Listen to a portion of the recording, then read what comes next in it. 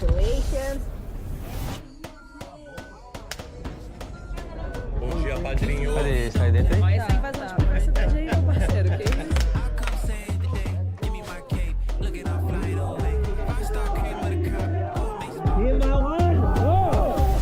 Pô, caralho.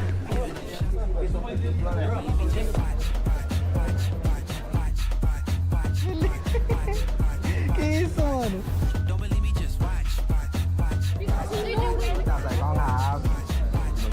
Igual em ponto no vamos. Calma, junto. Izquierda, izquierda.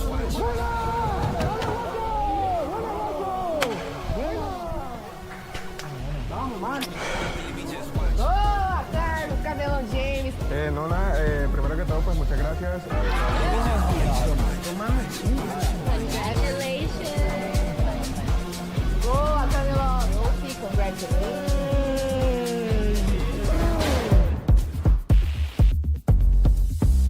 Señor, dame la fuerza necesaria para enfrentar este encuentro.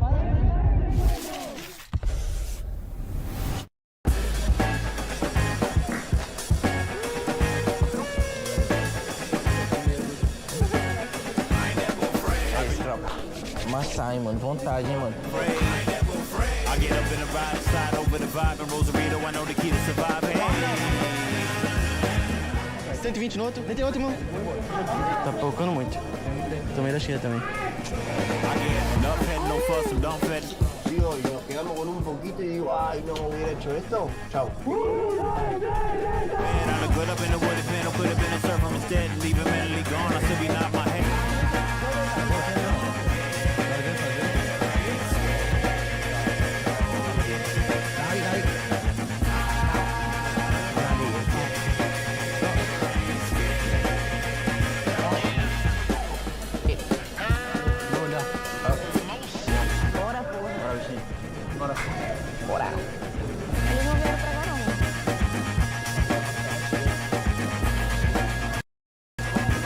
Não acende não, meu. Só agradecer mesmo, todo mundo que torce, apoia, agradecer também ao meu time, que, pô, foi graças a eles também. E é isso, só agradecer.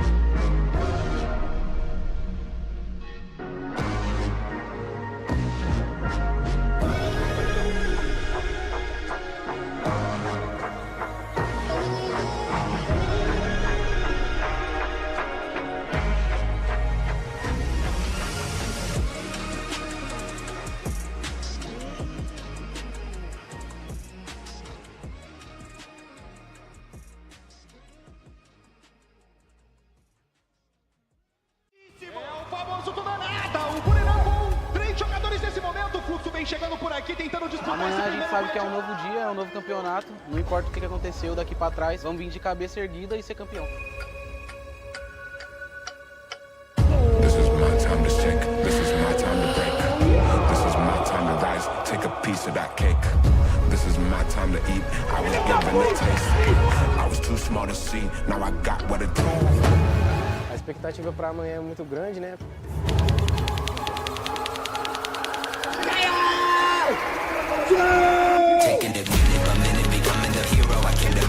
Samanya ya mungkin dibangun dari luar game lah. Kalau ekspektasi buat besok ya kita pengen lebih baik dari ini aja. Các bạn chiến thắng đầu game chúng tôi ở thời điểm hiện tại. Solution hãy đợi chúng tôi tại chung kết nhé. เดี๋ยวพรุ่งนี้กลับมามีแชมป์ให้ได้ครับมีอะไรเซอร์ไพรส์แน่นอน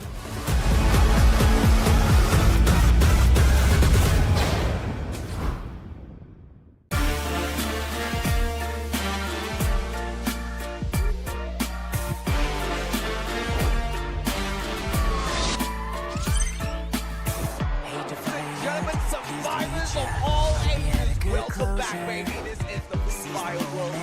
Let it sink in when the fear takes over. Hey, let it rain. I'll bring the fire of 1,000 grenades. Show me what you got, what you brought to play the best shot. When the world is falling to the ground, I'll be ready for the black and white, let it free. I'll be ready for the march of victory. I'll be ready for the Now they're all trapped in the same spot, too. Legendary 'cause I'm right here. Magic Squad, after a year, will bring this back for Brazil.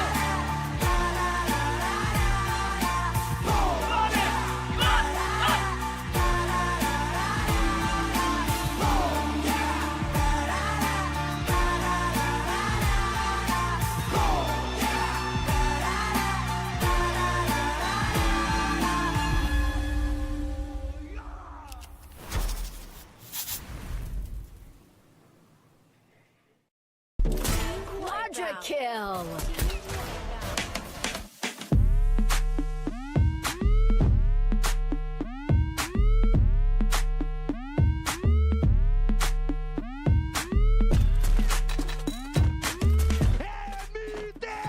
Triple kill.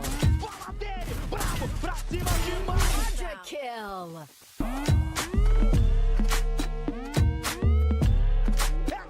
Já tomou na passagem, sai do por aqui, dentro pra cima!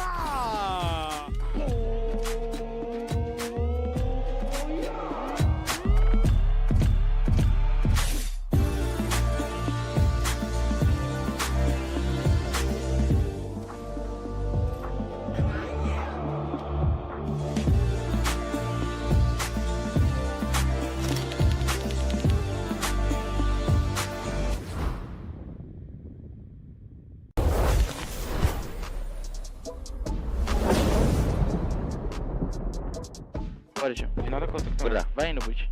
Não tô vendo mais nada dele. Boot, pode espetar a loja, Boot. Vai jogando. Pera.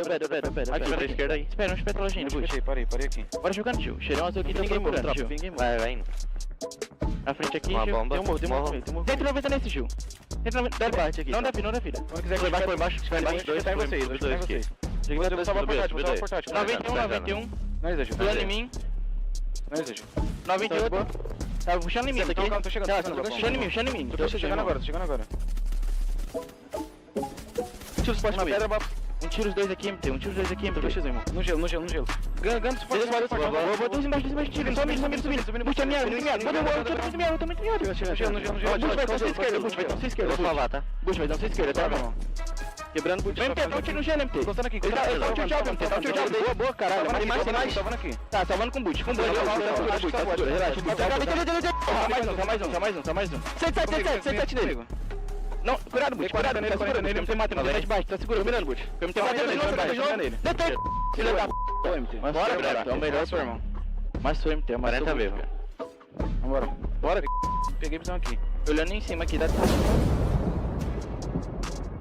นะต้องเกาะเก็ต เอาแบนหนึ่งปาไปซ้ายเรายิงซ้ายหน่อย มาซ้ำก่อน ทำหน่อย ต้องเกาะ ยิงมาแล้วกูไม่มีเนี่ยนะเพื่อนต้องเกาะอ่ะ กูมีบอมอยู่เดี๋ยวกูไปยัดบอมให้ ระวังนะโจ้แล้วเสียไอ้บอลเยอะเพื่อนติดบอลถอยมาเนี่ยถอยมาตรงกูเนี่ยตรงกูอยู่นอกวงอยู่57 ดาวหนึ่งยิงไป มันระวังมันขึ้นเต็นท์ยิงนะ ยิงไป ไอ้เขียนแล้วไหลขวามาได้ปะ ไม่ต้องรีบนะไม่ต้องรีบบีบขวามาก็ได้บีบขวามาเนี่ยมาจอด ไอ้ยิงกูไว้แล้วแบกกูไว้ได้อีก ค่อย เจ็บแล้วเรากูเจ็บนะกูเจ็บกูยืนคุมซ้ายอยู่นะนอนปัดนะ ก็ดาวตรงกลางดาวในเต็นท์ซ้าย4ตัวเลยนะปิดเต็นท์นะปิดเต็นท์นี้นะปิดเลยไปป้อนปิดไว้ป้อนอย่าเข้าไปไม่ผมเล่นได้ผมเล่นได้อยู่แล้วระเบิดใครเหลือขวาตัวเดียวอ่ะมึงเอาขวาดิเนี่ย100นึงเจ็บมากทนายนะใจเย็น สกายได้ปะไม่ได้โอเคไปรอเล่นได้ในเต็นท์กูมีรถอยู่เนี่ยเอ้ยมันมายืนโฟกัสนี่ดีกว่าเพื่อนเนี่ยตัดแล้ว40เจอแล้วบอลกองอะไรเพื่อน เดี๋ยวกูเต็มเลยเวตายเพื่อนอย่าเพิ่งฝาเต็นท์ตัวเดียวนะเดกิอ่ะกูปิดแล้วรอเล่นด้วยกันรอเล่นก่อนผม กูวนขึ้นมาเดกิกูวนขึ้นมาเต็นท์ขวานะมันโดนกันเลย กูสกายเลยโอ้โหตัวแบกรถดาว1โมโคดาวมันขยับมาเล่นหน่อยมาแล้วเพื่อนเล่นต่อดาวดิ ซ้ำก่อนก็ได้ซ้ำได้เย็นไม่ใจเย็นยาวเพื่อนมารับหน่อยก้อนรับดิจำหนึ่งโอ้ดาวเพื่อนไม่มีบอกแล้วโจ้2ตัวเลยดาวอีกเดี๋ยวเพื่อนเลยทนายแต่กันเลิก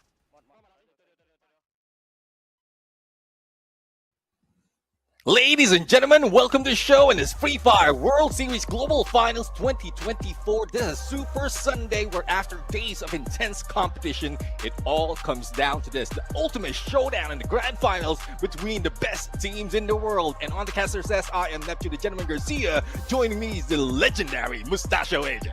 6 games away from crowning the global champion for 2024. And this season, this particular year has proven to us that Free Fire has truly grown Neptune. In the past, we used to see just sheer dominance from one, maybe 2 teams. Now in Point Rush, you see the clear difference between the points ain't too much. But that is also going to put a little bit more of extra importance on all of the Point Rush points collected thus far. And the biggest threat of them all, Buriram United, sits in front with 17 extra points here. Yeah, definitely. I mean, that is a difference overall that can change the game towards the last match, towards the last result of the day. We've been talking about how it is, how it changes so much of the result, especially if there's only, say, 10 points that you need to be able to overcome without the head start point. But we'll still have to see some of the teams who haven't shown up just yet, especially from Point Rush. And I want to point out Team Falcons, because yes, they might have been hanging there in the middle, but towards Point Rush, they didn't do so much.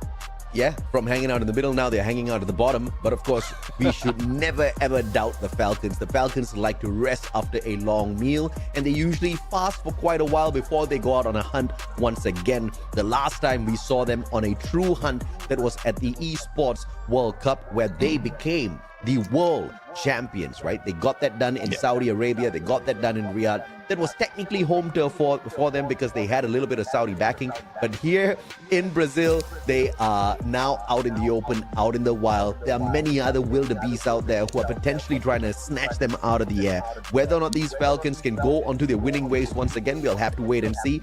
At EWC, a similar pattern happened, right? But at least there they got 3 head start points. Buriram started off with a massive amount on their side. The difference that was made there was in that first game at Bermuda itself, Falcons walked away with 28 eliminations and the booyah to total up 40 points. Just that one game alone undid everything that the other squads did on their days of Point Rush.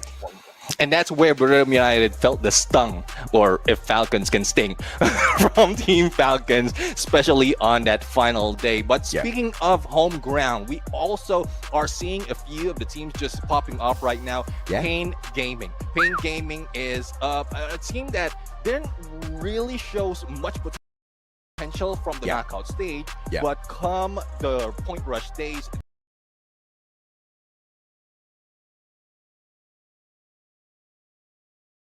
they even beat Team Fluxo in terms of ranking. So this might be a debut or a preview of what's going to happen towards the grand finals. Yeah, absolutely right. Now, I obviously want to bet big on Pain Gaming this time around. They have proven to us something that they have not shown us all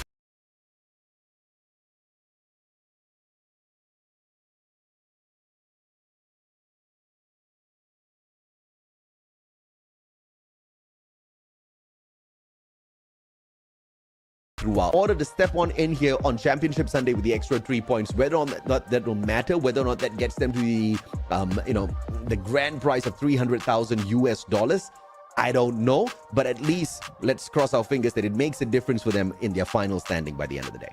Yeah, definitely, and that's what we will be waiting for. And pointing out another team coming from a different region, WAG. I mean, one of the teams that brought us a biggest surprise as they climbed their way from knockout stage to point rush. And it looks like they are ready to beat their record from the global finals, or their record of the global finals for this year, because from last year they did end up on the 5th, and it might be higher looking at how they are playing. Yeah, absolutely, man. And of course, if you take a look at Team Fluxo, they were a dominant force in the Brazilian scene, in the Brazilian circuit. They were technically the Buriram of Brazil, right? Nobody could overtake them. Nobody could really conquer them in these matches at the knockout stage, at the grand finals. Technically, in the group stage alone, they already qualified for the global finals. And then they went on to the finals to snatch away the biggest prize of the prize pool and to dominate that side as well. Nobody could overtake them. Now, here at the global finals, on the other hand, we see a very different side of Fluxo. And this, time and time again, has been a result of those early hot drops. I mean, a number of times now, we've seen WAG take this fight up against Fluxo, Y Esports take this fight up against Fluxo. Vietnam alone has been able to deal with Fluxo in many ways that their own Brazilian brothers could not match up to them. Yeah, I mean, it looks like it probably is Team Fluxo is trying to hunt some of the low-hanging fruit out there in the leaderboard, because from yesterday's match, if I remember it, they usually drop on peak on Bermuda. They usually end up with Buriram United, but they hunted like Hua Esports, or WAG rather, and that's where they lost some of the fights. So that is something that they need to work on, but it is a good strategy. But a lot of teams has been doing that overall. If they see a team that can be taken down in one swoop, why not? But if Team Fluxo will be doing that, hopefully they can hang on with the aggressiveness from those teams, especially those coming from Southeast Asia. Yeah, I mean, the Brazilians are finding out that the lowest hanging fruits are still durians. So you can't just grab them, right? It will hurt. You got to put on some gloves first. You got to get in there with some tactic. And I think it's good that they've made that mistake already during the knockout stage, during point rush, because on the day where it's the most important, these mistakes will not be entertained anymore. They will not be forgiven. You make those mistakes, you're going to end up at the bottom. You don't want to have that happening at Rio de Janeiro in front of your home crowd. That stadium, Neptune, is packed with Free Fire fans. It is a beauty. I'm a little bit sad that I don't get to witness this in person, but I'm happy overall for the brand, right? To be able to bring the game, to bring the grand finals of this global finals to Brazil, so all of them can enjoy the show. And I'm pretty sure the Brazilians want to put on a good show for their own fans. Fluxo cannot afford this, and I'm expecting that to really bring out the best in these boys today. And obviously, it has been bringing out the best in E1. It has been bringing out the best in Corinthians. Even Pain Gaming stepping it up. I need to see Fluxo step it up to a level where even the Southeast Asians now struggle to keep up with them. Because thus far, here at the Global Finals, it's been a story that's being written by Southeast Asia. Yeah, definitely. And that's one thing as well. You mentioned about playing home soil, and that at some point is a double-edged sword, because like all the pressure, especially those coming from fans, if you fail one match, one game, you can feel all of those. Despite of all the support coming from the crowd, you can still feel some of the disappointment. So there's a lot of pressure. It doubles the pressure, and only the strongest team, those who are composed, will be able to overcome that, as well as the challenge of the other teams, like who's coming in. I think very well said, Neptune. It is a double-edged sword for the Brazilians. As much as it is going to motivate them, it is going to pressure them, and a little bit too much of pressure in the wrong way can make you buckle. And this is exactly where the teams are going to be tested, their true strength, their mental capabilities, their mental, rigidity out there on the battlefield today. They have to keep it together. I mean, you have one bad round, you have to just jump right back in there, pretend nothing happened, and go all out once again, right? Because today, it's not just about the 6 games. Today, it's also about undoing whatever the other teams have done in point rush. And I think that should be mission number 1. Just like what Falcons did at EWC, this is what the Brazilians need to focus on doing. And in order to do that, they can't be hanging back. they cannot be working into these circles from the very edges towards, you know, circle number 4, circle number 5. We've seen too many of them perish under the pressure from the blue, as well as being gate kept by the other squads. The lack of usage of those launch pads as well has really affected quite a number of these teams who are looking for that circle towards the last moment, right? They are really good at reading the circle. They're just, you know, taking their own sweet time getting in there. I think that strategy needs to change a little bit today. And if we do see that changing within Bermuda itself, I think we're going to have a phenomenal showdown today out there, and a showdown that's even going to make Buriram sweat.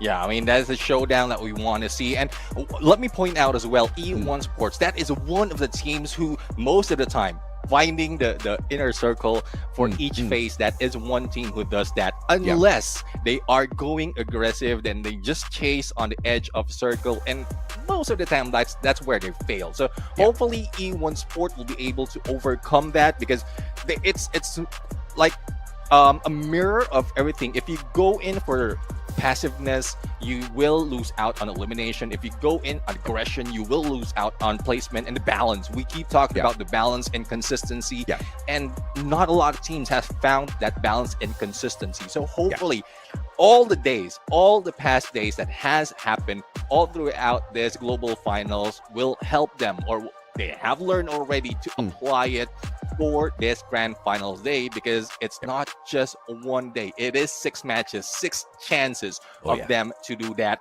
to take a lot of points, a lot of placement, take a lot of elimination, and the booyah as well. So we're going to end this talk in a bit, and we're going to show and introduce everyone to our host. We are starting grand finals right now, and hopefully everyone is ready, because we're going to bring it to Karaoke Arena right now for our host. So take it away.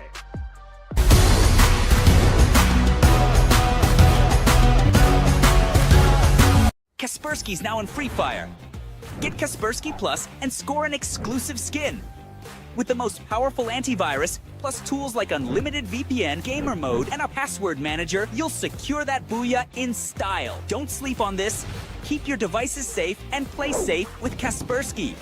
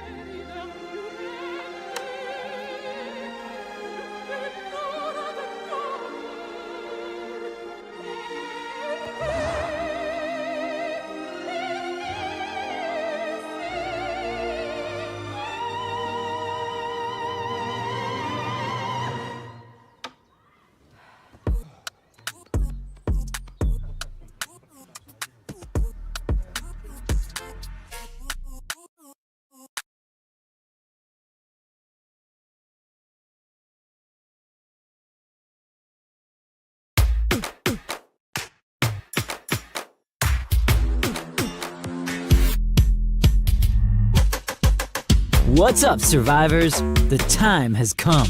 This is Rio de Janeiro,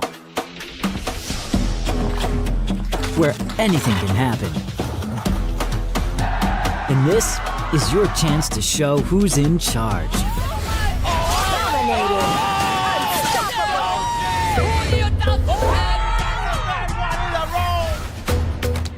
The whole world is watching.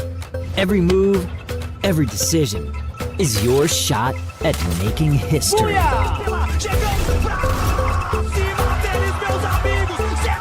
You can't slip up. Booyah! Rio is more than just the backdrop. Here, you've got to take risks.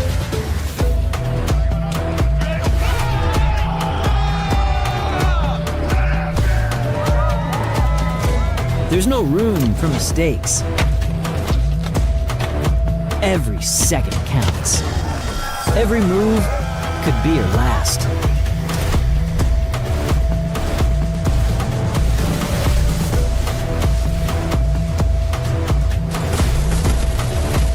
You are here to shine. The challenge is to become a legend and take the spotlight. Meus amigos, o mais alto nível do Free Fire.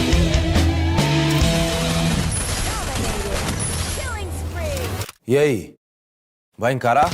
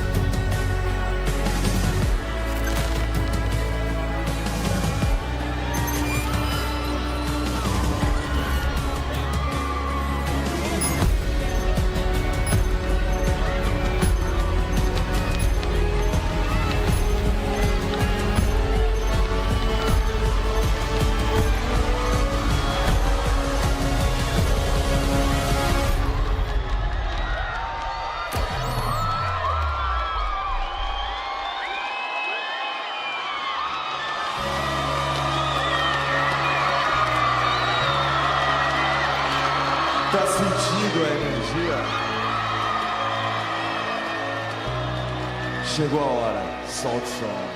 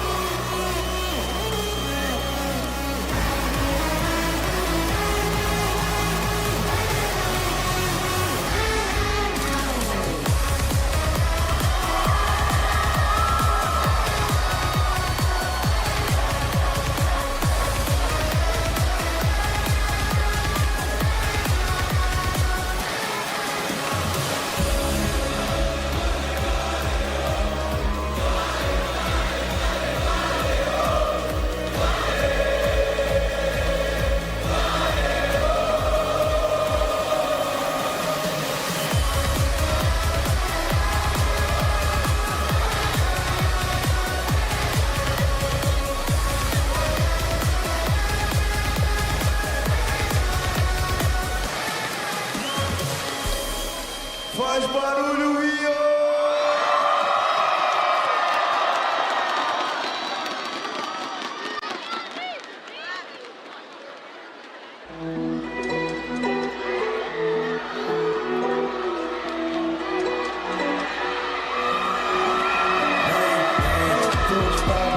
Quem vai me pegar? Me dá o destaque que eu sou bom de atirar. Avançando com o bonde eu vou te amassar. 1 kill, 2 kill, 3 kill e eu. Puxa M4 faz isso na lata. 3K. O time não campera, ele só ataca. Se bobear eu te deito na faca. Testar, é fato. festa de fato. Eu sou morrendo de amassar. Veio pra tomar de assalto. Bem, eu não consigo de pontuar. Na zona eu vou te atravessar. Fugindo do gás com o rotina na mão. Subindo na casa com meu esquadrão. Fecha o quadrado, domina o centro. Yeah, tô de olho no movimento. Tudo tomado, então nem vem. Yeah. Senão tu vai ouvir o bem. Não tô de papo, ninguém vai me pegar. Me dá o destaque que eu sou bom de atirar. Avançando com o bonde eu vou te amassar. 1 kill, 2 kill, 3 kill, yeah. MV pela vem o trinco. Alguns acharam que era o brinco. Corre que minha alma tá família, o vermelho não era tinta. Estratégia é o meu dom, eu faço a vitória parecer uma coisa assim. Ela quer seduzir, tá me seduzindo na cena do crime. Eu que me distraí, acabo de ouvir. Bem, não tô de papo, ninguém vai me pegar. Me dá o destaque que eu sou bom de atirar. Avançando com o bonde eu vou te amassar. 1 kill, 2 kill, 3 kill, yeah.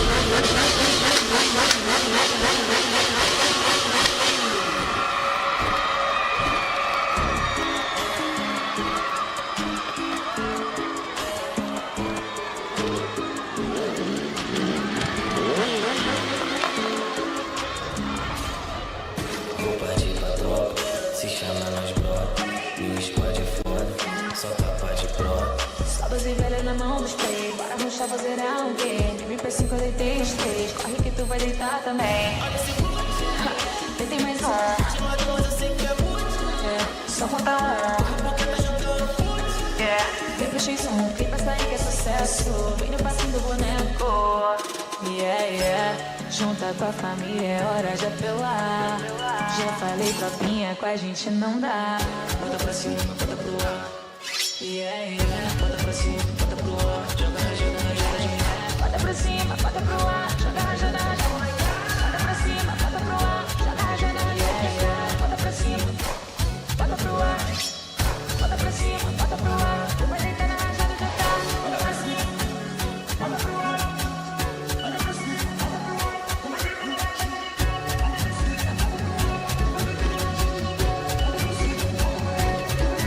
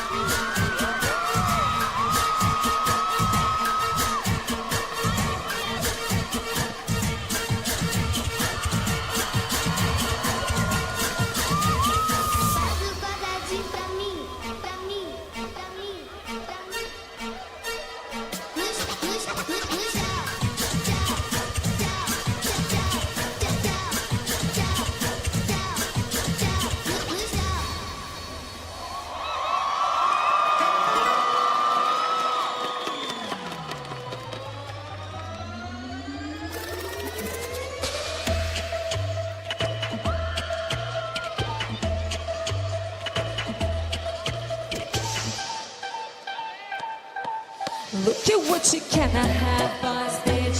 Mala, mala, encuéntrame en el trópico, al lado de Punta Cana. Taste si prueba, voy a que te queda. Taste si prueba, vas a dejar. Me cae gostoso de boca, me lleva a la locura.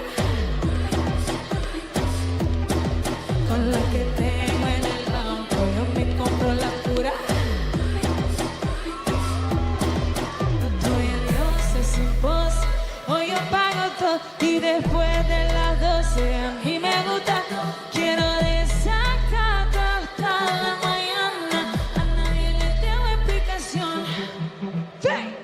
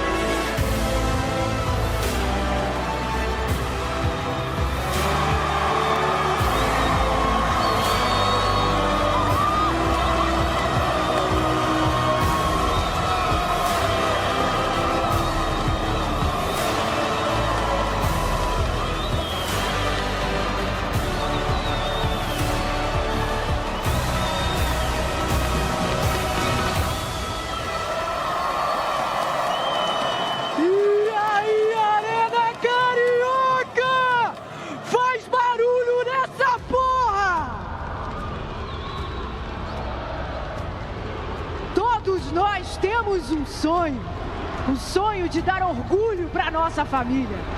Se quiser alcançar o seu sonho, persista. E acima de tudo, nunca desista. Você pode, você consegue, você é capaz.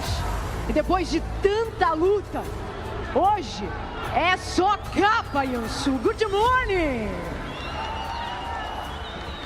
Good morning, Camilota! Rio de Janeiro! Let me hear you scream, everybody! Welcome to Free Fire World Series, the Global Finals, right here in Rio de Janeiro, the heart of Brazil. And I'm Yunso. Right next to me is my host, Camilota. And again, so glad to see you guys here! E aí, Arena Carioca! Faz barulho nessa porra! É a gente, é Brasil! Em 2019, meu povo, eu tava aqui, nesse mesmo palco, dando início à minha trajetória no Free Fire. E agora são 5 anos depois de conseguir celebrar muitas coisas incríveis e mostrando que o nosso jogo não é só um joguinho, entendeu? Fomos muito além do nosso jogo, unindo pessoas, criando histórias, transformando sonhos em realidade. Vocês sabem disso. E hoje estamos de volta aqui na Arena Carioca para vivermos um dos melhores momentos da nossa vida, um dos melhores momentos da história do esporte eletrônico. Vocês entendem o que eu tô falando? Right here, I have everyone gathered around with me on the screen, but also, you guys, I wish you guys were here to see the crowds here. People here, they're all crazy like us. We have the same passion, in love with Free Fire. And of course, we are here to witness the finals. 12 strongest teams are all here for us to take the spotlight to see who will be the champion of today.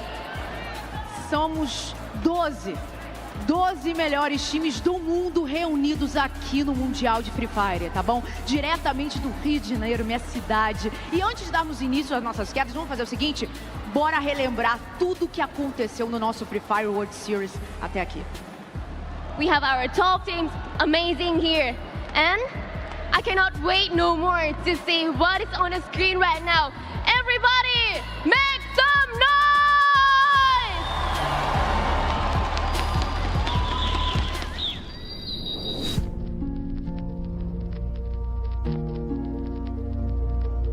The road to glory begins here. The stage is set. The world is watching. 12 teams, 4 countries, 1 goal. The title of world champion. And I've been calling you. Do you remember? A última vez você me perguntou isso, mas agora é minha vez de te perguntar. ย้อนมาครั้งเดียวเท่านั้นแหละ เรามาไกลเกินกว่าที่จะแพ้ที่นี่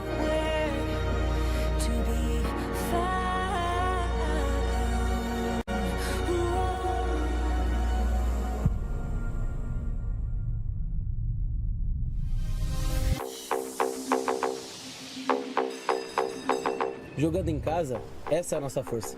O knockout stage já foi. Na final é a hora que a gente cresce. เกมจะต้องเปลี่ยนเพราะนี่คือช่วงเวลาของเรา Người hâm mộ của chúng tôi đang cổ vũ cho chúng tôi. Với sự cổ vũ đó, chiến thắng chắc chắn là của chúng tôi.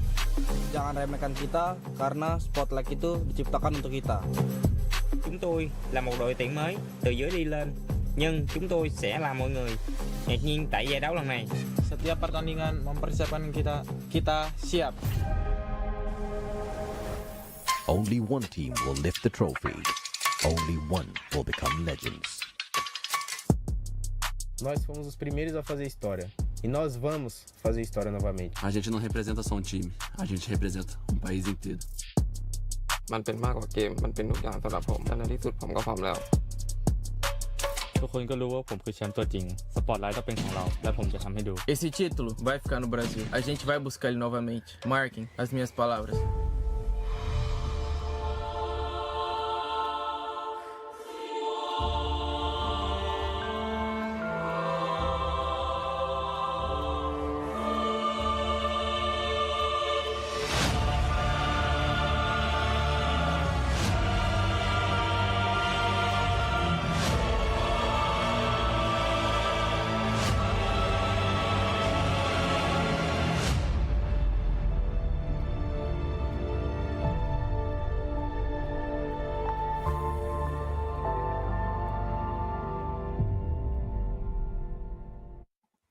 Welcome back, ladies and gentlemen, boys and girls, survivors of all ages. It is now time to slowly start that countdown to game number 1. As usual, we're going to start things off on Bermuda, and we are expecting a team to come bursting out of the gates with full fury to undo what Buriram has done thus far at the point rush stage. My name's AJ, I'm the Mustachio, down here with my man, my brother, Neptune the Gentleman Garcia. We are your casters for the day, and we promise you we will lose our voices for this. It is the biggest stage. It is the biggest day we've been waiting for all year, Neptune. Oh, definitely. I mean, this is where everything will come into fruition. All those years, all those matches that has been come to this. This is where the battle will continue. This is where the rivalry will show that would it be with the West or the East who will hold the trophy this time around. That is happening back and forth, and I guess the trophy is quite busy already on this, on how it is ending up. Yeah, absolutely, man. I mean, the East is known as a beast, but Brazil is trying to prove that is not a fact. They are trying to prove that it is all a joke. But of course, thus far at the knockout stage, thus far at Point Rush, it has not been the story. Could they, though, be playing exactly what Falcons did to make everybody on the side of Southeast Asia underestimate what Brazil can do? And on the day where it's most important, 6 games, 6 matches, when it comes down to this championship Sunday, Brazil goes crazy. I mean, you saw the energy, that electricity in the stadium. I'm expecting to see that in the games as well. I am expecting Brazil to make a very big statement here as we open up Bermuda in a bit. Definitely. I mean, a big statement needs to be shown right now, and I would love to hear the energy of the crowd out there every time Brazilians are getting eliminations, and also energy on the flip side. If say anyone from Southeast Asia will be getting elimination, you will hear it from the crowd. You can feel the energy. The love for Free Fire is in the air, especially on that stadium. Yeah, and I love the fact that the Brazilians do not keep their thoughts and opinions to themselves. We heard them loud and clear. When the Brazilian players came up onto the stage, there were cheers, there were lots of crazy energy in there. And then, of course, a few powerhouses from Southeast Asia came up onto the stage. We heard those boos all right. We felt the negative energy all the way from Malaysia, all the way from the Philippines for this brother here. We felt it, and I want to see more of that. I want to hear more of that, because that's exactly what's going to either break some of these squads out there who are actually a little bit too crazily strong, or it's actually going to stir up some emotions in these players, and Southeast Asia is going to go crazy. They're going to give Brazil a run for their money. Either way, I'm loving the energy, Neptune. Yeah, definitely. The energy is there. And not only that, I mean, they're not blind followers. They know specifically who are the teams that will be a challenge for their region. We can hear it from the crowd, from the reaction. Which team? Buriram United, the loudest boos. And no offense, Buriram United, I know that you've shown so much already. That's a reason as well why you have become a threat in terms of what the Brazilians have to think about it. In comparison, Hawaii Esports didn't get that many boos, but maybe Hawaii Esports can really rub it in their faces. You should have booed us, because see what we can do now. I'm waiting to see that. I mean, Hawaii Esports in one of those games yesterday, they did teach a couple of Brazilian squads, some good lessons out there, but of course, maybe a little bit too early. Maybe now they're a little bit wary of Hawaii Esports. The crowd isn't just yet, so this is where Hawaii Esports need to go out there and earn some respect for themselves, right? WAG, on the other hand, we heard the boos. They know WAG is going to be a little annoying out there. I mean, WAG has proven themselves at the knockout stage. They've proven themselves over at the point rush. Let's run through the squads that are in here. The first 6 are Buriram United Esports, Fluxo, the reigning defending champions, Corinthians, the ones who have a lot of promise from Brazil, WAG, the Vietnamese beast, Twisted Minds, the ones that were the first to qualify for the Esports World Cup, and of course, RRQ, the powerhouse from Indonesia. And continuing on, we have Bigatron Delta, the Falcon Hunters, Hawaii Sports, who really sets off early into the game, and E1 Sport, who showed us that despite of being outside knockout stage, they can get back up. A tackle around, a team that's challenging Team Falcons overall, and Pain Gaming, who showed up in Point Rush. But we cannot forget Team Falcons, a huge potential for them, but they haven't shown just yet. A surprise might come. And as usual, the game schedule, we start things off at Bermuda, hop on into Purgatory for Game 2, Alpine for Game 3, Kalahari and Nexterra will wrap up the usual 5-game rendezvous. And for the final game, it's the randomizer, baby. Whether you're blessed, whether you're cursed, we will all find out. Whether you celebrate, whether you cry, we will witness it for sure. And at the end of Game 6, we crown our champion. We give $300,000 to the ones that get that number 1 spot. It is a $1 million prize pool, baby. Oh, definitely. And apart from that, the team of the day, definitely the grand champions, will be getting that for today, the grand finals. But we're also talking about MVP and Predator as we look at the head start point, how it ended after 2 days of point rush. And Bermuda United, despite of being stolen, being denied of that booyah or championship, I would say a winner for that final day, they still are on top with 17 points, followed by RRQ, who showed up unsuspectedly, and WAG, the dark horse, who are now showing up. At this point of time, it is absolutely clear. There is a clear definition between dominators and those that are dominated. Southeast Asia are the dominators. But of course, these are the Free Fire World Series champs as well as MVP from 2019 up till now. Corinthians, they were back all the way in 2019. They showed up once again here after such a long absence from the world. But, you know, one of the bigger highlights would actually be your 2-time world champs, Phoenix Force and EWOS Phoenix, currently known as the East. All around has felt this stage, has felt the championship as well. And we also have Magic Squad, and Magic Squad is where Wasana is from, right? Magic Squad is where we have seen great performances, especially from Bobs. This is what we have featured right now. I mean, the question is, will this be a back-to-back? Will they grab that spotlight once again? And Bobs and the team, they might have changed their name, but there's still a huge potential. Losing one of the players, gaining one of the best snipers, that is what they have to offer. But going in for the potential champions, Bermuda United, all throughout number 1, whether it is average, elimination, damage, or assist, they're not letting go. Do they're number 1 on all fronts, but were they allowed to be number 1? That's the biggest question that's being posed today by our producers. Were they allowed the opportunity to conquer by the kind-hearted Brazilians? That's the exact opportunity that we will see if or not they can try and complete once again. WAG versus Fluxo. Who will compete for drop spots in Bermuda once again? Thus far, Fluxo has been winning quite a number of those bouts. WAG has won a few share of them as well. But when we take a look at the hot drop victory, Fluxo has been pretty dominant. WAG, are they being underestimated here, or will they try to match up with those numbers? Obviously, they can't complete it today, but maybe they can throw on one more digit in there. Yeah, we'll have to find out, because with that drop spot, that might trigger, I would say, an intentional drop by Fluxo against WAG, or they might play it otherwise, that they will be dropping against Bermuda United on peak. That is their usual drop spot in terms of Bermuda. It's just towards the point rush, it is WAG that they try to target, and we'll have to see if that is the same case. All others will pretty much have their own spot in Bermuda, and it might be a long playing game for Bermuda right now.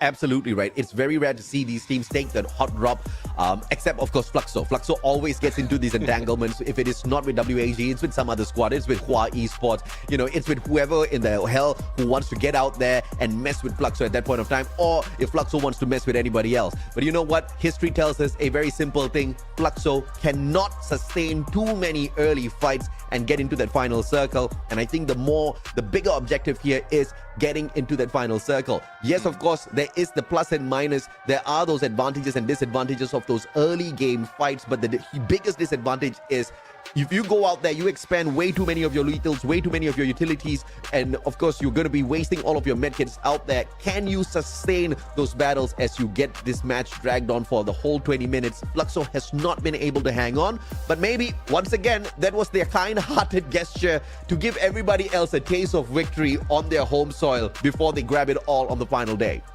Yeah, I mean, a lot of questions, a lot of assumption, a lot of predictions might be thrown in. It's up to the team to really show what they have to offer, what they can put up in this fight. Once again, apart from Point Rush, everyone right here has been jumbled up because of the groupings, and that's the only preview that we have for Grand Final. So we'll have to see how will they play it out for the top 3 elimination. Well, eliminators, it's Buriram United showing 2 and Fluxo with MT7 in there for 3rd.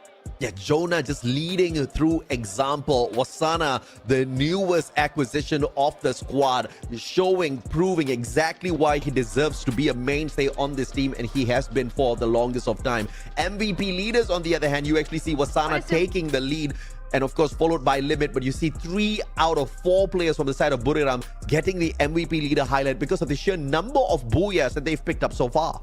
Yeah, definitely. I mean, more chances of getting the MVP that will translate to more. That has translated because of the number of booyahs. But when we look at it for this map, we are looking at top 3. It's Buriram United, Team Falcons, as well as E1 Sports. Will it still be the same when it comes to the battlefield? But we'll have to introduce it to the host first to show us what the map has to offer. So, Camilota and Yunso, over to you.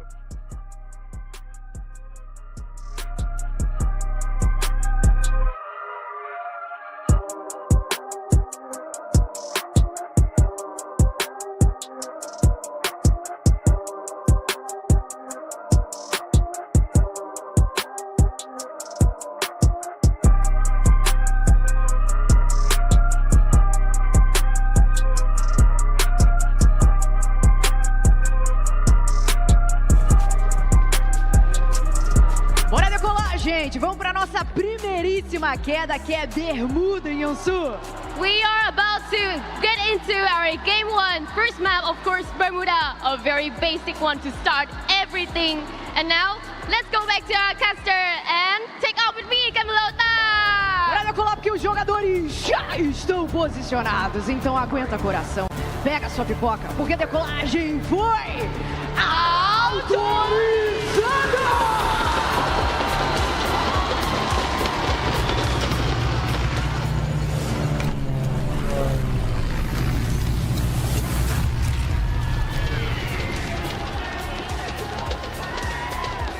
All right, survivors, we hope you're ready, baby. It's time for Bermuda once again. It's time to see if Buriram can dominate or somebody else is gonna take the throne away from them when it comes to the domination on Bermuda. The fly path sure as hell is trying to cause some drama here.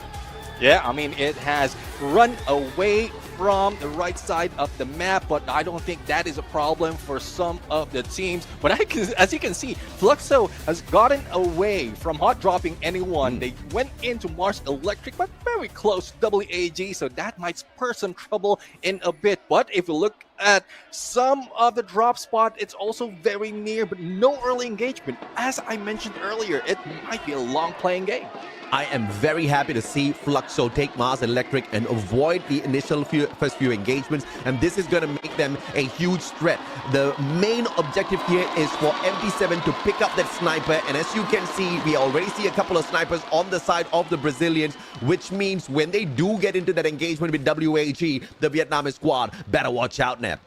Oh, definitely. I mean, MT7 has been a monster in that M82B. Up close, long range, it doesn't matter. He is trying to take the title of the best sniper in the world. But as we can see right now, it is Team Falcons who's heading towards the Falcon Hunters, but their split might not work. It is a 1-3 split, and one more is a little bit too far though, but Ikal will be shot down, but not yet out.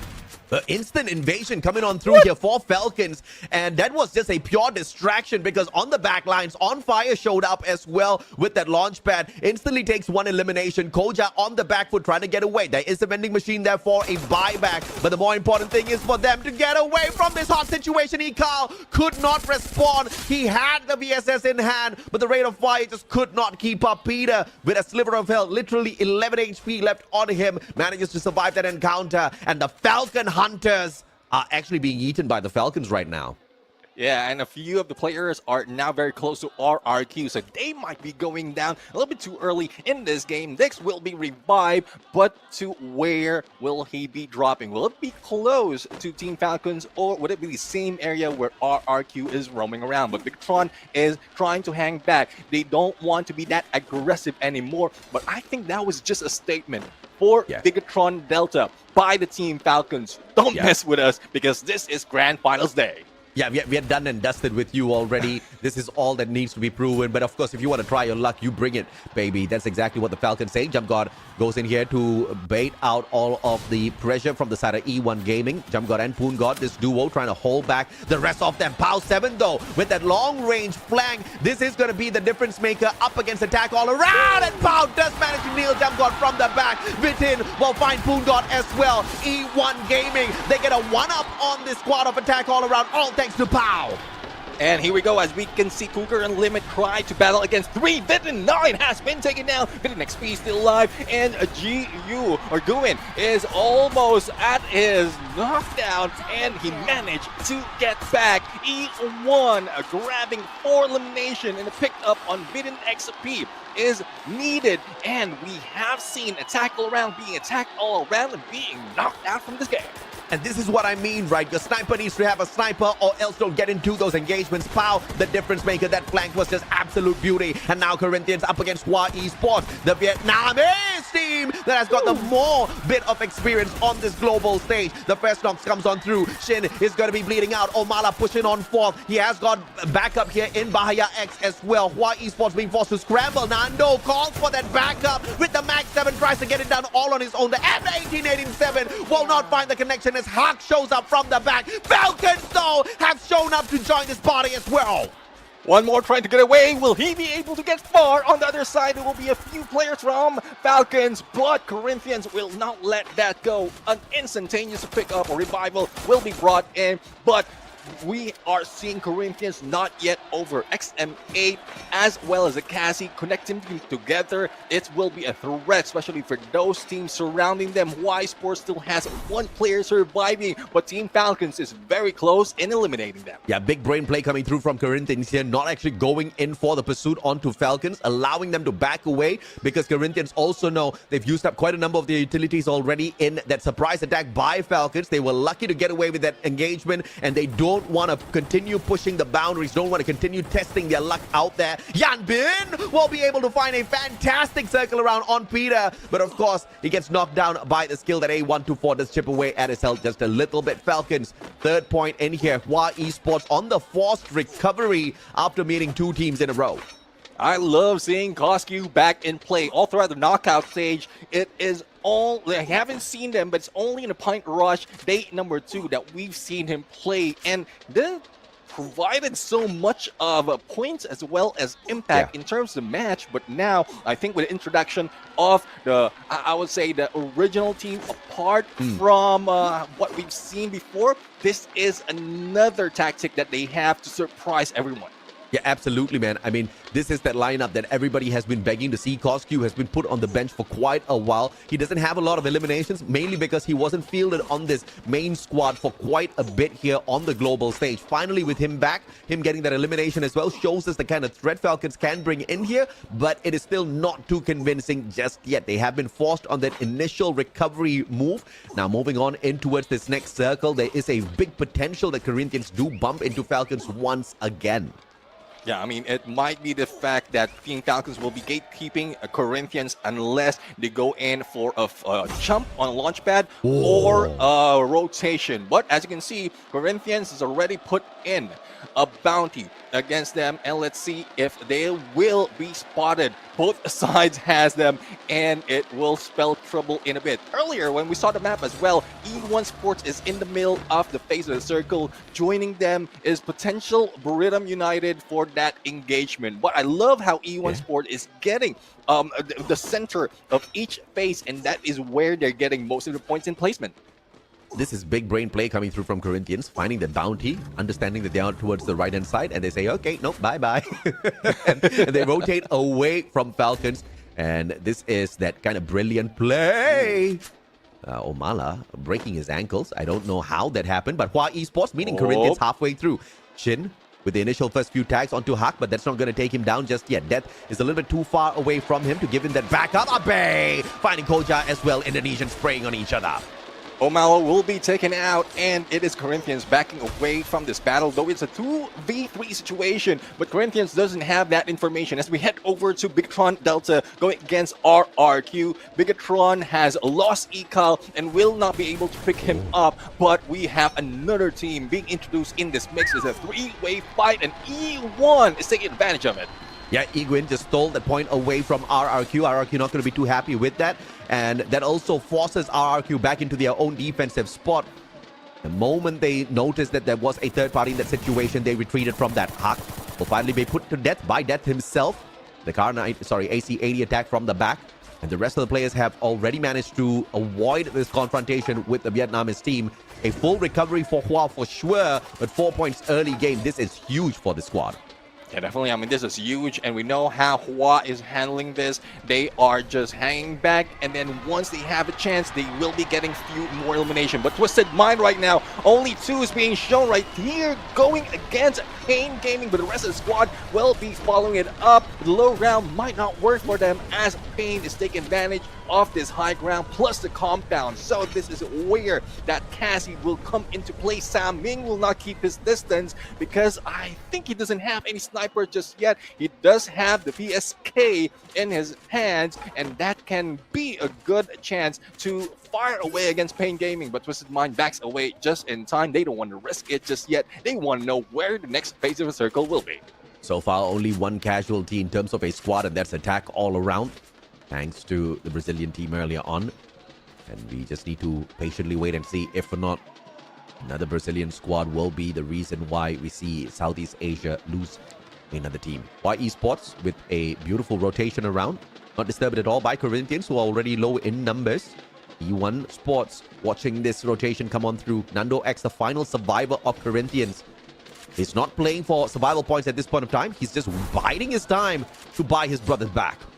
I mean, there's still a huge chance that he can outsmart the rotation, especially with Hua already taking the compound. He knows of it, staying in that tower, and he will be heading to get more of the coins and get out of the way. But as you can see, Team Falcons is still on the edge of the circle. No one's challenging the middle, and E1 is quite open. Peak is still occupied by Bermuda United, and no one is challenging them. But I think they're the ones who use the binocular to spot WAG, or it might be Fluxo, because they're finding their way into the next circle.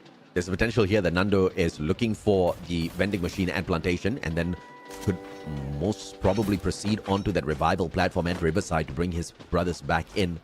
I'll have to wait and see exactly what the strategy is here for the man. Thus far, circle number 3 doesn't really hurt all that too much. Circle 4 and 5, though, will not be as forgiving. Pain Gaming trying to deliver that pain to somebody that they can find out there, but obviously at the same time, everybody's playing safe. On Bermuda, you do have quite a bit of hiding space available in all of these huts and compounds.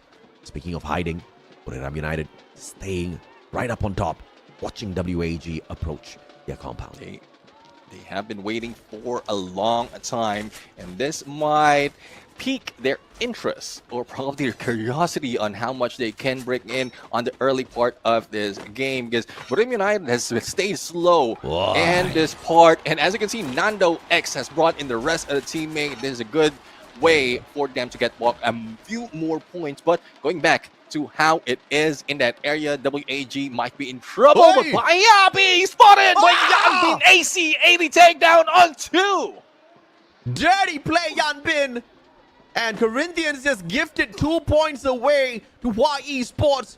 Yanbin not wasting any time whatsoever. And Nando X, all of his efforts wasted just like that. Omala, the only one on the revival spree to survive.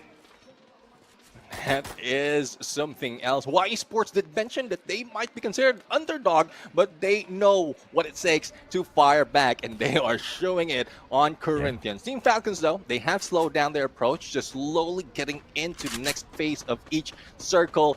And as we can see, they don't have that much of cover, though this strip has a lot of compound. We also have Hua as well as Bigatron Delta. And you know how it is. Falcons and Bigatron Delta, the rivalry has been running for so long, but YE Sports will be the next target. Yeah, but I told you, bro, the Brazilians should have booed YE Sports a little bit louder. Now, they were offended. They were like, wait, you don't want to boo us? We are a threat, bro. They're clearly showing that now. Corinthians, a tad bit annoyed that the effort was wasted, but Omala is now on the revival spree. Twisted Mind's going to end Nando X right here, right now. With the launch pad on the jump. Omala down. Yanbin takes one more out. Yanbin single-handedly on a mission to shut down Corinthians. Yeah, we'll have to find out if he can get in more, because Twisted Mind will be in here One as more? well. And there goes Nando X being taken down. Corinthians, despite of all the effort, will be eliminated. Now, Battle of Hua, as well as Twisted Mind and also Team Falcons behind. But as we go, Brim United, Pain Gaming in the fight. Pain Gaming, who gets to deliver that train. Riptide Rhythm will be sent out. Italo backs away instantaneously as Jonah whips out the M79 and the grenade launcher, not doing much damage thus far. Want to be a down on the ground. Vitin will steal that point away. E1 Sports has joined the battle. Jonah takes himself out, and this is that opener. Here comes the monster truck as well. Noda knocking both of them, sending them flying in through the air. Get high circles around. Wasana with the backup. Gus goes on to help for the shutdown, and Krillin interfering. WAG shows up as well. Brim United is still alive and kicking, and they have a chance to step into the circle as it closes down. And Wasana goes in for the finishing dot against Noda. Pain will be eliminated, but Brim is still in trouble. They need to cross the line, and a lot of crosshairs are targeting them.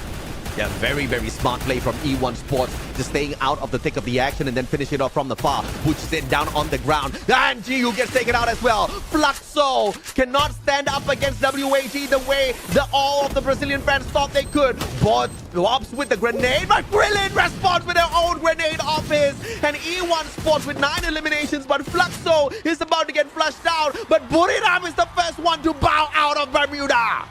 Only one remains for Fluxo. It is left to Pops as E1 will be introduced. A 3v4 situation, and they're not backing down. Yuin going in for the rush, but has been stopped by the glue wall. And here comes a triple push against Allen. That is not so much that he can fight against. And as well as Cyrus trying to go in battle, but Glue is eating him up. And E1 is winning this fight. E1, only Glidden is the challenger on this battle, and he will be ending up as a victor. E1, what a play. Krillin hiding away. Can he actually do this? WAG is still alive through Krillin. And he just managed to ninja the whole squad of E1 Sports. And it looks like Brazil might just be able to rip this one away. But of course, Indonesia stands in their path. Diamond being tagged up. Only one more guy that they can all depend on. But Diamond with a sliver of health cannot. It's the Rebel Rush that saves him at the final second. And the Drogon trying to put him down. Whitton gets taken down by Diamond. It's the Taskmaster supremacy from Diamond. Whips it out. And he gets a double. E1 Sports can't shut down Diamond just yet until Pau shows up. And there you have it, the saving grace of E1 Sport is Pau, but this is a trouble. A 4v3 situation. RRQ is now at full force going in for the 2-2 split. Of Bay and Dutz is now rushing in, and this is where their characters is well utilized. The double Cassie gameplay crossing over and spells so much trouble for E1 Sports. And there you have it, only one remains. Iguin might not have any chance, and RRQ grabs the booyah. Indonesia with the supremacy, with the proof all for the world to see here at Bermuda. Starting off strong, ending the game strong, hiding away those strengths and their capabilities all throughout the knockout stage for this very moment. Brilliantly executed. I love how they utilize double Cassie. Overall, that is something, the Cassie is something that we've seen so much being used, especially with a rusher, but with a double Cassie, you can rush all throughout. You can split as well as the backup would be with a sniper, and they are still in a good spot to save each other out. But as you can see, this is the rotation that I am talking about. Double Cassie really work on them, but isolating some of the players to make sure that they get that advantage. You very quickly became the best analyst here on the Free Fire, Desmond, because you're absolutely right. The double Cassie, a method not many teams are abusing at this point of time, but RRQ got it perfected. But back to the host we go. Let's hear what the winners have to say.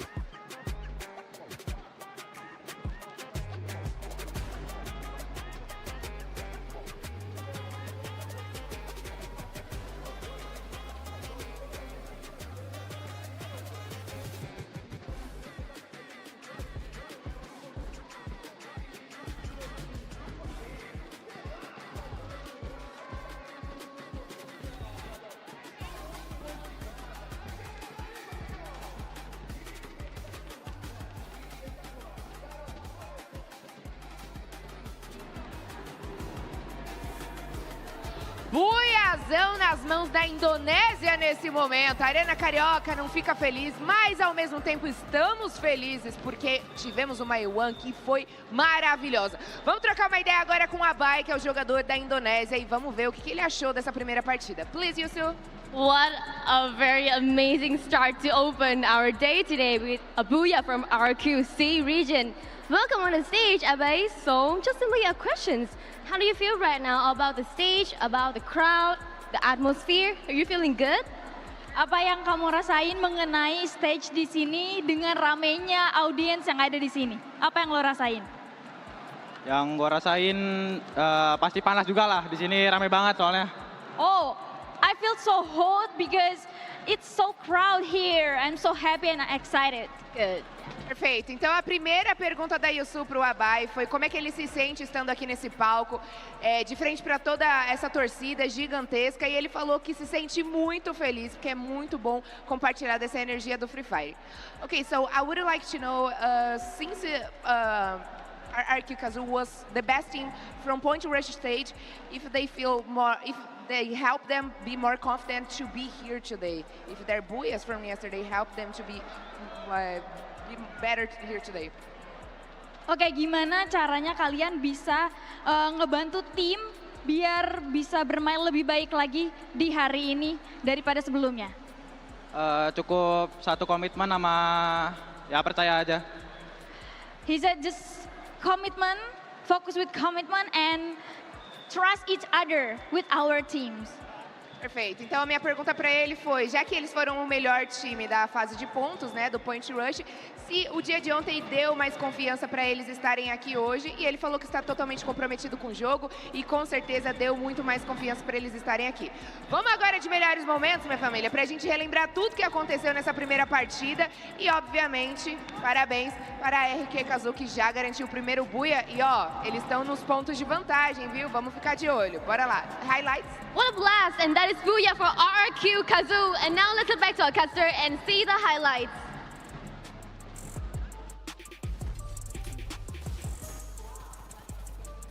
And there you have it, RRQ Kazoo representing the Southeast Asia, 24 total points, but they're not far from the points just yet. E1 Sport is also in there, especially with how they handled each engagement. I love how it's turning up. The battle, the rivalry is showing up just from Bermuda. But I like to see some of the teams go in for early engagement compared to what we've seen, because some of them, well, most of the teams have failed in a few fronts of grabbing a lot of elimination. Probably it's because grand finals, they don't want to risk it. Yeah, but hats off to E1 Sports, managing to get a total of 24 points, 15 eliminations strong, and the second spot as well. They did not get a single point at Point Rush, but they have negated all of those extra advantage that the other squads have had with just this one game. Now they've only got one goal, that is to catch up with RRQ. The blessing in disguise here is RRQ is not supreme on each and every single map out there. Of course, that statement can still be proven wrong by this Indonesian squad. squad who has been hiding their strats all throughout this global stages, knockout, as well as point rush sequence. Yeah, he did mention about, them not showing up in most of the maps, especially from yesterday's battle, the final battle. It just showed up that they can do as well as other teams, even in, or especially in Bermuda. The other team, the other days, they didn't show up that much, and that is something that they have up their sleeves. They use that as their trump card to surprise them, and we've seen that from Bermuda United as well as E1 Sports. RRQ managed to take that. And we've talked many times about this man, Abe. He has got that supreme presence out there on the battlefield, especially when you bump him up alongside Dudes. This guy, 74 eliminations thus far in the competition, 5 eliminations just from this match alone, 1,378 on the damage, 2 assists. Strogon, the weapon of choice. He runs the Tatsuya. That means he was being backed up by another one of his players who had that electrotherapy. This is one of those few teams, if not the only team, that consistently runs the double Cassie and has proven to be one step ahead of the others when it comes to the meta gameplay. And there we have it. I mean, we are seeing a difference compared to the other teams in terms of their preset. You did mention the double Cassie. We're seeing a Kairos in there, as well as a Thiva. Maal with a Thiva. He is just that survivor that can bring up their teammates, especially a knockdown quicker. And with that Cassie electrotherapy, can put them up quite fast in terms of recovery. And this is the exact strategy that I'm a big fan of. Don't get involved in those early skirmishes. Get to that final circle and then pick up your points. They do not need to be bombastic. They need to be decent and they need to be consistent. If RRQ can continue this for at least 3 games more, they don't even need to do this for all 6. Just 3 games more, they should be able to bring the trophy back to Indonesia and maybe even the next global finals to their country. Oh, definitely. I mean, RRQ has been in there. We've lost sight of them from the knockout stage, but we know how it is. Some of the teams just doesn't want to show up. They don't want to be on the radar in terms of playing from knockout stage, as long as they got in the top 12 and get their ticket towards the grand finals. Because of what we saw from the early parts of this competition of the grand finals, they don't want to have any pressure coming from the crowd, especially they're not in their home soil.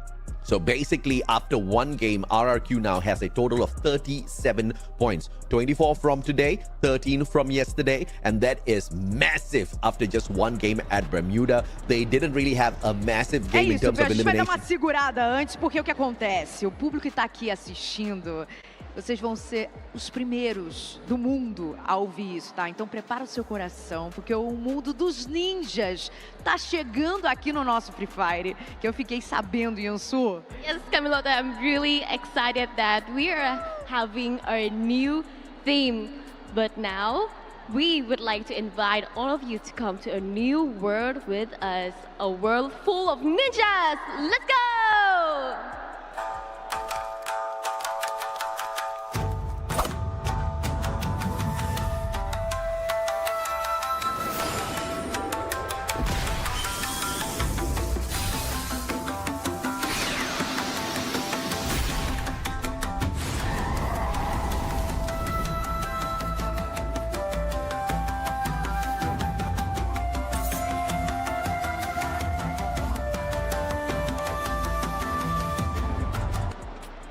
Gente, que hype sensacional. A Vila Oculta da Folha e o 9 Caldas estão chegando aí no nosso Free Fire, tá bom? Estou muito animada, sensacional. Mas agora é o seguinte, vamos fazer o seguinte, vamos voltar com os nossos casters para aquecer para a nossa próxima queda, Yansu?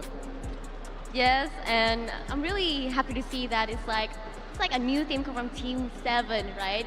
Like a new theme of Free Fire. It's like into Naruto or something like that. It makes me want to become a ninja or Hokage so much, but unfortunately we have to go back to our game, so...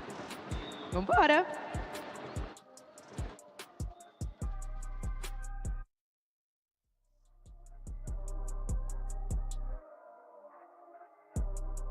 Not expect to see Naruto to show up here on the global finals.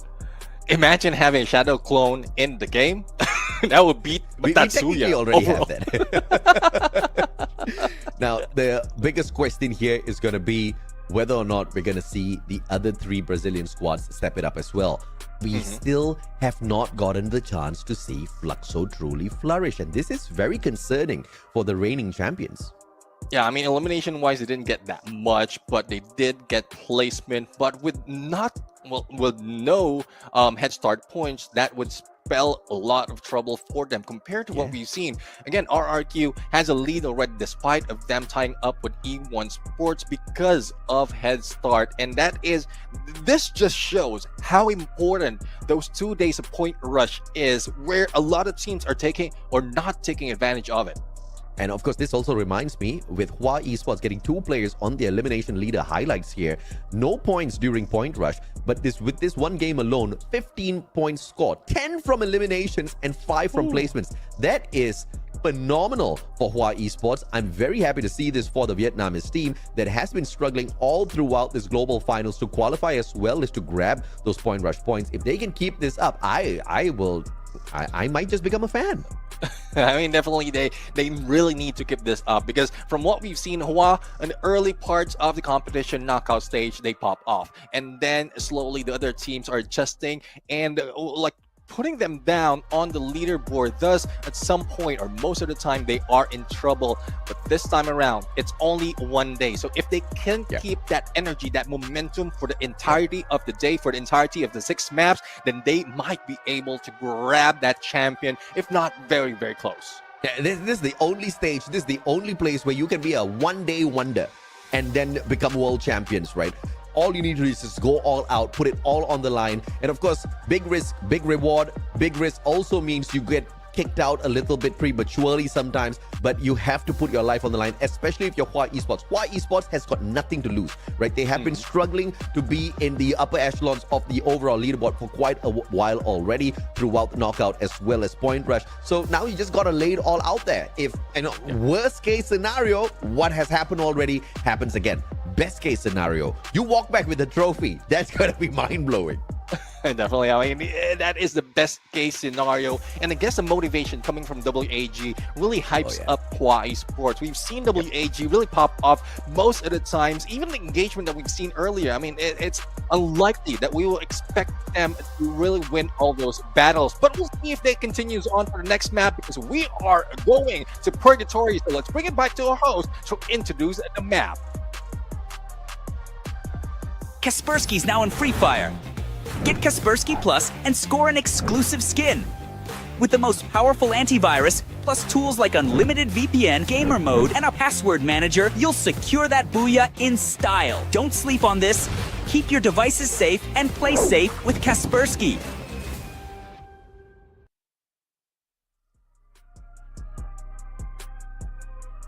All right, ladies and gentlemen, boys and girls, the hosts are getting ready on the stage. As you can see, Camilota just walking around. Someone's passing her the mic. It is going to be a situation where we are going to remain sweaty all throughout the day until we find out who is our global champion. RRQ proving that Indonesia cannot be underestimated. In fact, RRQ was one of those teams that actually got one of those loud boos from the crowd. The Brazilian crowd definitely knows exactly who to fear. Yeah, definitely. I mean, we'll have to see yet if RQ can bring it on. As we can see, they're not part of top 3. We have Borneo United, Twisted Mind, and Corinthians. But one surprising thing about Twisted Mind is they haven't got any booyah, but they're still in the top 3. So let's see how it's going to play out right now. I guess our hosts are ready, and we're going to throw the stage to introduce the next map. And let's see how it's going to play.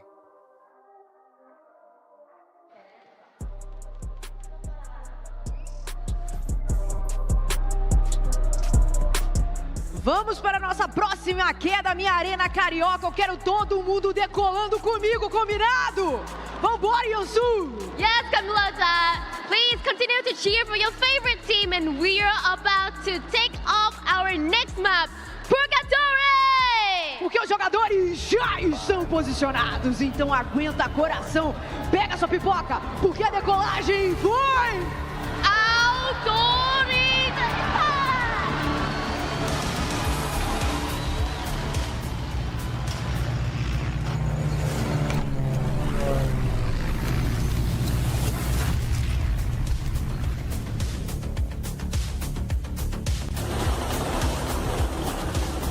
We are now in Purgatory. Neither heaven and hell can save them right now, especially as they feel the wrath of those chasing 4 points. Will it be Brim United again who will try to climb up on that leaderboard, especially with how it ended up in Bermuda, or will RRQ maintain that? We are still looking in some pop-offs right here from some of the teams, but as you can see the flight, they are all spread out, a potential of a slow start.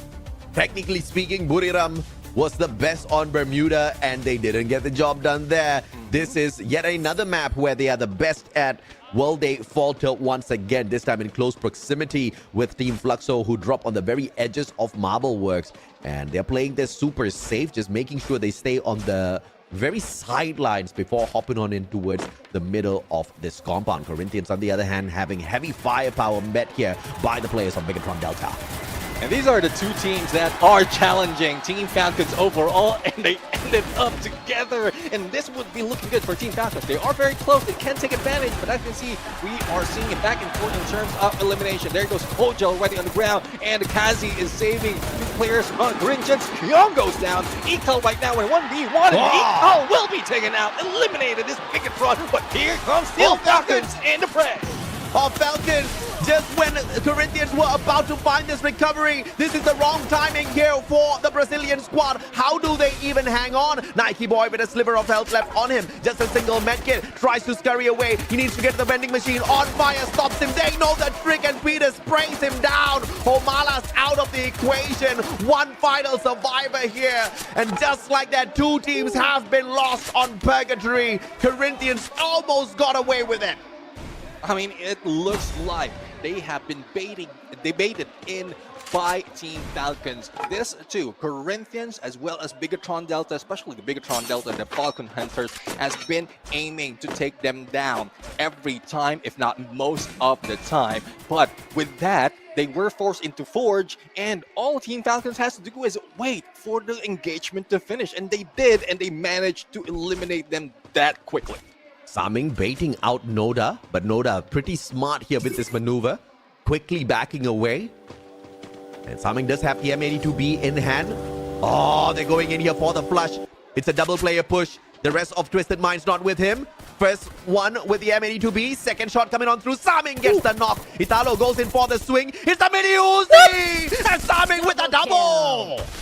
A quick switch into Mini Uzi. We've seen him pick up that VSS or a VSK, and with that M82B, we know how deadly he is. Now here's the rest of the team putting pressure on Pain Gaming, and that puts Motivea as well as Gus on a motor vehicle to get away.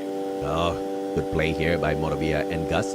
Twisted Minds on for the chase though. They've got a vehicle of their own, but it looks like they're not going to be able to catch up, or they don't want to catch up with the squad just yet. Vehicle's just gonna do a little bit of acrobatics here, just get everybody a tad bit nervous, but of course it doesn't flip over. And straight to the vending machine they go for the purchase. But look at this, Twisted Minds right behind. It is a vehicle chase for sure, but the question is how many players are inside that vehicle? Buy back onto Italo. Twisted Minds have arrived for showdown number 2. And here we go. I mean, that bounty has shown them where Pain Gaming will be going. And there goes Gus in the hands of Diamond AC80. And here from the sky will be coming in. Motivate is still in trouble on a 1v2 situation, and Diamond will not be letting go that easily. And there goes the takedown from Nameless on a shotgun. And this is the dynamic, deadly duo from Twisted Mind, connected by the electrotherapy. Yeah, fantastic, terrifying pressure from the side of Twisted Minds, forcing Pain Gaming to really scramble on the battlefield. Of course, a little bit of shout out to Loud there. Reigning defending. Awesome champions, but in a different version here this current year. WAG circling on around, trying to look for more loot. There's more coins there to pick up from the machine as well as they gear up. As you can see, Cyrus is he's stacked with money.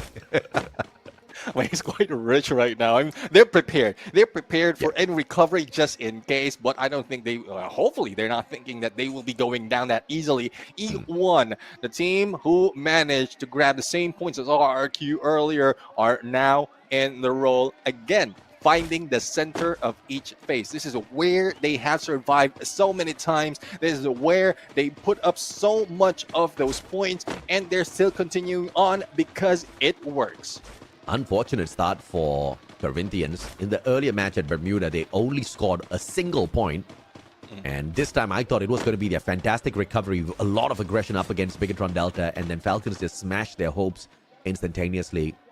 Heartbreaking for sure, but too few in terms of points picked up from the first two games. Recovery is going to be really, really tough for the Brazilian team.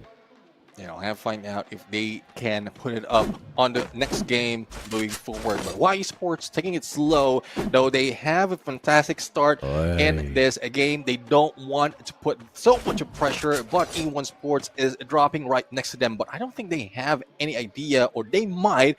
Thus, they will be backing away. But vehicles out in the open, this is not looking good for Y Sports if in case they're not ready for a fight. The question is, does E1 know what to expect right in front of them? Y Esports did see them use that launch pad and appear on this higher ground.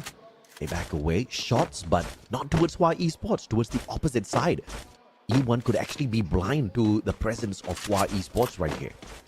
Or they might be pulling them in with the gunshots. You know how it is. If you're hungry for engagement, that will pull you into that vicinity. And if E1 will be able to use the spread that they have as their advantage, then Y Sports might be in for a surprise. The rest of the teams are now being chased by the blue WAG, very close to Buriram United, and Buriram will not be moving. Unsuspecting, WAG might go down. On fire. Falcons once again finding Pain Gaming. Is farming on to Pain at this point of time. WAG up against Buriram. The shots will just skim past their heads.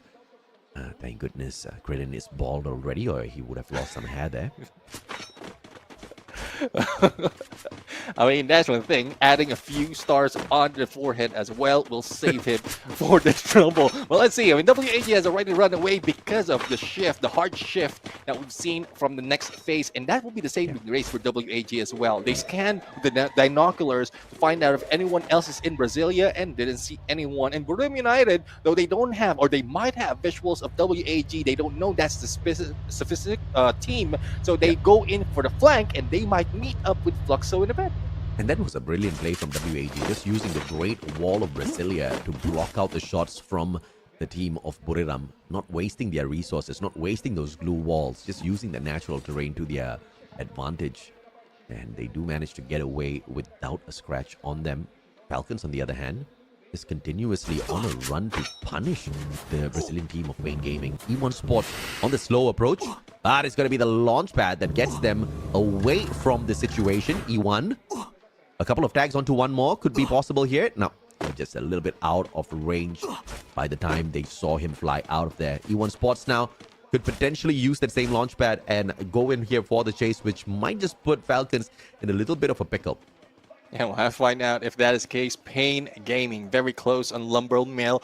And if in case E1 will be jumping in as well, and that will be two Brazilians against Team Falcons. Team Falcons doesn't want that. They try to stay away from all the engagement, from any trouble. Thus, they just waited for the blue to come in before they fly in for a little bit of cover from that animation. But here comes elimination. This is Mind against Shin. And as you can see, Team Falcons, Noda has been spotted. Noda, what are you doing? This is a little too far from the rest of the team members. Man, back up from afar. They shoot on fire. On fire using the natural terrain to back away, but E1 Sports appears as well. Falcons in a lot of trouble at this point. This might be a distraction being put in by Noda, but Noda will not be surviving. Kiroro will be going down from the hands of E1. It is just them being pulled into the engagement because of the gunshots that they have done. And this is not looking good for Team Falcons. Two teams against them. They might need another launch pad to get away, but it doesn't put them in safety just yet. Twisted Minds showing up as well, but there's just no telling exactly who Twisted Minds shoots at. But Falcons not staying to find out. Another launchpad use. They get away from harm's way, but onto Pain Gaming and their compound here at Lumberworks as well. Falcons still continuously hunting down Pain Gaming. It looks like there's some sort of rivalry here that we don't know about. I mean, Pain really is a pain at this point of the competition. And Team Falcons really doesn't want that. Twisted Mind, very, very close. The bounty is on them, but it is a turnaround right now. Vid9 putting down a Motivea, and Noda is a little quite far, so they might be meeting up with Team Falcons as well as E1, and 2 players from Pain Gaming against Twisted Mind. Pain not looking good for them. Dude, Lumberworks is a little bit too crowded at this point of time, and it's a pain in the neck, pun intended. When you can't see the elimination feed, you don't know who you're shooting at. Now Noda goes down, On Fire catches up with it, and this has just been an all-out farm on Pain for Falcons here, and it has been a successful strategy.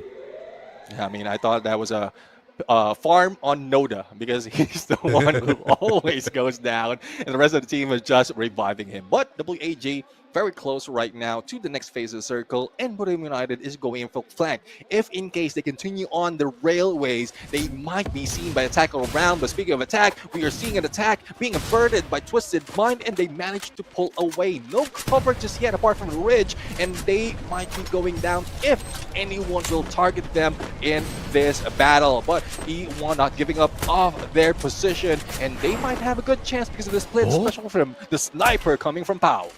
Falcons are backing in towards E1 Sports here, and they might just find their backs at the opportune timing. And by the way, the only reason why Noda keeps getting taken down is because he don't know the way out of this. Sorry, I had to, bro. I know. I mean, that's me rubbing up on you. But here we go. Civil war happening. Hawaii Sports against WAG. And it seems like it's quite battle in 2v2. And Yanbin right now backs away. The pickup has been done. A little bit of shield coming from Poppy to save them. But handheld will not be working. On the other side, there's Hawaii Sports just trying to survive. And WAG's X4 from the far end is not putting so much of a battle. Oh, Poppy! Oh my god, X4 with the backup in the very final second. But now a sliver of health left on him. Allen trying to find his back. Yanbin gets away in the nick of time. But 2 players still on their feet on the side of WAG. They can recover, but FCL of Death from the hands of Death himself. WAG is out. Why Esports proves they're the better one at least for this game. But Buriram shows up at the wrong time. And Vietnam has got a cry. But Why Esports has got one who runs away. Jonah says not just yet. Bye-bye to Vietnamese squads back to back. Oh, we're seeing a pattern right here. It is just a third party who's winning up, and it is not looking good for this kind of relationship. E1 Sport right now has been in this run against Twisted Mind for the longest time, and with the cover, it might work for them for the moment, as Team Falcons doesn't have a view of E1 Sports, and Twisted Mind will be in trouble. Italo on to the edge. Explosive might be able to spot him. Not yet, and there goes a takedown. Italo can't do anything. Yeah, Pain Gaming out in 8th. FGL will not find its mark this time round. Twisted Minds are in for a bout of a lifetime here. Stuck between a rock and a hard place. Falcons and E1 Sports both tossing all of those nades at them. And Falcons having to deal with the blue at the same time. So anytime now, Falcons will be pushing into the compound, pushing into this logs of Twisted Minds that's being held here. E1 Sports just making sure Twisted Minds has got no way out of this tough situation. And Twisted Mind pull in as FGL. Do so much. Bermuda United is now jumping in against E1 Sport, but they know that plan. Bermuda United is being brought down. Get high will be get low, and there goes Wasana for the flank. Will they be able to put down one? No, Jonah will be taken down. It is a now pandemonium as E1 has brought in a lot of engagement, not so much of elimination, but they've disrupted the tactics of a lot of teams. Get high, backs away, Wasana still alive, beaten with a sliver of health. Riptide Rhythm breaks down their defenses, and Wasana still on the hunt to look for one. Finds Witten XP as well. Moshi still alive and kicking. Pau backing them up from afar, but Wasana just picking up the final few pieces. Will take the damage from the blue, but survives at the very same time. Pau is still a threat here. Pau is a threat. Guin is now waiting, and they're fighting at the same spot. Wasana will try to go in for the battle outside of blue. It will not work for them, and there goes E1 winning battle against Bermuda United. 2 players remain, 7 eliminations already. But we are still looking at the 5 teams in the fight, and Fluxo is hitting it up with attack all around. They are now in a higher potential of grabbing this Buya. Yeah, Fluxo finally finding their rhythm in here for elimination strong. But of course, there is going to be a threat in the name of RRQ. The Indonesians are still alive. The Indonesians have been good enough to make it all the way here, and they've got the utilities to take on anyone at this point of time. Power 7 going to be avoiding all of those grenades first. RRQ with a 3-man push, trying to look for Igwin, who very smartly hides behind the glue wall, not making a single sound. Fluxo just taking the high ground and watching everything happen from afar. And Team Falcons cannot do anything about it. All they have to do is try to fight back against Team Fluxo. And there goes Bobs putting down Kiroro with a nade. And Team Falcons will be taken down from the hands of MT7. Peter goes down. MT7 though spots Pow and it's not firing just yet. I guess they are getting a few more information before they fire back. But unfortunately, Fluxo focusing on the wrong team. RRQ needs to be taken out of this equation if Fluxo wants the booyah. RRQ is the more threatening squad. They've got more players on their side. Blue wall melters being laid out here, but RRQ has got the natural defense of this boulder. Fluxo rotating in slowly, allowing RRQ to take the fight up against E1 first before they get involved. And there we go, RRQ right now, feeling the heat from two Brazilian teams, and E1 is also eating up a little bit of blue. Igwin and Pau trying to get closer into the middle, but it's out in the open. Fluxo has more resources right now as RRQ has wasted a lot because of all the pressure that has been put in by E1. Here comes Igwin going down. Pau is the remaining player from E1 Sports, and RRQ nowhere cover, but still utilizing nature as a chance for them to win the game. They focused on the wrong team, and now here comes Butchers in. Jiu, they finish it off. Fluxo with a big booyah on Purgatory. And there you have it, and Fluxo has slowed down, or might have slowed down, but now they are on fire. And this is a team that is being fueled by all that cheer. This is a team that has been conditioned to be the superstar of the battle, especially with how they ended last year. I think they're aiming to grab it once again. It's just the big hearts of the Brazilians, baby. You can take it all at the knockout stage. You can take it all at Point Rush. But we will get it done on the grand finals. E1 Sports and Fluxo. This is the way we roll, they say. But RRQ getting into that final circle as well. They continue to prove to be the threat that the Brazilians need to fix before it is too late. I mean, like RRQ, if they continue on 100% top 3, they can still, or they will maintain the lead all throughout the day. And the other teams are just changing it up. The E1, though, another team that has shown so much of a fight of potential, still in the same role, but not so much with point. But Fluxo, I mean, I love how it's showing up. And in a bit, we're going to hear as well, coming from the team from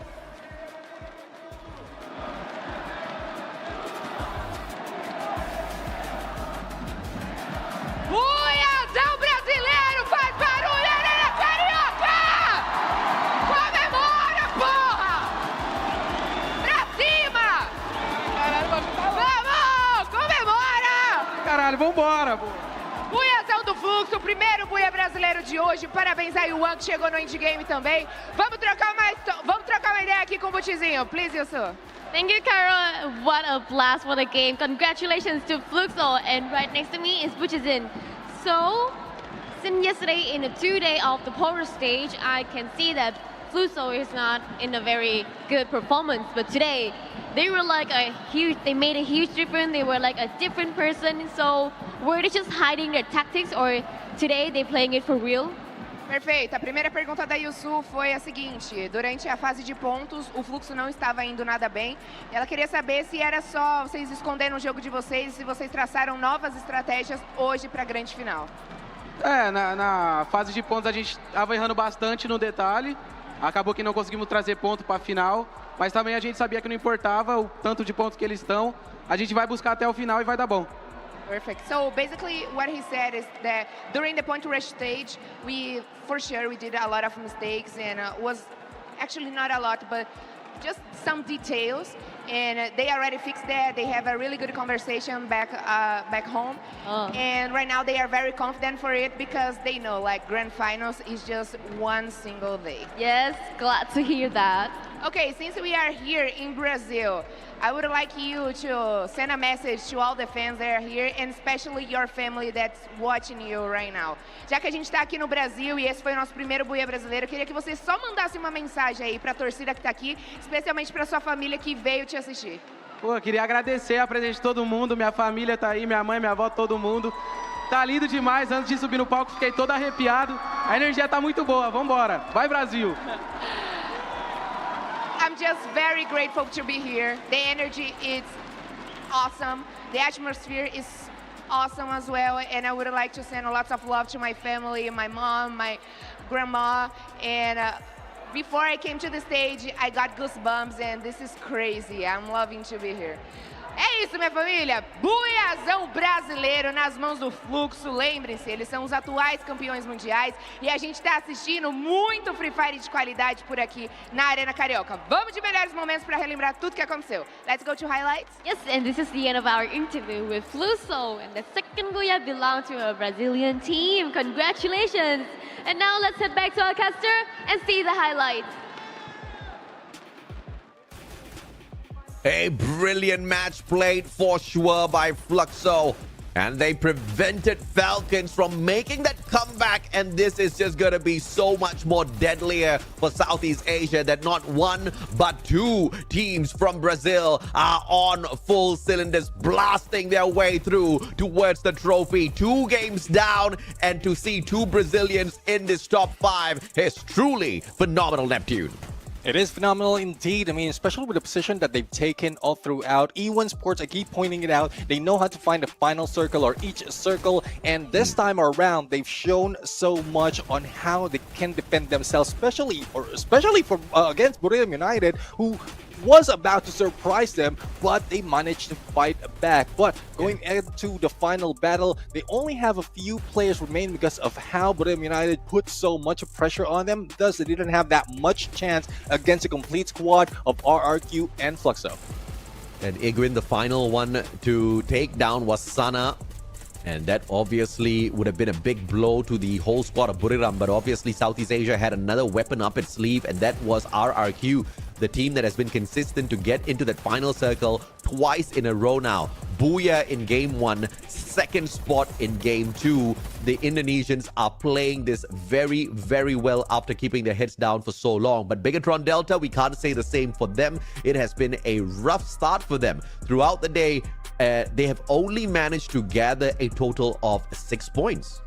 Yeah, I mean, that is tough, definitely, because if you need to, you get that momentum, you need to put up so much, but it's really tough right now, especially in how it is on the battlefield as well as on the stage, because there's a lot of pressure that has been coming in, as well as a lot of surprises from the other teams. Bobs right now are MVP, 2 elimination, 2,371 in damage and 6 assists. Woodpecker, a sniper of the team, together with MT7. I mean, this combination has shown so much potential, and we'll have to see if they can carry it on. This might be a start. This might just be a beginning for Fluxo. I would have thought that GU would be their MVP, but it's okay. I'm going to take this one for sure. They give it away to Bobs. GU with the 4 eliminations, though, 3 assists on top of that as well. I guess they prioritized the damage here along with the assist numbers. 3 knockdowns for Mr. Bobs, but you know, he should be pretty good on the mic later on when we catch him again, because I'm pretty sure this is not going to be the only Booyah that we see out of Fluxo. Yeah, I mean, definitely they're expecting a lot more from them, and a few more of those Booyah. So in a bit, we're going to start off with our next map, which is Alpine. But going back to GU and Bobs, I guess GU has put in, or Bobs has put in a lot of damage and pressure with the other teams, and it's just GU just grabbing all those finishers. But team-wise, it is working for them. No complaints to just read. As long as they can grab the Booyah, then they will still be on a roll. But a lot of pressure being felt by Southeast Asia, especially with Bermuda United failing to get the top 3. And Falcons, yes, they have put in so much of elimination, but not so much of grabbing high placement. At this point of time, RRQ already has one hand on $300,000. That's life-changing amount of money for the Indonesians, no doubt whatsoever about that. And 2 global finals we have seen so far. Each and every single time they have shown up here, they have taken a couple of steps closer to this #1 spot. And now they're closer than ever. It is theirs to lose, Neptune. Yeah, I mean, it's theirs to lose. It's theirs to hold on as well. There's a lot of challenges right now, especially for RRQ. And if this is something that they can overtake, they can overcome, just grab placement overall from a distance. I know that they can put up a lot of elimination, especially with Maal and the rest of the gang. Just finding good position, and it might spell pretty well later on into the battlefield, especially when we get to Kalahari. But as we look at the key players, it is Peter with 6 elimination. That is a huge potential for Team Thousands to climb up. E1 Sports POW with a lot of damage and elimination leaders we're seeing right here, all spread out, but most of them are Brazilians. And this is what we have been missing all throughout the knockout stage and point rush, to see Brazil be represented in such a way. But I am glad they kept it for the most important day that we spend here at Rio. For Brazil to stand up, for Brazil to truly wake up on this grand finals day is a delight for all of the viewers out there who are present in that stadium. Let's see if or not we can catch up with the overall tally of points shortly, but we can of course tell you that RRQ still holds on to that #1 spot. The question is, for how much longer? E1 Sports has performed back-to-back now without a single point from point rush. They are now 10 points behind RRQ. If RRQ did not score 13 points, E1 would be in that #1 spot right now. Yeah, definitely. I mean, they have 22 in elimination for E1 and 17 in placement. Thus, E1 looks like a stronger team right here. But again, it begs to differ of how important the point rush days and point rush points are. And we're looking at the grand finals standing after 2 matches. We are seeing how close it is between RRQ as well as E1, and Bermuda United is not far behind, as well as Fluxo, especially with the booyah that they grab. Yeah, Buriram needs to thank their lucky stars. They scored a total of 17 points at point rush, because here today, from 2 games played, they only have an average of 8 points. Only 16 points scored over the past 2 games. And this is a little bit of trouble brewing in the land of Thailand, because they can't seem to dominate the way they were doing on the knockout stage. But there is still hope. There were a couple of days where we did not see Buriram show up until the last few games. So there still is a threat that is looming around the horizon. But Brazil needs to put an end to that nonsense by grabbing a booyah in this next game as well. Fluxo needs to rise up to the occasion just to solidify their #1 position. E1 Sports is so close to that as well. In fact, closer than Fluxo is to the #1 spot. The only problem here is RRQ and their consistency. Somebody needs to get hot drop, Neptune. Yeah, if they want to, if they are willing to risk it, but knowing how it is, they might be prepared for that as well. But yeah. I love it how it is turning up right now, especially with RRQ in there. I mean, Brazilians are trying to climb up because it is a back and forth, Brazil and Thailand, but Indonesia being put into the mix. RRQ Kazu trying to solidify that for themselves, and if they continue on, similar to what I said earlier, continue on finding that top 3, they might not be taken down that easily. Yeah, absolutely, man. And they've been so proficient at this. And we know this from the Southeast Asian circuit.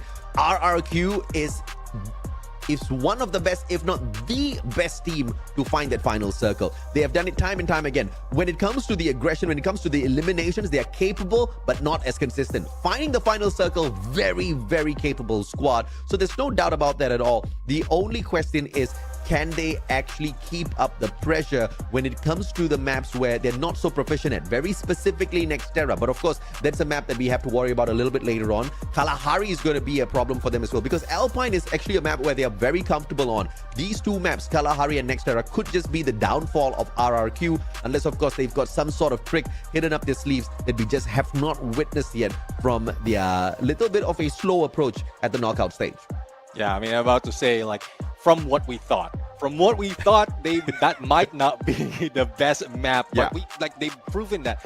Yesterday, they showed up against Bermuda United in Bermuda, and it doesn't look like that is the case from the previous days, from the previous match. But we know, we're seeing, because they know as well that the teams are studying gameplay, drop spot rotation, and they know how to put in from A to Z. What plan are we going to use, especially in certain situation? And RRQ has much of that experience, as well as huge support from their coach, from their analysts to put that into play. It's just, as you said, like living it up against the elimination, against the early engagement, against the face-to-face on the 4v4. That is what they need to work on, because some teams are showing up much stronger. Oh yeah, absolutely, right. And of course, Falcons, no points as well from Point Rush, so they are struggling to catch up with teams like RRQ.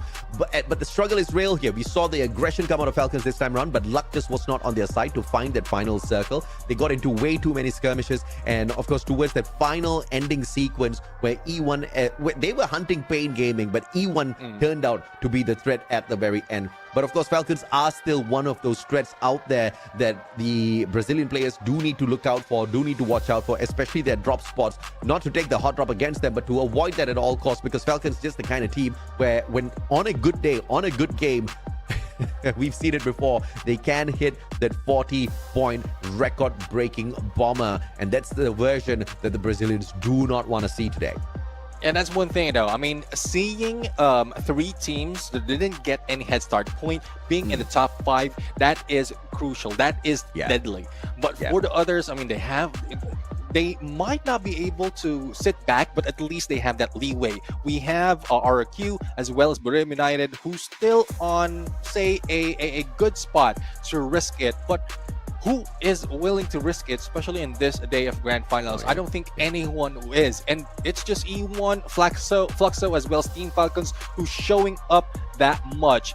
Well, other than RRQ, who's maintained at #1 spot, but they're showing so much potential to take it away from RRQ and even Bermuda United, who got most of those head start.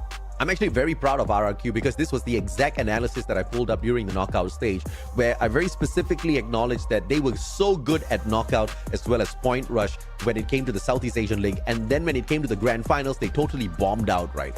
And they needed to play the reversal this time around. Just keep their heads down, just learn as much as possible from their opponents at knockout as well as Point Rush, and then get it done in the grand finals. They took that one up. They went ahead and grabbed 13 points at Point Rush, and they are showing up really, really strong here when it truly matters. Them switching things up, them learning from their mistakes, them bringing in this adjustment gives me a lot of hope that Indonesia is finally here to not just play, but to find that ability to conquer. FFWS 2022, they finished at 7th at the grand finals, and then FFWS 2023 Neptune, they finished at 4th. Could they push that to that #1 spot for FFWS Global 2024? I mean, the record just shows them that this is that rightful prediction. Yeah, I mean, definitely what they're aiming for. They might not be aiming for being ahead of a specific team, but ahead of themselves. In year after year, they just want to break their records. And if they get the #1, why not? I mean, that is just something that need to look for. So far, in most of the interview, the focus is not on the other team. The focus is on themselves, correcting all the mistakes, putting a better run against how they did yesterday or previous week. And that is what I love about this esports scene, how Free Fire is evolving to be a self-aware, or the players are being self-aware, and they are improving themselves. Absolutely right. And of course, they didn't get here from day one. There was a lot of arrogance, there was a lot of ego in RRQ, but they got humbled with each and every single loss, with each and every single incapability to grab the trophy for their home nation. They got humbled. They learned from those humbling experiences, and that obviously brought that extra layer of awareness. But of course, many others have learned their lessons and didn't really get that awareness at the end of the day. So that's the respect that RRQ definitely deserves from us. These are the boys who have managed to bring in those adjustments, those truly needed adjustments. And I really like your point that you brought up earlier on Neptune, that 3 out of the 5 teams that grabbed no points out of Point Rush was able to grab the top 5 spots here. That is truly beautiful. But of course, we are gearing up to throw you guys back to the host. Eu quero ver buia brasileiro, Arena Carioca! É isso que eu quero ver, Yansu. Yes, and that is a booyah for Flusso in our previous game. And now moving on to our third game is Alpine, halfway of the global finals right now. Are you guys excited? Scream for me! Are you guys excited? E bora decolar porque os jogadores já estão posicionados. Então aguenta coração, Arena Carioca. Pega sua pipoca porque a decolagem foi autorizada.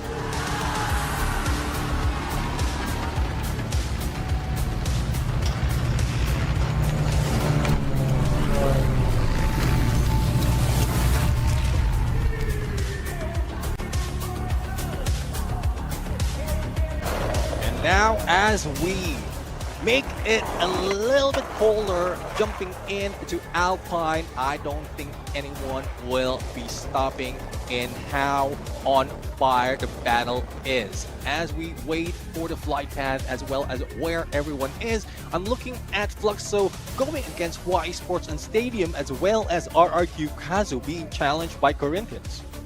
Imagine going on the skating rink and then hitting the ramp so hard that you fly into a billboard. At least you get to grab some Pringles. Ladies and gentlemen, boys and girls, this is game number 3 of the day, where Brazil has been on fire so far. Let's see if they can continue that run thus far. It's Corinthians, the very close proximity up against Fluxo over at Rye and Stadium. So this is going to be a little worrying for Corinthians, who are not really off to a fantastic start. They only have a few points here, a total of 8 from the day. The Megatron Delta finding Y Esports, at least they get to smile at the start of this match. Megatron Delta is, trying their best. They've proven their worth already all throughout, from the regionals as well as the global series, and it's just them, again, another team that is just proving themselves against themselves, challenging teams, like top teams overall, and hopefully they can show a little bit more towards the end of the day. Shindo will be eliminated after engagement, and we're seeing Arvin scan onto BTR, and they have specifically how many is in that area, but Y Sports are not risking. Let's see if not the escape plan here is going to work out for them as they quickly back away. The Bob's on for the chase. Nando will be tagged up, but not enough firepower to put the man down. And those are just mainly warning shots courtesy of Bob's. Show them that this compound belongs to Fluxo, and you best not mess with this or you will get hunted down. 2 minutes in, Fluxo takes over 2 different compounds, and that all of that loot should put them in a decent enough position to dominate later on. Yeah, this is just showing that Fluxo studies, does their homework, because spreading out like this is very risky, but they know for a fact that not so much of people will be challenging them. But I did mention that Fluxo might have ended up with Y Sports, but Y Sports played it safe. They flew a little bit far from Stadium, and they are in a safe spot. But there's no safe spot right now for WAG, especially it's E1 Sports who's challenging them. The momentum and the motivation that they have hopefully doesn't go to their head, to go head straight, bang their head against WAG, because that might spell trouble for them. Okay, E1 Sports in very close proximity here with the Vietnamese powerhouse WAG. Has not had the best of run thus far, but Buriram on for the hunt. They may just be able to find a big bird here in the form of Megatron Delta Wasana. Big connection. Trogon backs away. Jonah finds Ekal, puts him down onto the ground. Kyong could not back him up just yet. Dix trying his best to run away. Wasana with a 180 onto Koja. And Megatron Delta wiped out of the map. Unfortunate for the Indonesians. 3 times in a row, they just could not catch up. Couldn't catch up, definitely, especially against Buriram United. But speaking of catching up, Cyrus gets in a vehicle, E1 trying to catch up against them, and there goes vehicles up in smoke. Cyrus will try, and there goes the time turner in the perfect timing to get away, but he might not be out of the woods just yet. Bao going in for huge flank, and the rest of the teams of E1 above WAG. I love the way they use that launch pad to make sure he doesn't get to the vending machine. WAG loses Cyrus, but not before he brought that one revival back in for the squad. Pocket market is still a thing, baby. Yeah, I mean, it's still a thing. We've seen so much, especially in how the vending machine is spread out, and not a lot of teams using that revival platform. So that's one, I would say, the last resort, just in case you really need to bring one back for recovery, especially in this part, early into the game. First phase, you don't want to be eliminated. You may not want it. Can you control it? That's another question. And Fluxo still chilling all the way out at stadium, not really wanting to get involved in all of this messy fights just yet. WAG with those decent revivals coming on through, but it looks like Hua Esports is about to find Cyrus. And Cyrus just can't get away from the stick of the action as Peter and squad fires at them as well. They will go ahead to lose Poppy. Sorry, it was not Poppy who was lost, but doesn't matter. Fusion belongs to Hua Esports.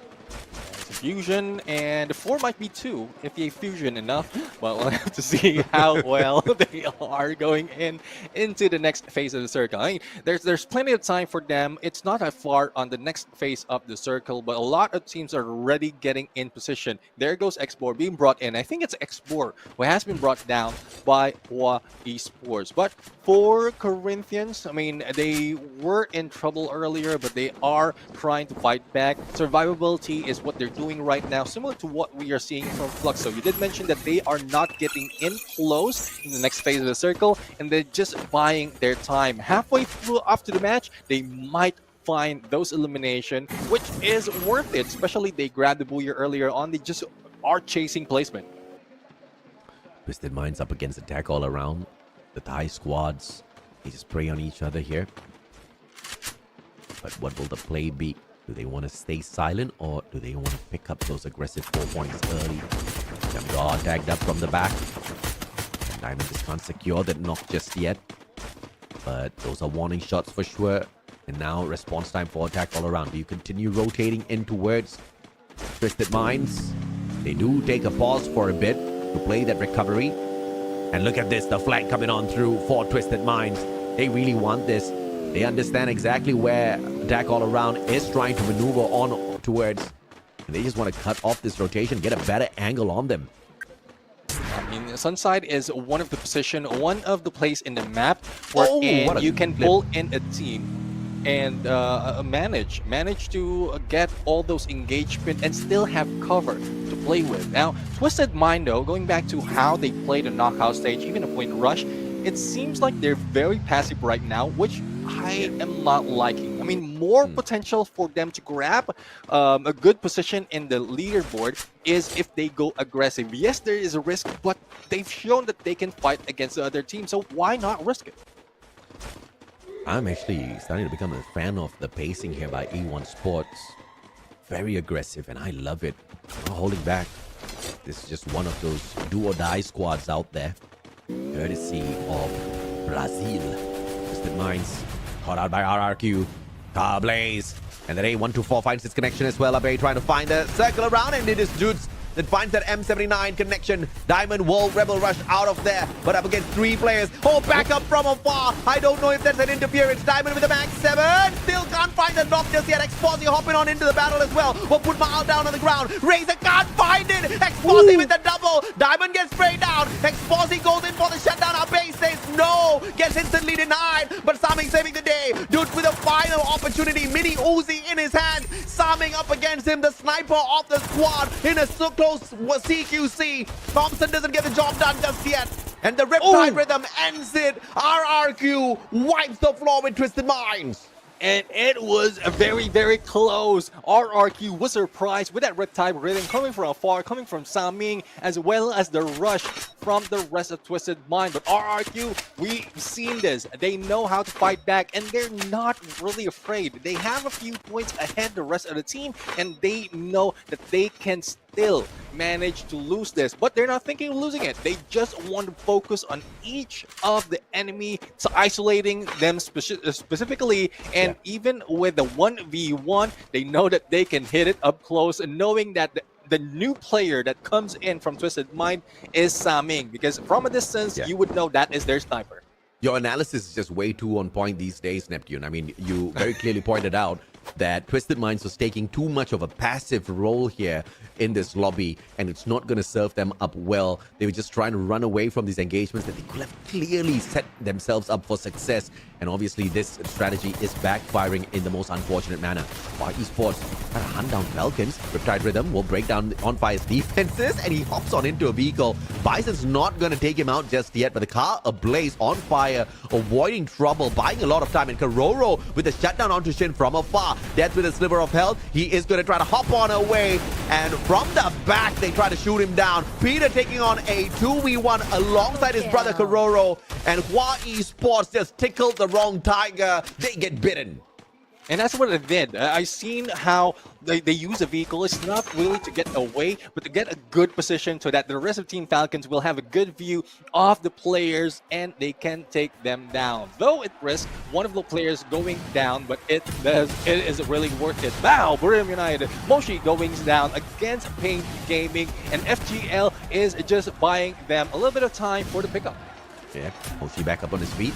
Pain Gaming is not going to get very aggressive with this. They're just allowing Buriram to step into their compound. Good blue wall appearance by Wasana here. The first one to hop on into this compound. Italo not showing his back just yet. Noda steps on out. That AC-80 bravado. Motovia from up top. That VSK could prove to be a lot of trouble.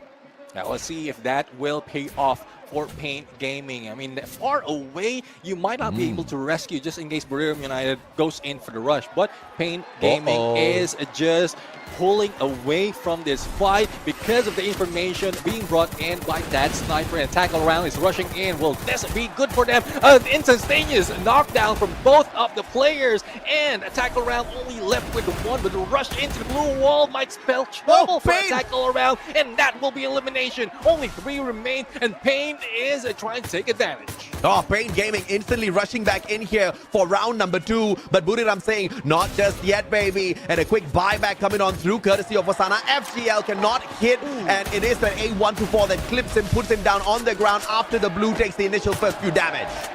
And there you go, Wasana nowhere to be picked up right now, as the rest of the teams will be flying in. They did use the market to buy back one of their players, and it might cost them so much more. Only having 3 players in this final circle is not what Bermuda United want. But Corinthians is now in a triangle spread against WAG, and this initial engagement, this initial throw might be the trigger for WAG to be taken down, but not so much of a knockdown. Thus, Nando X might be backing away.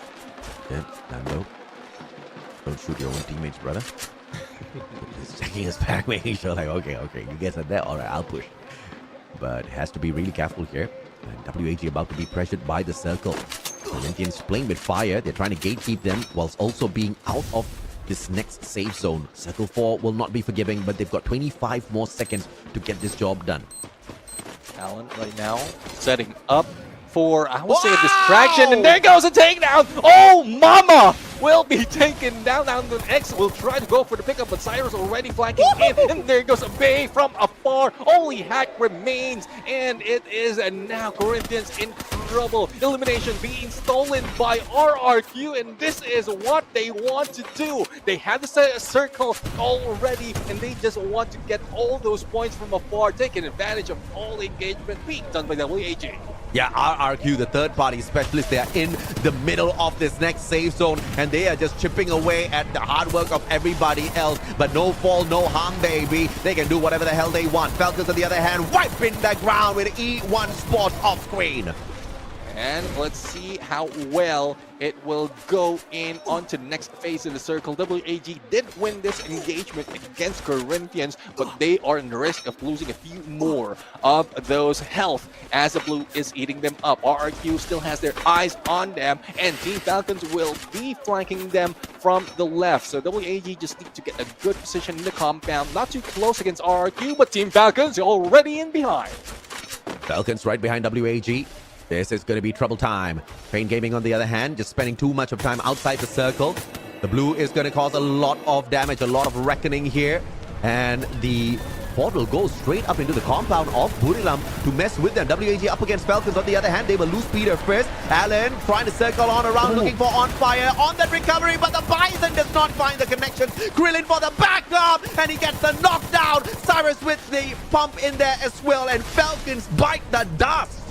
And Falcons will be eliminated. I was looking at Cyrus. I thought he will be taken by the blue, but healing time was helping him to be able to run in. But one down already. Crosshairs on them. They might be in trouble unless another team will be distracted. Pain Gaming, we've seen how well they utilize that portal go to get into this compound. Little less for them to use that blue wall because of the arsenal, and they have a good view against Fluxo. Oh, Fluxo in this civil war against their brothers from Brazil. Pain Gaming. Good Riptide Rhythm, but ineffective as there's no follow-up. Buriram, look at the recovery, man. Back in it, geared for the Booyah, just biding their time. RRQ shooting down the players of WAG who try that phenomenal rotation in, inch by inch, closing in on this circle. They want the compound that RRQ holds on to. Oh, they are rushing in, and X4 right now on the flank. This might be troublesome because a lot will be thrown onto them because of the engagement. But I guess Pain Gaming has been distracted with Rhythm United just yet, and thus they are not rushing in. But this time they have a good flank. Both of them, RRQ and WAG, will be taken out slowly but surely. Rhythm United has taken their place, and there goes a takedown. BRU, though they lost one, they still can fight against Fluxo and Pain.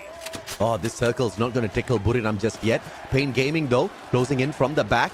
Fluxo, the opportunity to engage with Pain Gaming, but everybody's going to bide their time. They want to wait for that final moment, which is going to be on the open ground. Buriram will take damage from the circle first before hopping on into this battle, which puts the Southeast Asian team in a little bit more trouble. They really, really need to play this timing right.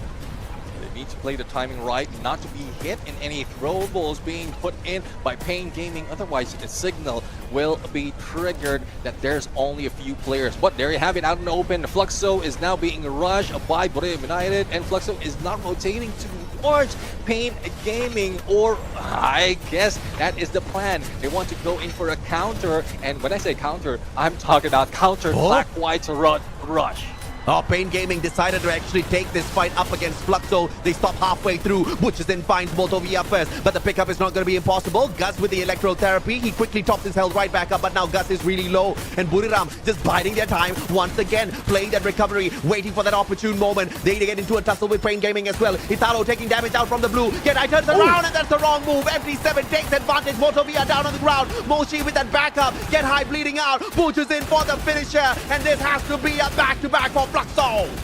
Also, we are seeing Fluxo right now. Bob's almost being taken down, managed to recover, but Jonah is just right next to them. It's a 1v2 situation as Jonah managed to pull out a Trogon against Bob's, and Butsin will try to heal up. But there goes a final blow, and there goes a Fluxo. They did the back-to-back that we often see from Rhythm United. Back-to-back booyah for Fluxo, for Brazil at Rio de Janeiro. This is what we've been waiting for all throughout this global finals. This is the performance that the fans have been dying for, and they are providing it on the most important day throughout the whole global finals 2024. This is the Free Fire World Series. We have gotten the party officially started. And this is what they're aiming for, to grab as much points as possible early parts of this day, back-to-back. And the only question is, how many eliminations have they put up? Will they be put up against E1 or Rhythm United after this engagement? But we have yet to see the standings in a bit. But how I'm looking at it right now is rotation of Rhythm could have been prime if in case they went into the same rotation that Fluxo has done. But unfortunately they didn't, and they end up with Pain. So let's see how Fluxo has to say once we go in for the interview.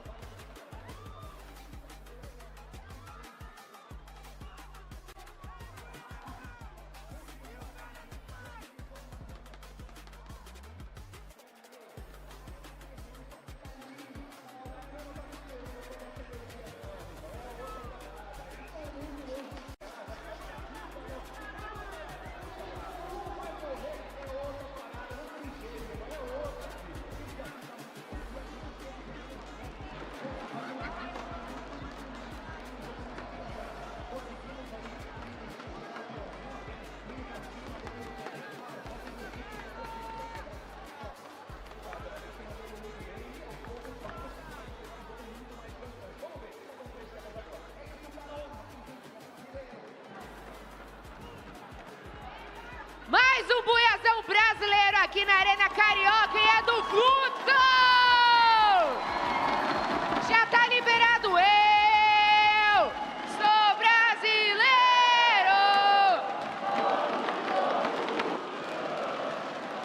Pode comemorar, Arena Carioca! Vamos conversar agora aqui com o Gil, que é um dos rushes mais bravos que esse Free Fire já viu. Please, Yusuf. I have to say that this is a homeland opportunity for 4 Brazilian teams today. And again, congratulations to Fluxo. And right next to me is Gil. So we're on our halfway through the final stage today. There's only 3 maps left, but they already have 2 booyahs. So I would like to ask him, like, do you think and do you feel confident enough to get the trophy, stay here, keep it stay here, to not let it go anywhere? Perfeito, já chegamos na metade do nosso dia, 3 partidas já foram e o Fluxo conseguiu 2 buias até agora. Você se sente confiante para as próximas 3 partidas e para manter o troféu aqui no Brasil? Oxe, confiante é o que esse time mais é. É o atual campeão do mundo, é brasileiro, estamos dentro de casa. Só esperar essas 3 últimas aí que a taça é nossa. Perfeito. We are more than confident here because we are the world champions and we will keep the trophy here with us. Wow.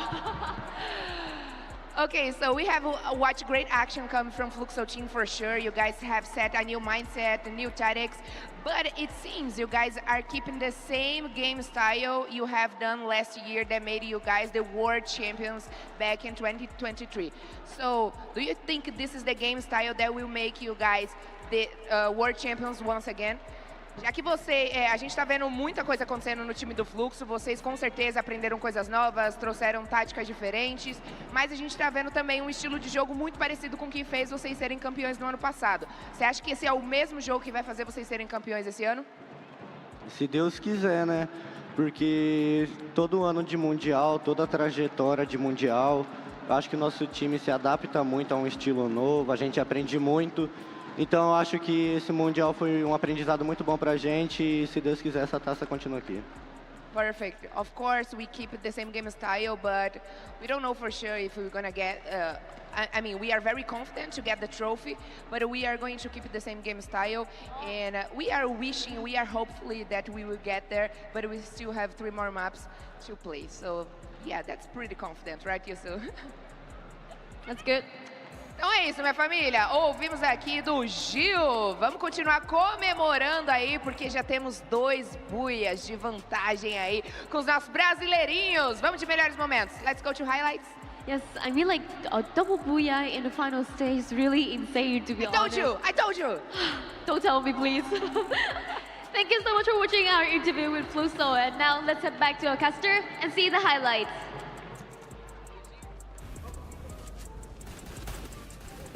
And there you have it, Fluxo for a back-to-back, but surprisingly, Bermuda United has grabbed so much of point as if they are the ones who've taken that booyah. Following them, or both of them, will be RRQ, who haven't lost their touch. They're still on the top 3, and with WAG and following them, there's still a lot of hope for this team. RRQ, but just by looking at it, will still maintain their #1 spot. Holy moly. Okay, we were so excited with the final battle sequence with the potential back-to-back booyah here for Fluxo. We totally did not notice what Buriram was doing. They were smashing their opponents. 24 points means too many eliminations. 17 points means Fluxo had too few of them. Now, I did mention that as long as you're getting to the final circle and you're getting these eliminations, decent rounds back-to-back-to-back should be able to do it. But Fluxo did not pick up any head start points. Buriram and RRQ, on the other hand, did manage to do so. So at this point of time, that is making a huge difference for sure on the overall leaderboard, with Buriram still ahead of Fluxo. So if Fluxo wants to make a little bit of a change here, they need to start getting aggressive, because Buriram has already started that chapter in their journey. Yeah, definitely. I mean, they will not work, or it will not work anymore on how they're playing it. Passive from the early parts and then just grabbing elimination, if they can grab elimination, because we've seen so much of teams who are just, I would say, stealing all those elimination from them. Yes, they're putting a lot of damage. They're putting a lot of effort in terms of getting good placement, but if you don't get the points in elimination, that would be something that you will be missing out, especially from how we are looking how we're seeing it in terms of leaderboard, Bermuda United still topping them off despite of double booyahs that they have, and I think E1 Sport has also managed the same. Yeah, this is not going to be a problem if Buriram keeps crashing out, RRQ starts crashing out. But the problem here is both Buriram and RRQ are finding that final circle. That is the biggest threat for the Brazilian squads. So they cannot be lagging behind. We cannot be seeing more of these rounds. Butch is in 3 eliminations, 1064 damage, 1 assist. Not enough just yet for them to become the back-to-back world champs. But of course, they still have this under control. We still do have 3 more games to go. And we're seeing them like wearing or burying the double Olivia. That will help them heal up a little bit more, especially on those engagement. And that is one reason as well why, despite of them face-to-face against Bermuda United, they can recover that quickly. Just pulling out one glue wall, they recover that quickly. But how much can they put up? I guess not so much. Again, Bobs, despite of how much effort and taking or putting up so much of damage, didn't translate to any elimination, and even you doesn't translate that, doesn't steal that from his teammates. It's just nothing from both of them that will be troublesome later on when it comes to points. Oh my god, I mean, so when you pull off a booyah with Geo stats, this is going to be pretty questionable. But of course, we're going to keep those questions aside for the time being. Let's see what Fluxo is going to be capable of doing, right? So back-to-back booyah here is going to be decent enough for them, ladies, German boys and girls. But of course, we will have to take a quick short break here as some of our sponsors have got a quick shout out for you, and then we'll resume with the games.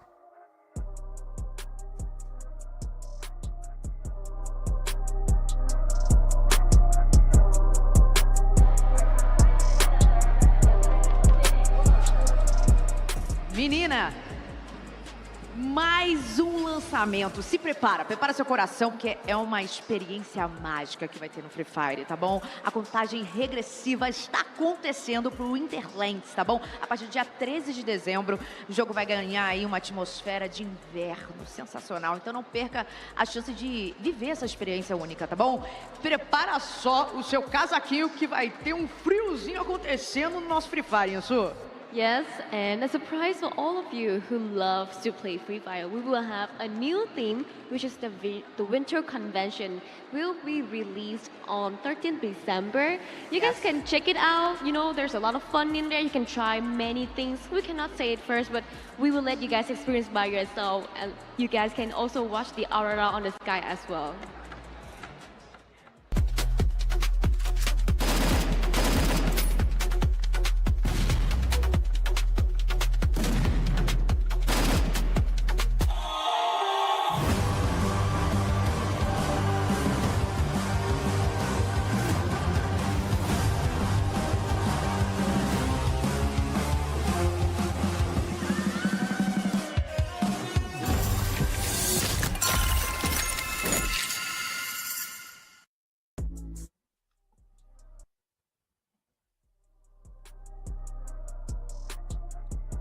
Some 6 skins awaiting us, Neptune.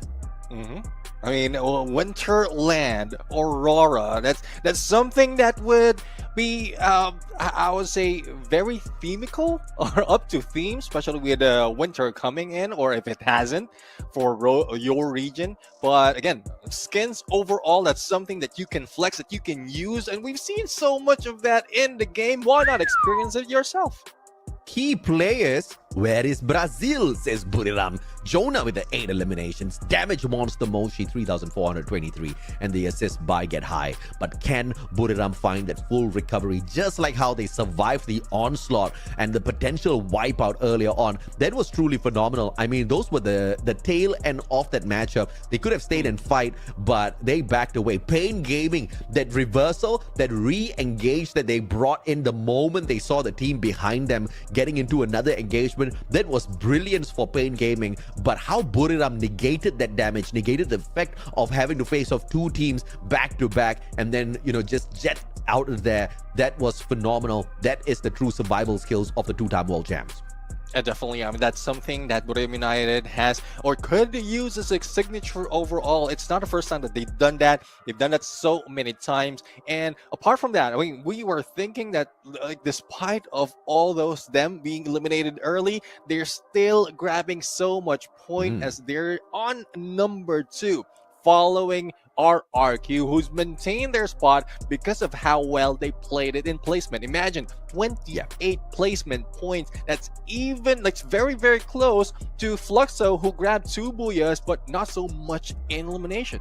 Yeah, at this point of time, the only thing Buriram is saying is, thank God we did well on point rush, because without that, Fluxo and E1 would be above them in terms of points. But E1 Sports, I tell you, phenomenal stuff out of this Brazilian squad. Not a single point picked up during point rush, but this is just all pure grit and hustle here on the grand final stage. 46 points, doing even better than Fluxo, who have 2 booyahs to their name so far.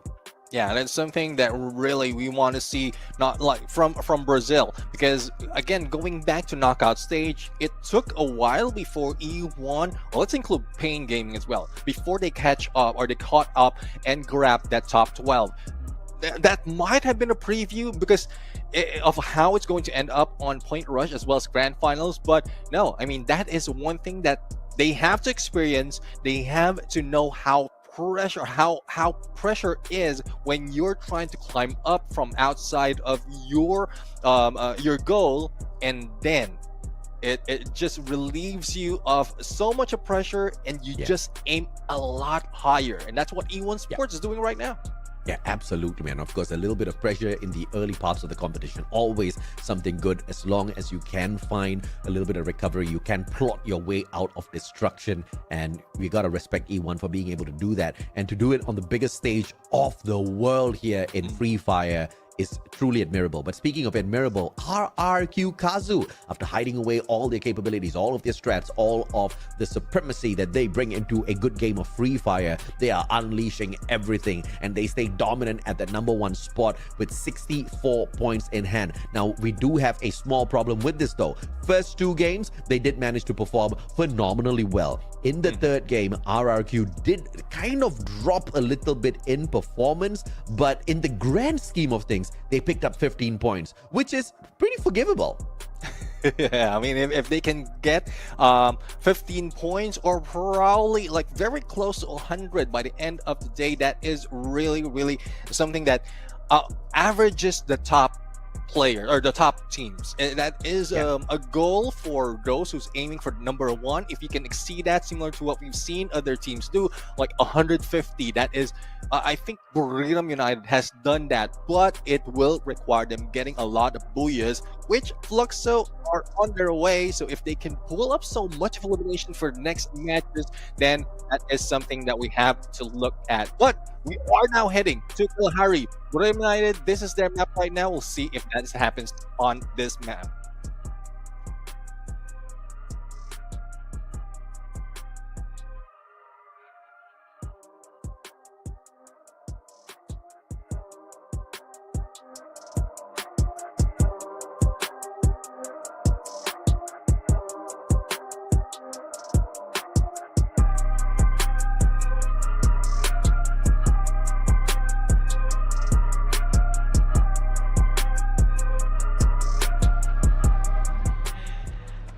Vamos para Kalahari, o mapa mais quente e árido do nosso Free Fire. Bora gritar bastante Arena Carioca, emana energia junto comigo. Vambora!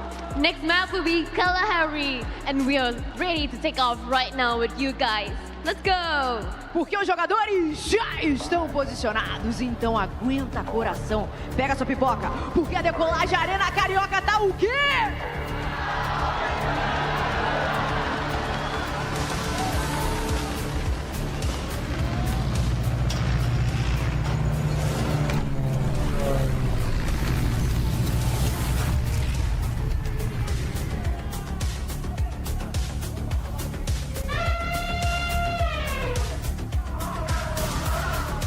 Now I know what a mammoth sounds like. Back to Kalahari. We are, ladies and gentlemen, boys and girls, here potentially for the final time at the global stage for the Free Fire World Series. Unless, of course, the randomizer decides to show us this map once again a little bit later on. The sub in question. Do Buriram land here early? There will be a question of rotation from Buriram into sub as well as Fluxo takes that spot. And in order to get that early information, you can see Bobs and Butches in falling very, very close onto Stone Ridge, where they understand Buriram usually takes their main spot at. So Fluxo has got a little bit of a plan up their sleeves. Let's see if the execution is as fine as this. Yeah, definitely. I mean, that is something that they really need to think about. Knowing that Stone Ridge is occupied by Buriram United and them having a good view of that area can be beneficial for them. But one thing is, we also have WAG in Mammoth, which is not that far from the sub. But as you can see, it's Twisted Mind putting a lot of pressure against Alan, who's just alone right here. And he doesn't want to be alone that much, but they can also fire back. On the other side, we're seeing YE Sports getting away from trouble, which is RRQ. And I love how RRQ is trying to get as much aggression as possible in early games so that they can continue on their reign of #1 spot. But that is a double-edged sword because that's only going down just because of that pressure. Yeah, RRQ and Hua, they had a cross invasion here. Hua managed to back away. RRQ, on the other hand, not so lucky. Now the boys come back in here for a little bit of payback. Abe and Razor. Abe gets tagged up by the grenade fest and forced to back away. Razor is going to be holding that high ground coin machine. Waiting back up, and that drops Razor on the way down. RRQ does have that revival already, but the question is, do you want to continue to take this fight? I don't think it's worth it. Dudes will be able to back up from afar with the Mac 10. Only gets the knock though, no eliminations just yet. And Abe, super cheeky indeed. And they go in for the pickup. Razor, no love lost here whatsoever for RRQ.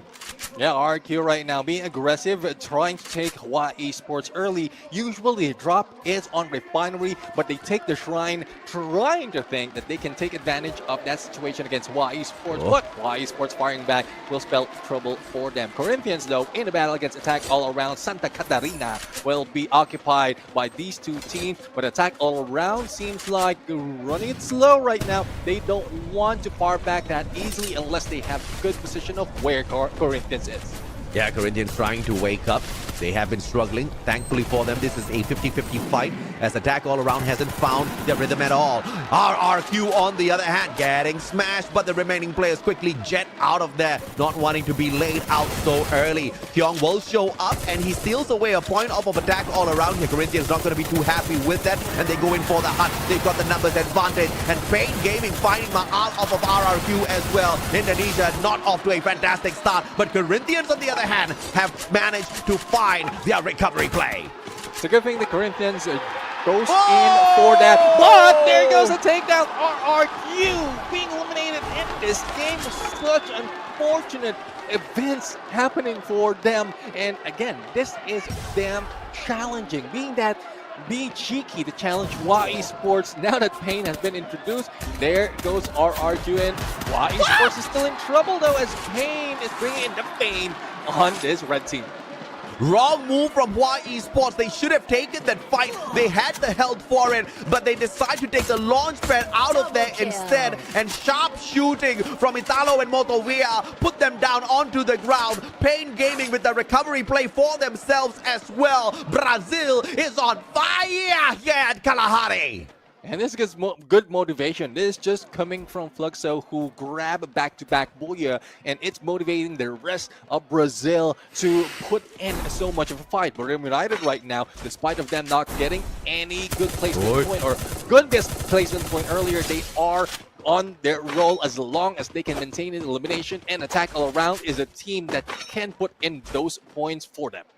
Buriram on hunting mode, ladies and gentlemen, boys and girls. Somebody's about to bite the dust, and his name is Purgatory, being surrounded by all of the players on the side of Buriram, but the binoculars not used. Buriram could potentially walk over this compound without catching him off guard. Purgatory doesn't even have a medkit on him. Puga on that recovery play. Get High spots him out though, and has got that electrotherapy working in already. Purgatory has no chance to get away whatsoever. Jonah claims his life, and Buriram up by 2 points early game. Yeah, but a tackle around managed to bring back one of their teammates, and they're still alive in this play. And Bermuda United will have to see who will be the next target of this team. E1, though, is targeting Hua Esports, and I think this is the final player for Hua. Death right now trying to fire back. It's a 1v3 situation, and Death will be put to death. And let's see if there's still a few more. I think there is. Hua Esports is still not yet out. Yeah, there was the vending machine there. The man managed to buy his partner back. Unfortunately, the elimination feed just not showing as many of these revives, but I guess it keeps the suspense up. Yeah, E1 Sports right now, I mean, despite of them being aggressive, they are not putting up so much in terms of elimination. And this doesn't look like the usual E1 Sports. Most of the time, at this level, they're already in the middle, trying to anticipate where the next phase of the circle is. But I think given the open area of Kalahari, they don't want to stick out in there, out of the blue, and being targeted by the other teams. They might have spotted Twisted Mind though, but that would depend on Bidden XP's visuals on this as we look at a few more seconds before the next phase comes in. See how they can work this one around. E1 can't get super crazy just yet. Twisted Minds, desperate for some points as well. Will be a big contender for E1 to deal with, although today E1 just seems to be the better squad. Falcons looking for the #1 spot, looking to overtake both Fluxo and E1. They've got the edge of this very next safe zone, which means not a lot of rotation to be done by the Thai team. And surprisingly, Fluxo a little too quick though in getting from the sub to Refinery. They didn't really try to chase out Bermuda United, and this might be beneficial for them because a lot of teams will be going in. But speaking of going in, Y Sports, who was almost being taken out, is now going in against their brothers from Vietnam, and it is WAG who will take advantage of this, especially with the numbers that they have. Yeah, Hua on the back foot here, low in numbers. Exposi finds Death, takes him out of the equation. And this continues to be a struggle for Hua Esports. The game of recovery just not there, Yan Bin. Rebel Rush not going to help him out this time around as he gets surrounded by 3 players. Diamond takes that point off of Poppy. And Alan will take the other player out. And WAG now led straight into Twisted Mind after that engagement with Hua Esports. And this is the line tried far against WAG and Hua from afar, giving their position. Thus, they are now in trouble. Hua is still alive though, as Death will be recovered, will be revived, but it's a lot of expense for Hua Esports to still hang in onto the edge. They need to find a better position, gather a lot of loot, and wait for the perfect moment. Yes, they might not get that much elimination. As long as they go in for the placement, that should work for them. Oh my goodness, this looks like it's almost a full recovery for Hua Esports at this point. Twisted Minds abandoning the fight up against WAG, but about to enter a world of pain at Foundation as the Brazilian team, 5 eliminations strong and healthy in loot, await them for a full fight. See if the full fight will happen right now. Ping Gaming has been waiting for this. Twisted Mind, who just got away from one team, is now heading into another. And Binoculars will spot how many is present in this ridge, but they don't have any position to play with, especially for Ping Gaming. Yes, they have the high ground, but it also might show up once they are targeted. But there goes the split blitz onto Team Falcons, but Purgatory Delta, the hunters of the Falcons, are here, and one more will be taken down. Yeah, let's go, baby. Finally, the showdown between Bigatron as well as Falcons. The Falcon Hunters 1-1, but Peter says no. M79 on for the strike. Golja recovers. Peter down on the ground. On fire fights Kyung. Back and forth we go between the Falcon Hunters and the Falcons themselves. But the Falcons just with a 1-up here. The recovery onto Dix could be big for Bigatron Delta as Peter and On Fire bleed out. One more caught out by Ekal. The Falcon Hunters are doing it once again. Kororo, the final survivor. He tries to get away, but how far can you run, my friend? And it will spell trouble for Team Falcons right now. That offset of the Riptide Rhythm didn't do so much against Bigatron Delta. If in case it hit the 2-player of BTR, then that could have saved them. Pick up for the rest of the teams. Kororo right now being hunted, but going in. Oh, Polka taking in a little bit more of damage on Kororo, and the recovery just in the perfect timing. Oh, there can be miracles, my friend. What a recovery. Final second revival before he got taken out. Kororo saving the day here potentially for Falcons. Now it's all about the game of recovery for this Thai squad. Falcons have not been showing up strong through the day, but they still can play this game of recovery. We've got 2 more games before we head into the random map. Let's see if or not that revival can stand the test of time, because that guy now needs to look for more coins or potentially find himself a revival platform. It's still circle number 3 here, Neptune. He can tank the blue. And we'll have to find out if he can tank the blue, but getting in from 3 to 4 will be trouble if you're too far away at the next phase. WAG, though, is already feeling a little bit of heat, especially as attacker around is hunting them. But on the other side, it is Motivea seeing limit X7, and this is good news for WAG. It gives them rotation or position-wise and not out or not in the crosshairs of attack all around. But Twisted Mind and Pain Gaming, this is what I don't like about Twisted Mind. They're waiting so long, and they know that Pain Gaming have them on the crosshairs, so this might be something that they need to work on. But there you go, the saving grace. 1 more, not only put in 1 more, but 3 more in the playing field. They're not out of hot soup just yet. Those 3 revive players need to make sure they don't get shot out of the air, baby. Now, this is where the play from Falcons becomes so much more important, but it looks like that full recovery, all thanks to Kororo, and that final second revival has paid off.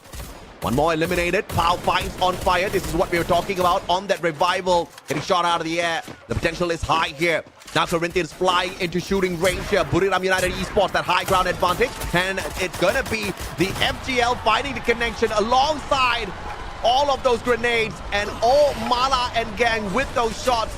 They're not involved here, but attack all around getting wiped out.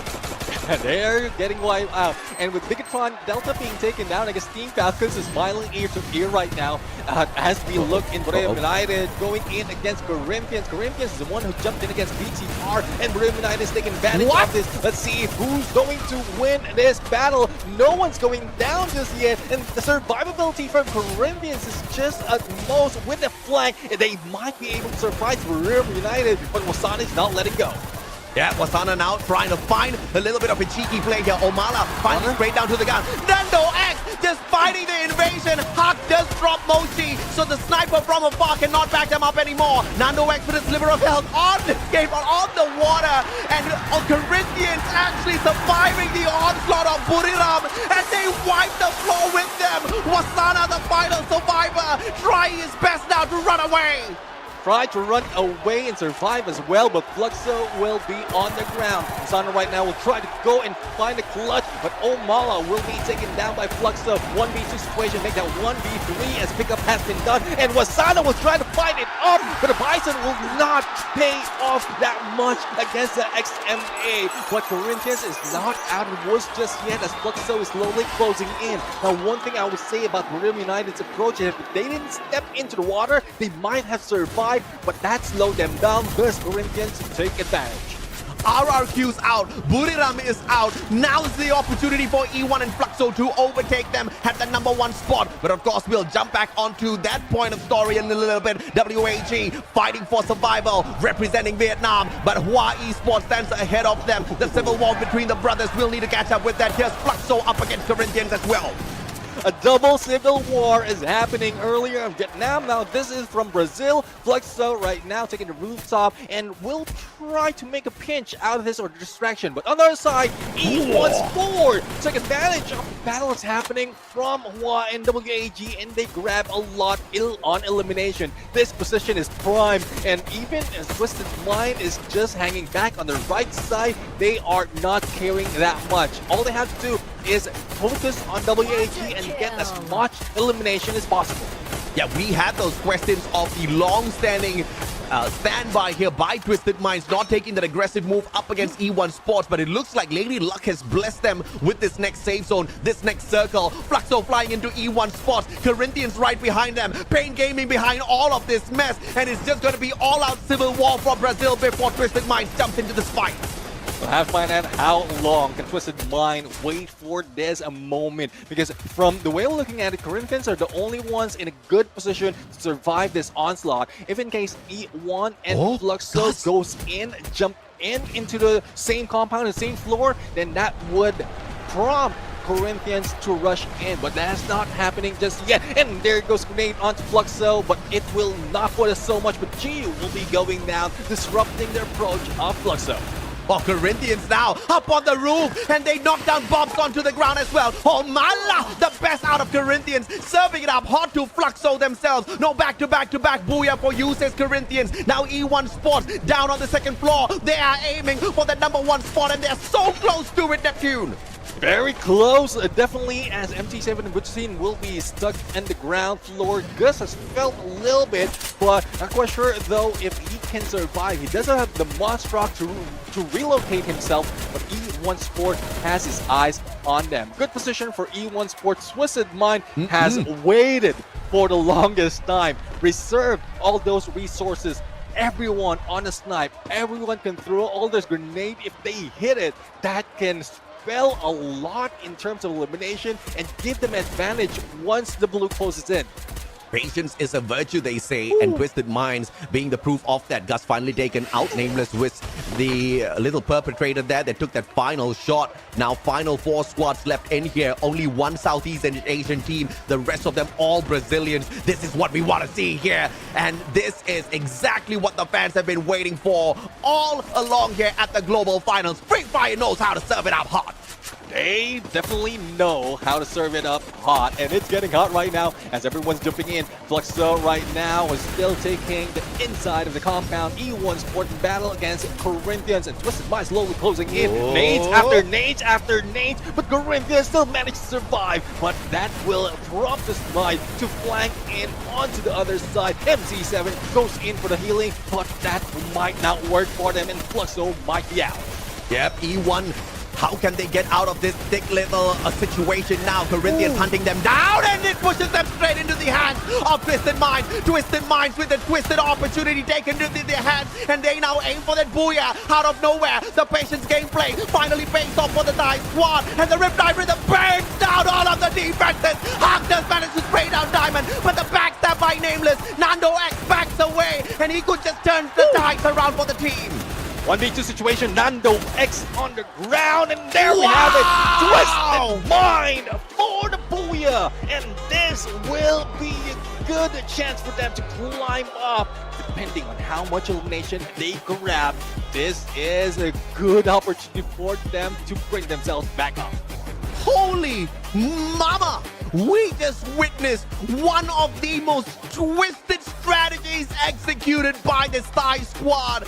And they always said patience pays off at the end of the day, but I never believed my daddy when he used to say that. Twisted Minds just proved that it is a thing. What a beauty. And of course, a little bit of luck involved there as well, as the circle was sent right to them, as well as E1 Sports. And of course, the other layer of the luck was the whole conglomeration of Brazilian squads taking the fight up against each other, allowing Twisted Minds to continue plotting and choosing exactly who they wanted to fire at. Yeah, definitely. I mean, it's so passive for Twisted Mind. I'm having my doubts, but because of how it ended up on that other side of the circle, Twisted Mind just took advantage, and it's not as if this is the only time that they had elimination. They had a few elimination earlier on, especially with E1 touching a few teams, but Twisted Mind overall, well, we'll have to find out how it works once we head over to our interview.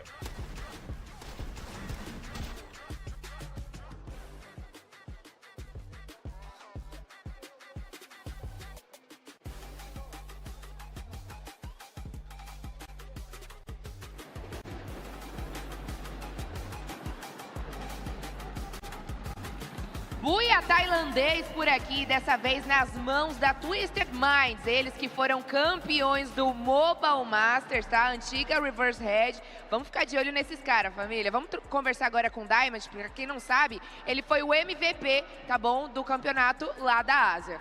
Please, Yusu. Thank you, Carol. Congratulations, Twisted Mind. And next to me is Diamond.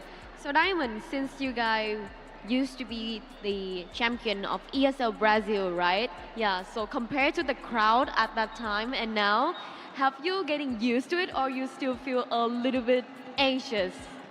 โอเคคือว่าเขาก็บอกว่าเราเคยมีประสบการณ์เป็นถึงแชมป์ที่บราซิลมาก่อนแล้ว ในรายการก่อนหน้านี้ เขาก็เลยอยากรู้ว่าเอ้ยถ้าเปรียบเทียบกันอะระหว่างกองเชียร์ตอนนั้นที่เราไปแข่งอะไวฟ์ของกองเชียร์ตรงนั้นกับไวฟ์ของกองเชียร์ตรงนี้ มันแตกต่างกันไหมมันทำให้เราตื่นเต้นไหมหรือว่ารู้สึกว่าแบบว่าคุ้นเคยแล้วปรับตัวได้ ก็แตกต่างครับตรงนี้แบบคนมันเยอะกว่าแล้วเสียงมันดังกว่าครับแล้วก็แบบตื่นเต้นด้วยตอนนี้แต่ว่าแบบก็ตอนนี้เริ่มชินเริ่มได้แล้วครับ Okay, he feel like he is so exciting to meet the crowd, like a lot of people here, right? This and the vibe of the Brazilian cheering is very, very good.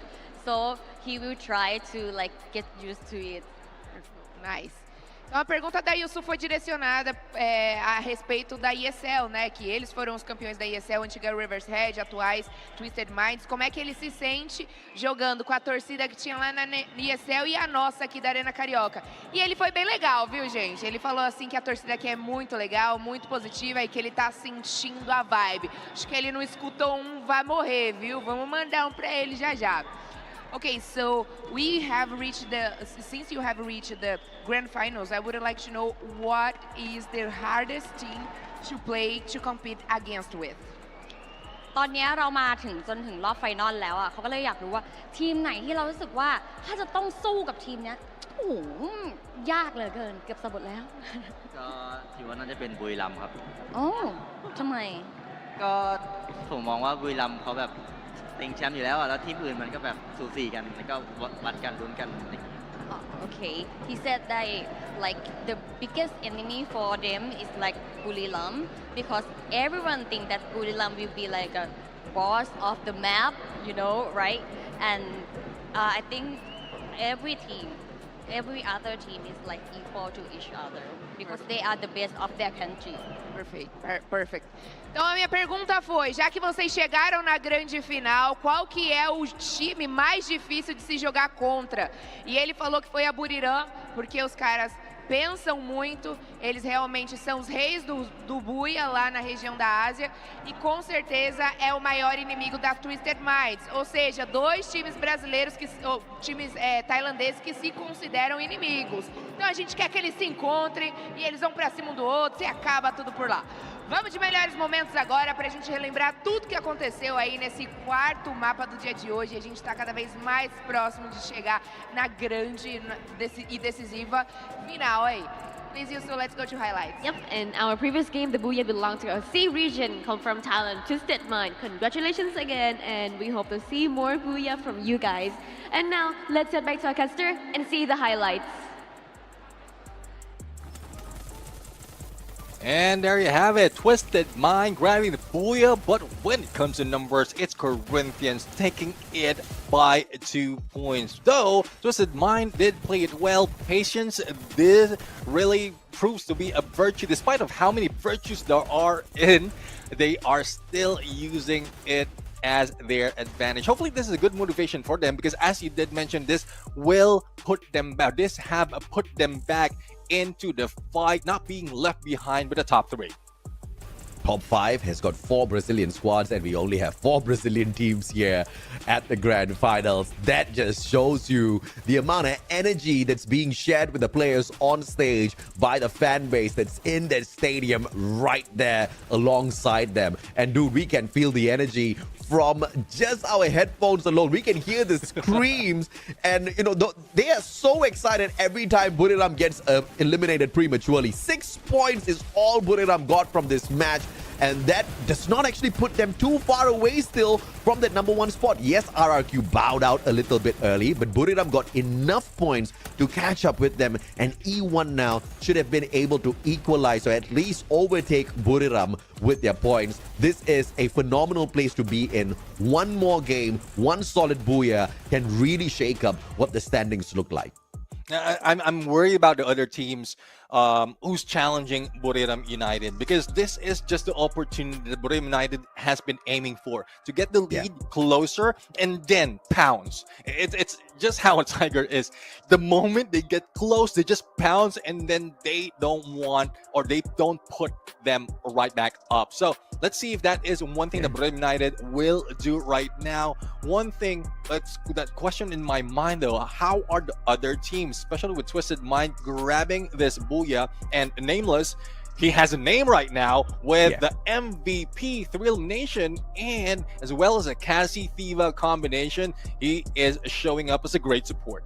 Dude, Nameless is the embodiment of swagger in the world of Free Fire right now. Just before that match started, we got a quick cam shot of him yawning with his mouth wide open, all right? The guy was just bored, and they were not doing well at all, but he was not breaking a sweat, okay? That shows you the confidence of Twisted Minds, and they actually proceed to walk on out there and get a booyah. How crazy is that? Not a massive one, of course, but just enough to put them right back into the play. They're not too far away from grabbing that #1 spot on the overall leaderboard. Obviously, they still have to overcome whatever Buriram and Fluxo has picked up for themselves already. All they need, though, is just one more round like this, and they're right back in it with one hand on the trophy. Yeah, I mean, everyone is trying to get their hands on that trophy, especially with the introduction. I mean, who doesn't want to get their hands on a trophy? I mean, coming from above and then from an airdrop, and then it just shows up, and it's just everything like in game. Once an airdrop is in there, you just want to grab it. But Twisted Mind is one of the teams that bears a double Kairos, and the defense and breaker mode really is something that they took advantage, especially on that final moment. So let's see if that's one thing that they can pull off. I don't think there's much chance for them to change any preset, especially in this latter part of the competition. But we are getting close, AJ. We're getting close to the end. It's getting close as well between all the teams. I mean, too close. I'm nervous, but at the same time excited. I'm nervous, but at the same time looking forward to this being the exact same way it is right now after we end Nexterra, because I just wanted to come down to that final game, that one random map where luck will decide exactly who it wants to favor, because, you know, you should have just mastered all of the maps in a little bit of advance before getting on into the global finals. But of course, to the team that has managed to do that, obviously they are the ones who will be able to take that luck all the way to the end. But RRQ started off hot. They are still hot in that #1 spot, but I'm pretty sure it's so hot that they have now started breaking out in sweat, because everybody is just at arm's length to grab that #1 spot away from them.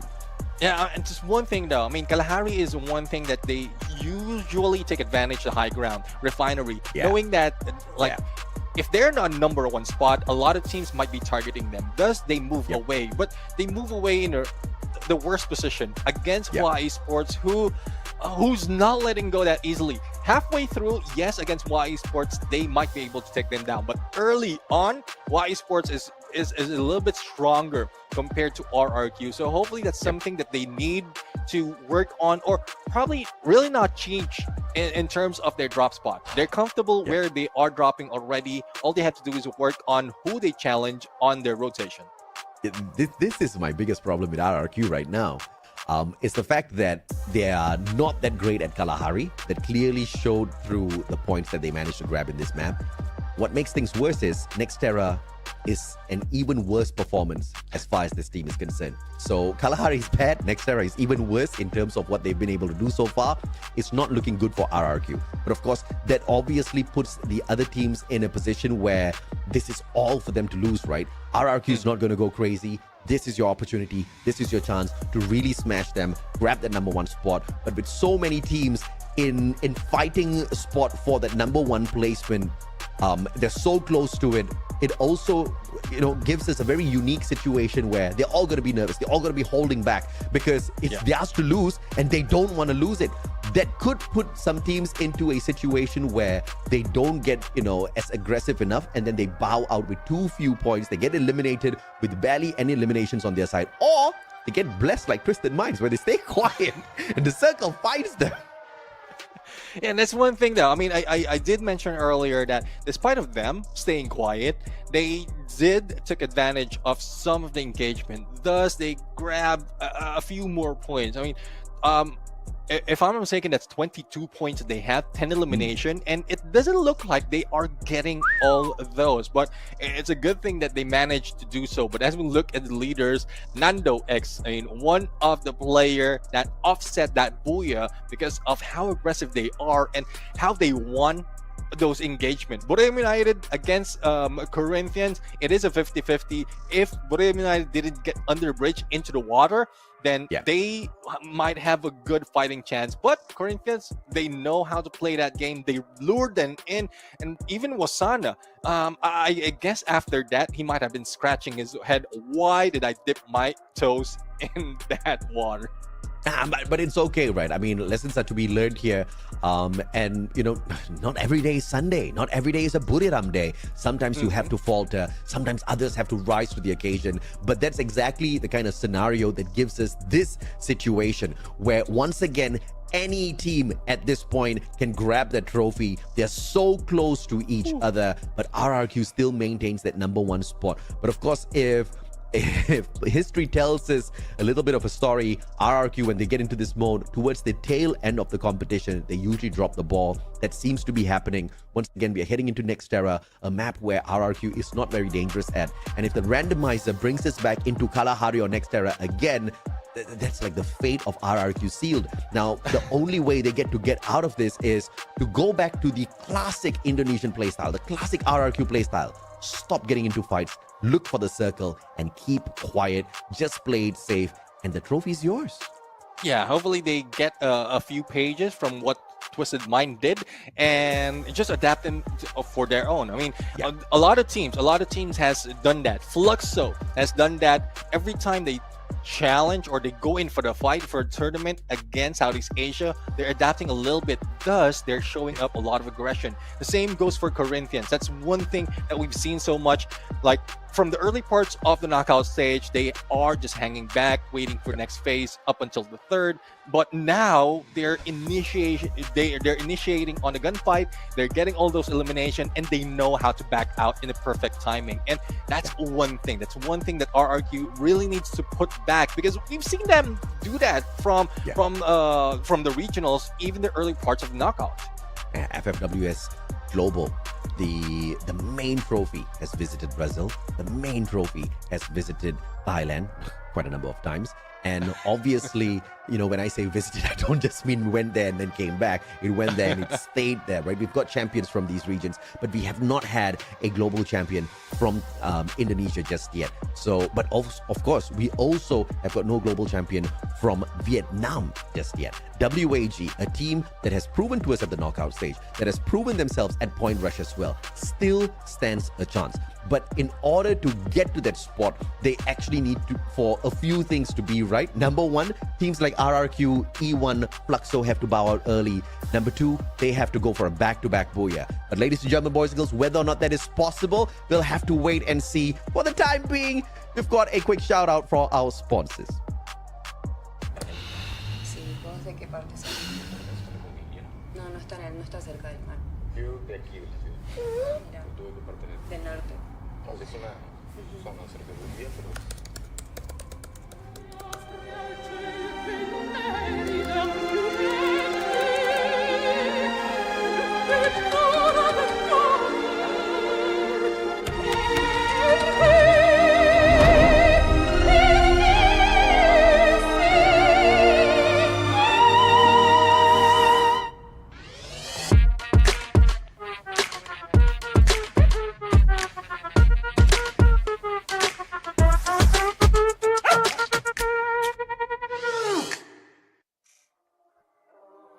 And there you have it. Thank you very much, Samsung. Hopefully it's that easy as well in the battlefield. If in case you're looking for an enemy, you can just circle it out. But no, I mean, you have to fire back at them. But on the next map, we have Nexterra. And as we can see right now, it's Fluxo's leading the fray and followed by Borneo United and Twisted Mind. We'll have to see if that is something that they can pull off.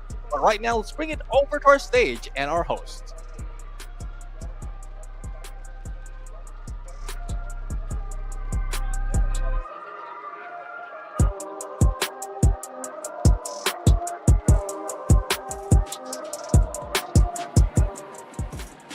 Antes de decolarmos a Arena Carioca, olha pra mim. Vamos fazer o seguinte. Do lado esquerdo, do meu lado esquerdo, é free. Do meu lado direito, é fire. Fechou? É free, fire, free, fire.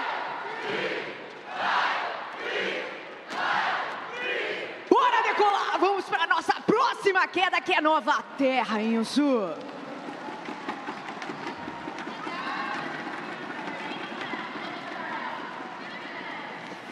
Bora decolar porque os jogadores já estão posicionados. Então aguenta coração, pega a sua pipoca, porque a decolagem foi autorizada!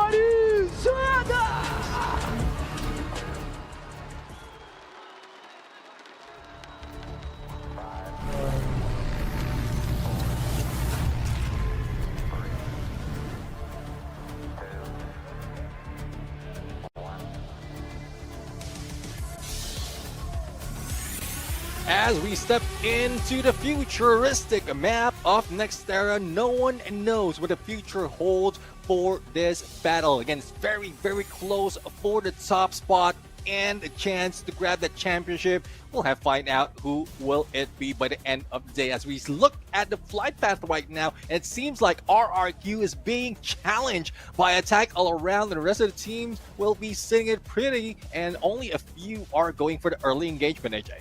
At this point, we need the birth of a brand new hashtag. Do it for Wasana. The man does not have a global trophy on his side just yet. The rest of his team members do.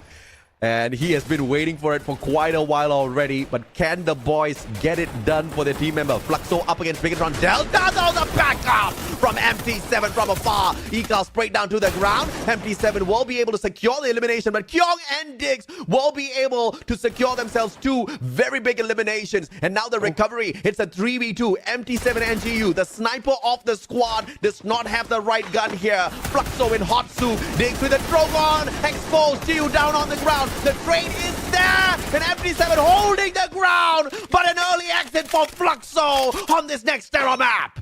It seems like the top spots are being targeted by the team. Now, BTR, we know them to be the Falcon Slayer, but we know them to be the Giant Slayer as well, as they took down Team Fluxo. Now, Falcons right now on fire, will be put into fire, and one more, or rather, Peter will try to go in. Dex will be taken down. That might pull in the rest of the teams. And speaking of pull in, W18 being pulled in. Yeah, this is the end for Bigatron Delta right here, right now. Riptide Rhythm. Bye-bye. Bigatron Delta eliminated from the equation as well. What a horrible run it has been for them thus far. Luck just is not on the side of the Falcon Hunter. But can the Falcons themselves rise from this pickle of a situation? Peter does manage to get the knock, but X-Ball will be backed up here and picked up. The rest of the team members on the side of Falcons have not gone in here for the overextension. So easy revival coming through for the champions of the Esports World Cup.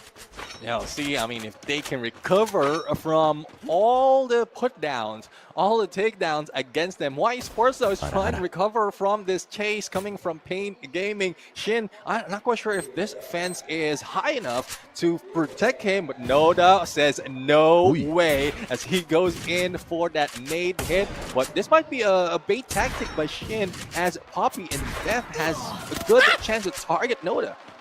Gus went in there for the instant flank. The XM8 will deliver. Backs onto the other two players as well. Good glue wall, and Yanbin actually stands tall, but Italo will be able to find the connection alongside Motovia. And that's two players down on the side of YE Sports. Pain Gaming once again delivering that pain. And Vietnam just cannot fight back just yet. One final survivor now. Can they get it? Poppy down on the ground. But it seems like that pocket market kicked in. Yeah, they are still alive, and well, let's see if the same goes for RQ. Razor will be taken down, but a rival has already been put up, and a tackle round might be meeting up with Pain in a bit because one elimination has been stolen by Pain Gaming. A tackle round with 3 elimination. There goes Wah, and it's Wah, the final player, going into the hands of Twisted Mind. 5 elimination already for this team of Pain Gaming, and this is a good chance for them to disrupt how it is on the leaderboard, but it's not looking good for those who try to catch up, because if the lower part of our leaderboard will climb up, they would lose out on a lot more of points to be able to get the number one. You know, on 2 years ago, it was Brazil that stopped Brazil from grabbing the trophy. Obviously, Magic Squad finally broke that last year and grabbed it from the hands of the Thai players on Thai home soil. This time round, it seems like the Brazilian front is not preying on each other. And they have obviously not been supporting each other, but at least that luck has not turned up against them.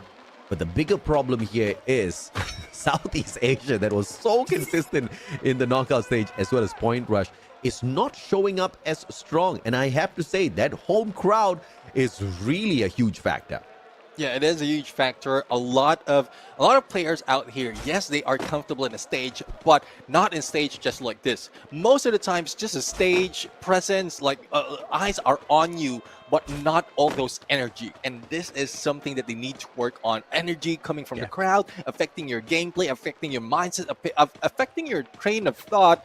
And that might not be evident, but there's a certain energy that's being put up, and hopefully they can overcome that, because it's now like the penultimate map before we crown the champions, and they have to put up a lot in terms of getting all those points.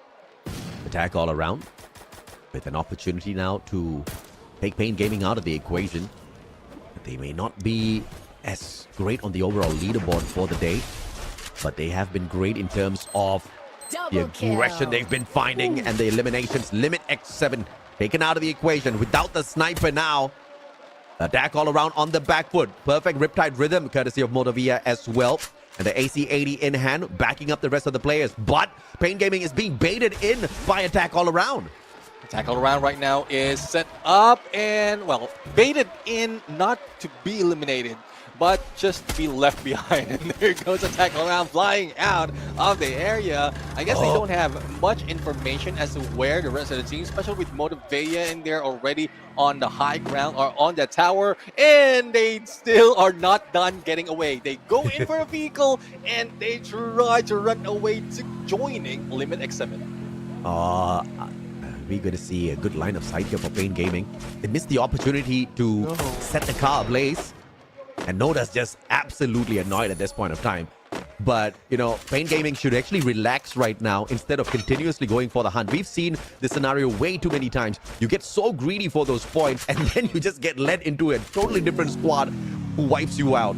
Pain Gaming needs to make sure they focus on their own points that they need to search out there, because yes, they may not be at arm's length to grab the trophy just yet, but there's a lot of money on the line for this prize pool.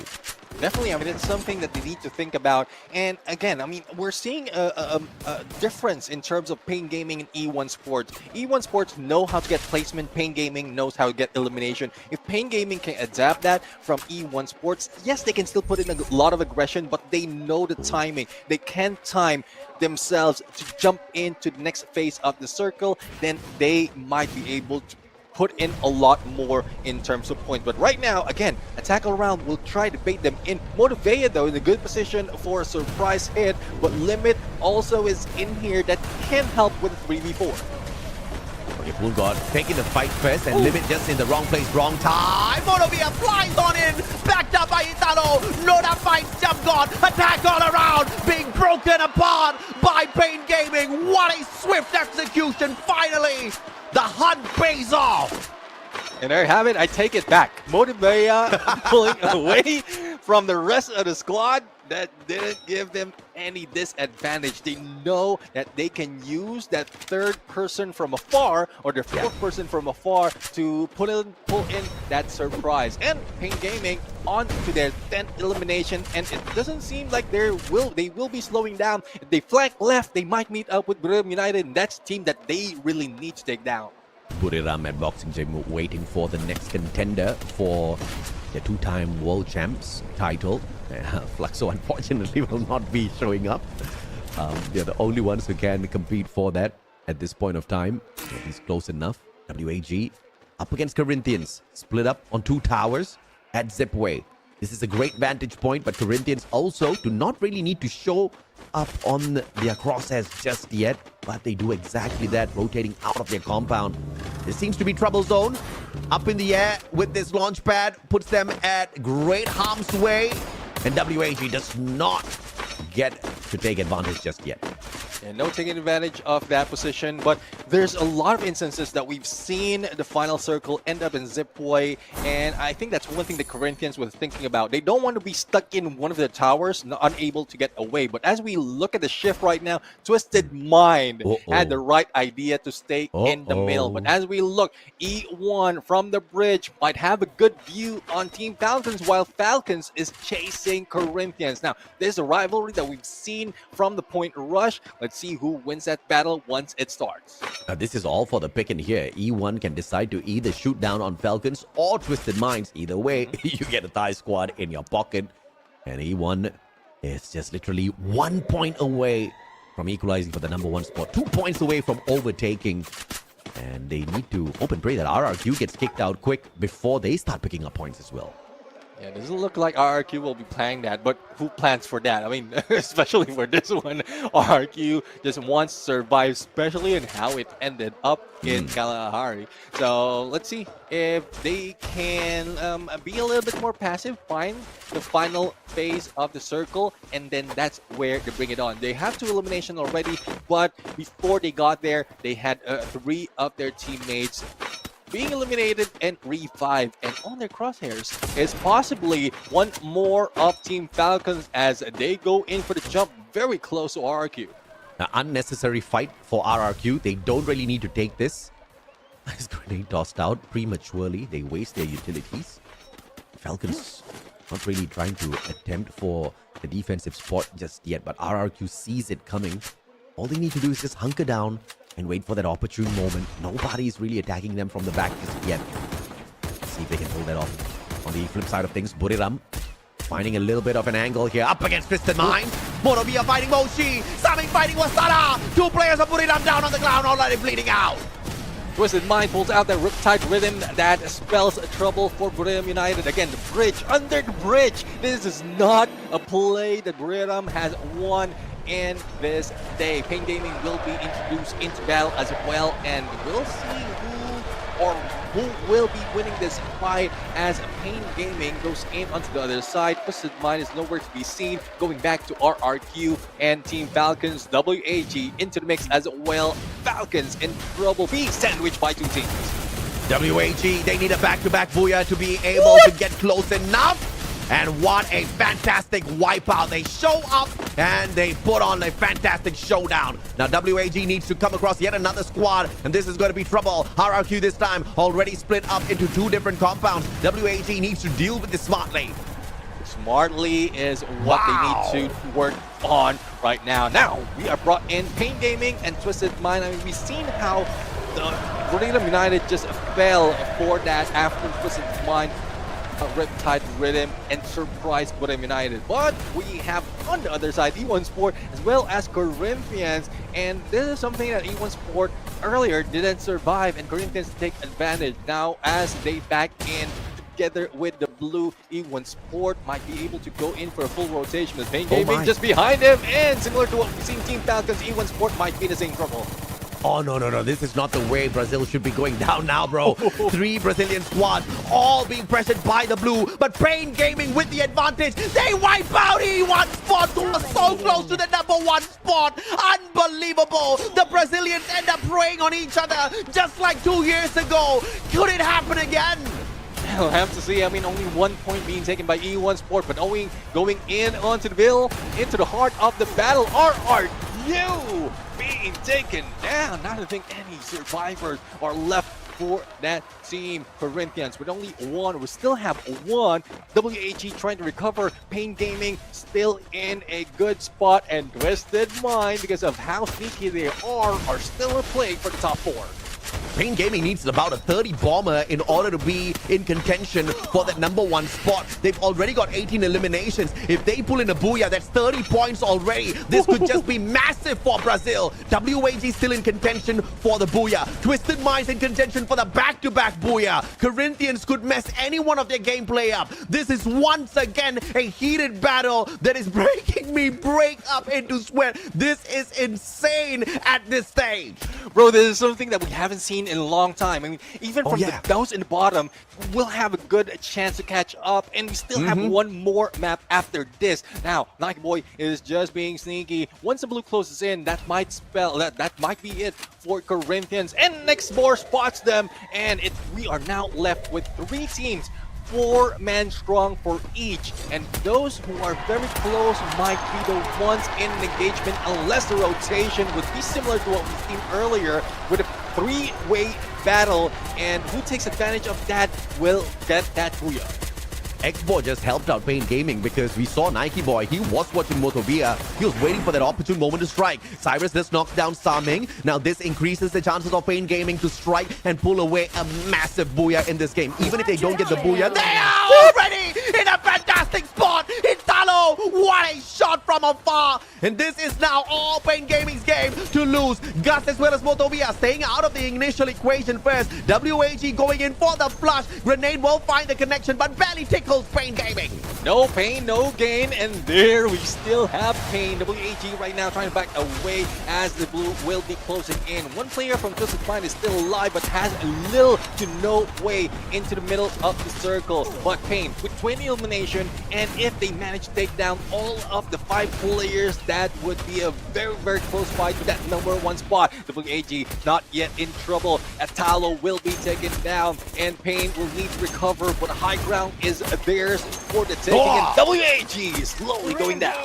Yeah, Motovia taking on Xboard. This is huge because now no sniper backup for the side of WAG. Twisted Mind still has got one player who could just mess with the gameplay of Pain Gaming here, depending on exactly when he decides to show up. He's trying to play for as many points as possible. Allen sprayed down onto the ground. Cyrus looking for one. Noda says no. Motovia with the follow-up. Cyrus still alive. Gets the trade, but dropped by Noda. WAG with one final survivor. Clearin trying to back away up against 3 players of Pain Gaming. And look, Twisted Minds may just be able to do this, but Krillin says hell no as he drops down to fight him. And Pain Gaming looking at the booyah. Noda right now jumping in against Glidden, and this might be Pain Gaming 20 plus elimination plus the booyah. That is a huge jump for them to be able to take that top spot.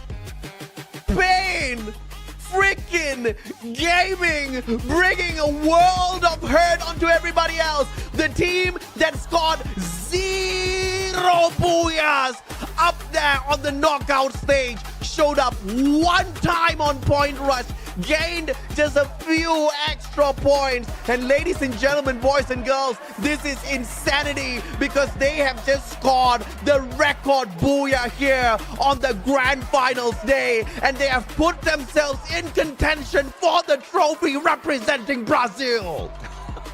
This is just mind-blowing.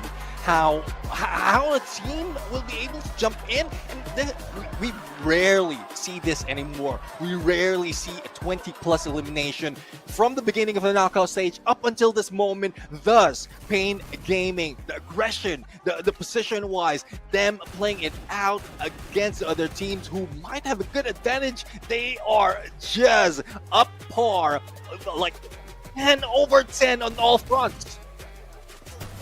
Insanity, ladies and gentlemen, boys and girls, survivors of all ages. But of course, we want to hear from Pain Gaming what they have to say about this phenomenal victory. So back to the stage you go.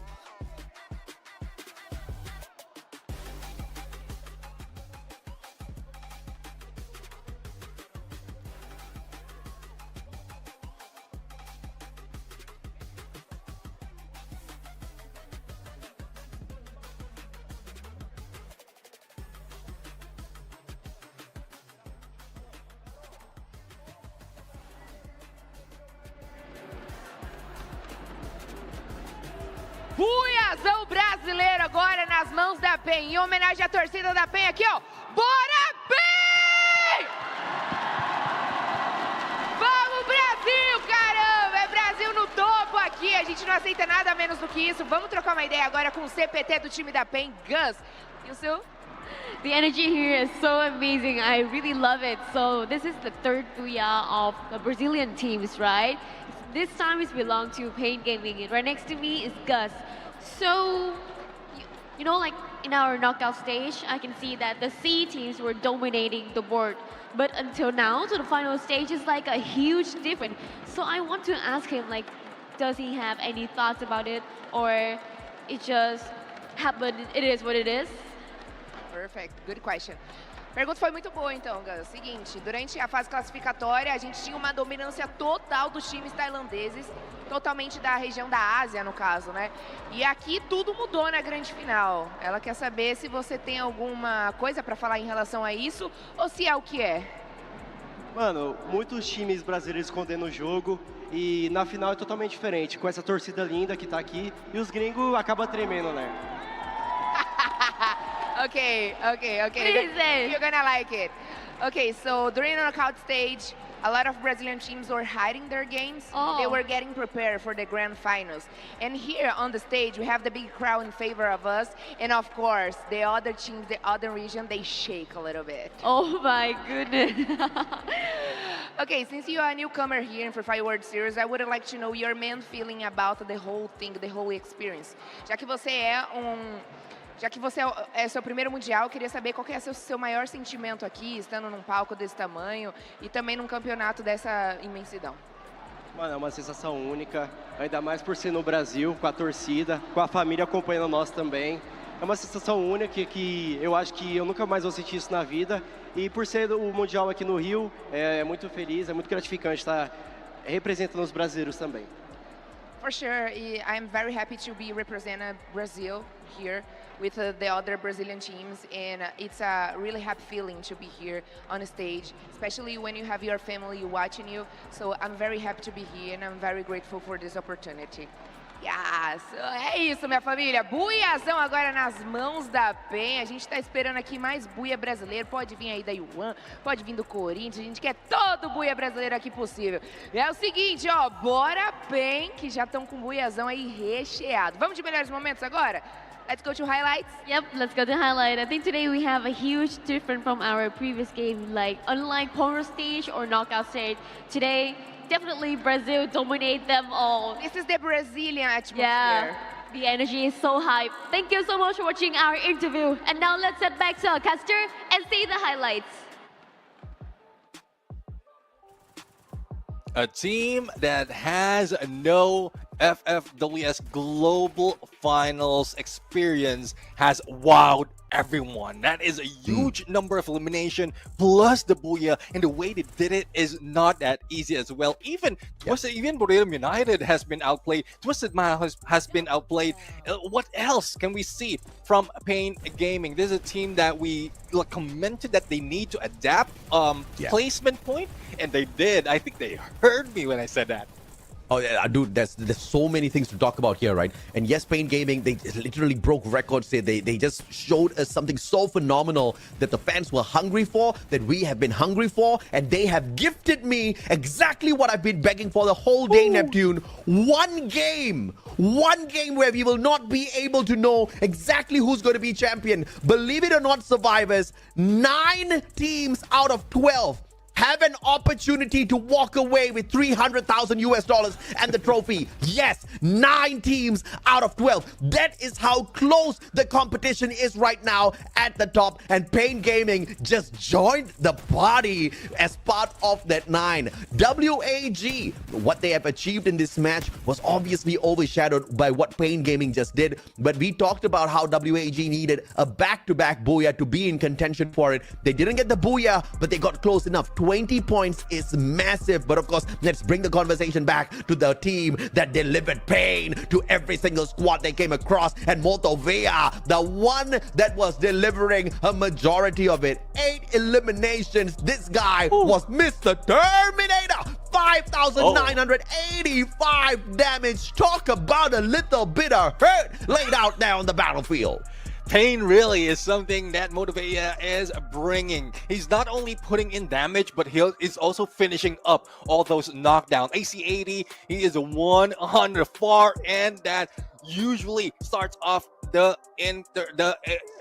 engagement at this point, and this is one of the teams that has a double 8-1-2-4. So I guess with the setup overall, they're really going in for that aggression, but not so much of a rush. So we know in the characters that they can disable, but they don't want to rush in that quickly because they know how to get a good position in the battlefield.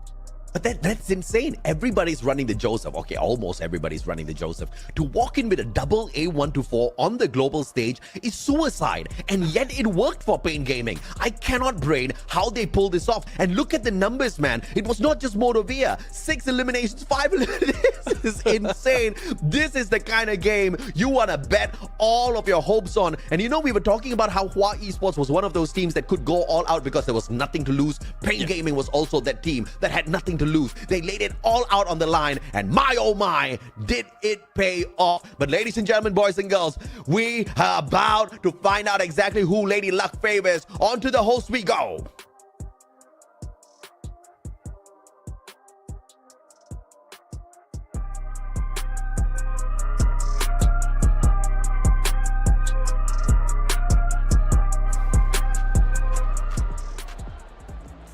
Eu curti demais, curti muito, o Raja. E assim, vou curtir mais ainda, sabe o quê? EWC, sim, já está confirmado, mais do que confirmado que o nosso Free Fire lá, os nossos brasileiros estarão por lá em 2025 na Arábia Saudita e Yansu é a host, correct? Yes, we are extremely happy to announce that we will continue with Esports World Cup again, you guys know. This year was an amazing year in Riyadh, but don't forget that Free Fire, will be with EWC in next year, 2025. So see you guys again. Exatamente, a gente tem nosso famoso encontro marcado lá no EWC, na Arábia Saudita. Raja, Peu, Cauã, vai dar Brasil lá também, eu sei disso. And now, let's back to our caster to listen more details.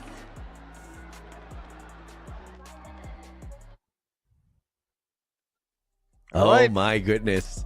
Riyadh, it's hot. But dude, it's already hot here in Rio de Janeiro, in Brazil. It's hot. 9 teams stand a chance to walk away with $300,000. 9 teams get to call themselves potentially the champion by the end of this next round. But of course, a little bit more highlight onto the team that delivered Pain. Pain Gaming, 8 eliminations out of Motovia, 5,985 damage from the same guy. And of course, Gus with the 11 massive assists. I cannot get over this monstrous round. Yeah, I love how Pain is coming in hot in this game, and that triple threat that we've seen the key players, most of the time it is just Bermuda United that is showing them, that is showing us. So what else can Pain bring into the battle? We'll have to find out. But as Eliminators leader from that match, 4 out of them will be in here, well, with Clinton also with 5 elimination, but that is how Pain Gaming wants to play it. Hopefully it doesn't get to their head and they get too aggressive, too cheeky, and lose out in getting good position as well. Oh yeah, no doubt at all. This is gonna be, it has become the greatest Free Fire World Series global event ever. This is how close we are, ladies and gentlemen, boys and girls. This is how close we are. Even from that 9th spot, Corinthians stands a good chance. Many things need to go their way. 29 points required for Corinthians over RRQ to call themselves champion. That's how close it is. But if you look a little bit higher, you look at E1, you look at Pain Gaming, you look at how close those points are. This is exactly what I prayed for. This is exactly what I hoped for. And my oh my, are these teams delivering, Neptune? Everyone will be crunching their teeth.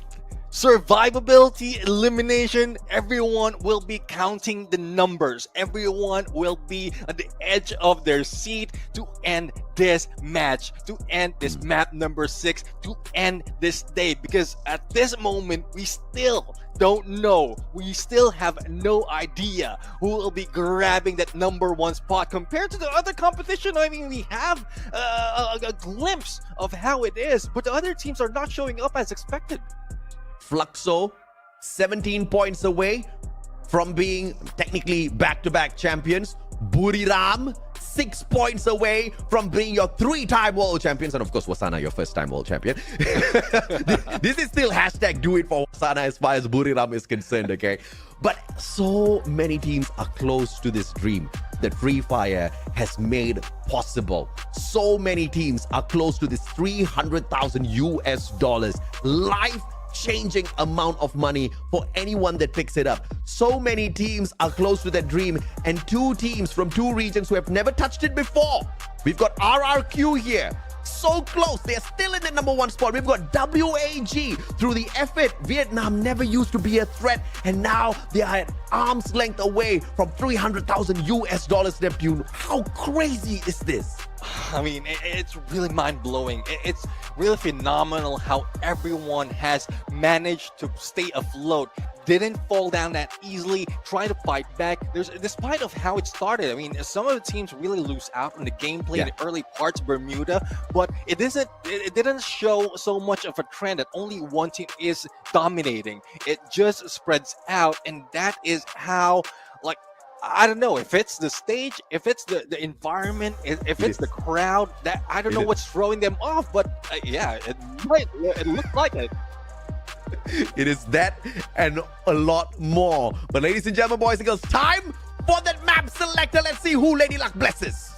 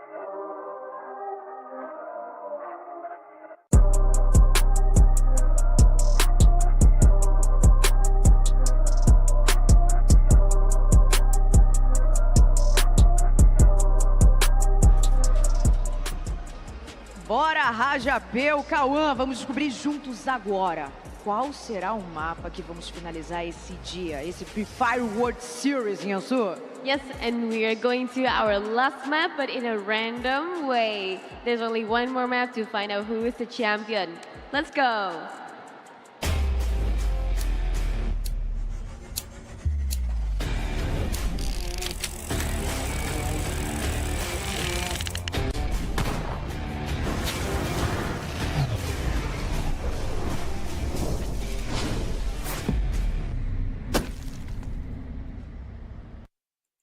Kalahari, baby! Neptune, chaos is gonna ensue!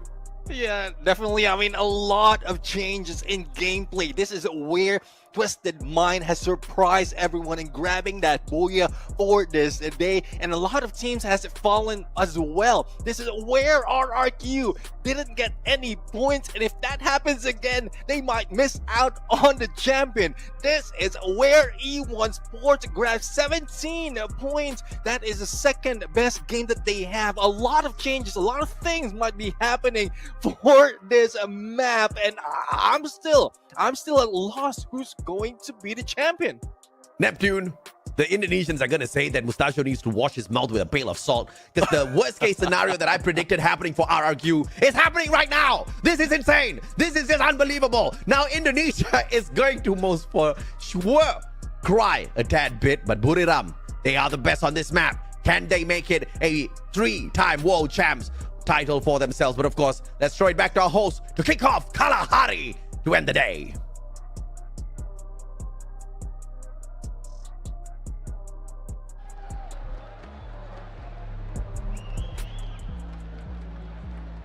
Vamos, Arena Carioca, para nossa última queda dessa tarde. E eu quero decolar com vocês. Vocês têm que utilizar o último gargalo de vocês agora comigo, porque eu sou brasileiro. É alto e faz barulho para decolar, Arena Carioca. Amazing! Our final map will be Kalahari, and yes, this will be the final map to determine who will be the champion, whose dream will be crushed under the champions. Let's find it out, everybody. Go back to the caster, but before that, let's take off, Camilota! E bora decolar, porque os jogadores já estão posicionados. Então, aguenta, coração! Pega sua pipoca, porque a decolagem foi autorizada!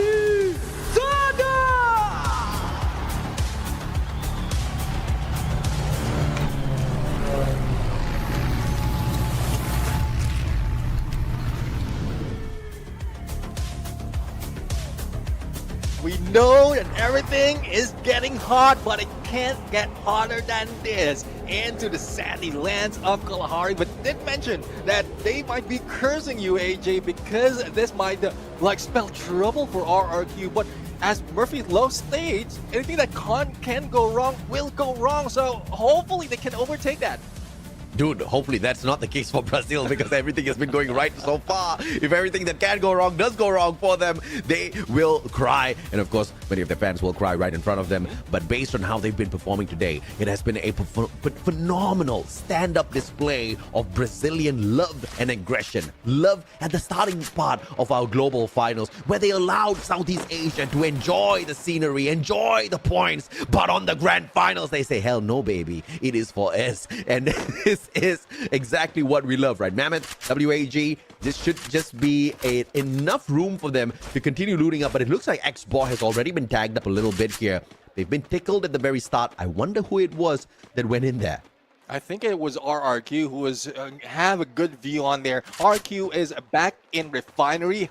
I'm glad. And let's see if that's something that they can translate in terms of points. That's right now playing around against Cyrus. And it was just a chase back and forth. And there goes Dutz and a shield coming from the character. And might save Dutz at this point. And there goes Cyrus going down into his knees. And it was a cat and mouse, but Dutz managed to survive.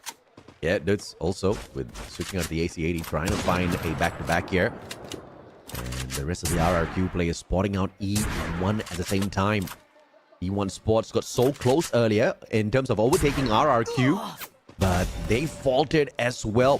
This is the worst map here for RRQ. But if they actually make a good comeback on Kalahari after so many months of not performing here, just to win the trophy and to bring pride to Indonesia, it will obviously be talk-worthy. We will not let anyone forget that historic moment if they pull it off. But at the same time, bro, anybody that does it at this stage, we will not stop talking about it because this has been the craziest, the most phenomenal global finals we've ever seen. This is a global finals that everyone will be looking back on how gritting it is in terms of closest in terms of points, the battle that is not being won by the expected team, as well as those unexpected, has moved up tremendously. And that's pointing out Pain Gaming. And that's something that we are rarely seeing, especially from those teams coming from Southeast Asia. I guess they might have dominated the knockout stage, but with that number of days playing against them, even the Brazilians are finding ways to counter, and that's one thing that we need to work on. Let's see if or not things can be a little bit different here. Fluxo with the connections onto Krillin. And it seems like the glue wall is holding up fine for the man. MT7. Fluxo cannot drop the ball here. WAG cannot lose their opportunity. Attack all around up against Buriram United Esports as well. Things could go really sour for these two big squads. Yeah, we'll have to find out if that is something that they can fight against. Buriram United surprisingly are being passive at this point. And there is a reason, because they want to take advantage of all those eliminations. But on the other side, WAG is now in the fight against Fluxo. Butzin tries to go for the grenade, couldn't, being chased by GU, and the rest of WAG is nowhere in sight. Export a little bit too late with that Riptide Rhythm, and MT7 is already out, so a 3v3 might be happening right now. But a dynamic duo of GU and Butzin from far need onto Cyrus, brings him down. Yeah, Bob's fantastic grenade lobbed on in to take Cyrus out. Allen!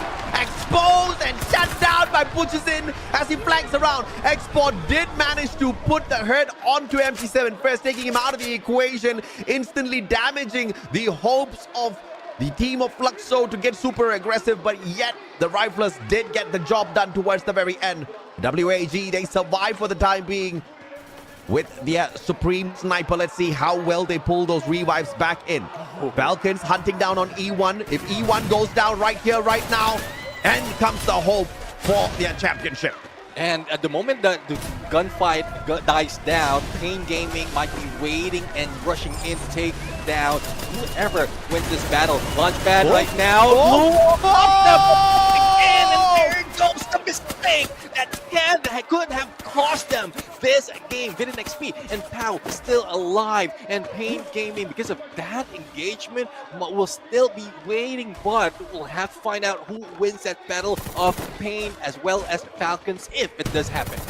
Pain Gaming literally just saved their brothers A1 from complete destruction. Now Buriram up against attack all around. Cougar will be able to get a trade back on to get high. Jump God showing up, but Jonah with the backstab. Jump God straight down. Moshi, the man, the sniper who can get it done up close and personal as well. Poon God right behind the glue wall, and Jonah says, not today, brother. Takes him out of the equation, but Limit with the final second revival keeps attack all around still in here. Yeah, he is the savior for the team, and let's see where they will end up in a bit. Pain Gaming just waited for that perfect opportunity, but they didn't find it, as Team Falcons is already rotating towards them. On the other side, Cougar will be revived. Bigatron Delta is also putting in some revivals, and a lot of teams are on this area, which is making it difficult for anyone to get away. Peter goes in for a rush, but they don't know that Corinthians will be coming in from Rich. Yeah, at this point of time, it looks like everybody is just trying to save their Brazilian brothers E1 spots from getting annihilated so that they can take the trophy back. That's what it looks like, but they have no idea who they're shooting at. This is insanity. RRQ just flew over E1 spots and now joined this party as well. Falcons going on straight for Pain Gaming. Peter with the knockdown first. Hack with the knock from afar. One more bleeding out on the ground. Maal finds Italo. RRQ chipping on into this fight where they don't need to, but they want to. Guys right now trying to get away, and Corinthians ended their brothers after getting the Boya being elated on the 12-0 on the elimination points. There goes the dream for Pain Gaming, despite of all the effort that they put in. But the fight is not yet over. The dream is not yet over for the other teams who want to grab that number one. Pain Gaming, after all that effort that they brought out earlier on Nexterra, ended prematurely. How unfortunate. They want to take that same aggressive fight yet again, and RRQ as quickly as they drop by to say hello, they were out of that fight, out of that chaos. Yeah, they're learning. They're learning. They are on number one. They've been in there for the longest time, and they don't want to let it go. Though they are putting a lot of pressure, a lot of aggression from a distance, and that's one thing that I love about RRQ. Yes, they drop in Refinery, let go of that position so that they can have a good chance of sustaining their number one spot if they'll be able to go for a few elimination. A few they're getting, as well as a good position in the next phase. Corinthians needs a massive game, but Corinthians could also be the Grinch that robbed Christmas. They could just storm the front and rob RRQ of their trophy if they take a full-on engagement. And this battle seems to continue, but attack all around has hit that full recovery already. Buriram actually earning 4 points off of them earlier on. But as you can see, the Thai teams are not easy to shut down. I mean, not easy indeed. And, well, Limit X7 will be that guy that can spot them. Jonah being able to take him down. Powerful doesn't work for Limit X7. On the other side, we have Corinthians going against Hawaii Sports, and despite of Umal going down, it is them bringing hell onto Hawaii Sports. A team that is really hot in the early parts of the day is now dwindling down and unable to get a few points. Oh, if you get away from Hawaii Sports, the battle is not over just yet because Falcons just joined the party. And the shots from afar. And Corinthians are still focusing on Hawaii Sports from across the waters. But they have no idea the impending doom. Bigatron Delta on the way in as well. E1 Sports, on the other hand, coming across WAG. WAG needs a massive round. Vietnam could still bring the trophy back home. Imagine WAG and Brim United is still alive. They are the ones in the running to chase against E1 as well as RRQ. And still, E1 is alive, but only few members surviving. If they will be taken down, that is a huge chance that WAG will be able to break their own record. They're not out just yet. Bounty is on them as well as Brim United. But the next phase of the circle will dictate how it will flow depending on the shift in the circle. Oh, and Buriram doesn't need to travel all that too much, but guess what? RRQ smack dab in the next safe zone. WAG up against attack all around. This should be easy points, and if they rotate on out, looking for the next circle, E1 Sport about to be in a lot of trouble. Vitin has done really well out there at command post to pull in that recovery. Looking at how it is in the map, it's more of, I know it's random, but it's more of where the most population are coming in, and RRQ managed to take that position away from everyone else. Though very close to Bigatron Delta, they will not be exposing themselves that way, and they have a good chance to get a better position later on if in case they will not be spotted. But Brim United, this is how they are playing it out, especially every time they get that booyah, staying outside view of everyone and pulling away. But I guess they are aiming to grab elimination as well. They are jealous of what Pain Gaming has brought in, and they want to get that much point as well. Obey. Oh, Riptide Rhythm! Good glue wall erected once again, but get high! Could not back away from that fight. More glue walls required here. Manages to crawl towards Wasana. The pickup could just come on through. Moshi tagged up as well. Buriram with a monstrous recovery. But Ikal finds the connection from the back as well. Two of the Indonesian squads pummeling down on Buriram. Brim United right now trying to survive, and there goes a takedown against Get High. Ikal will be able to secure that, and Brim United nowhere to go. This might be it. VRU will be denied, and Corinthians will be rushing in. Wasana is still alive, off half health, and will he survive outside? There goes Wasana being taken out, but Jonah is still alive and kicking, but the chase is not yet over for Corinthians. 6 elimination already to their side, and they have the edge. They have the edge to be able to put down BTR.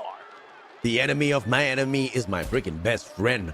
Corinthians flying on in to save Buriram and stopping the aggression of Bigatron Delta. RRQ just stopped halfway through. They said, okay, this is just not worth the fight, and they stayed out of that engagement. But the bigger question now is, how will Jonah find that full team recovery? This is circle number 4. He cannot take that risky maneuver outside to tank the blue. That's just way too much of damage. He cannot sustain.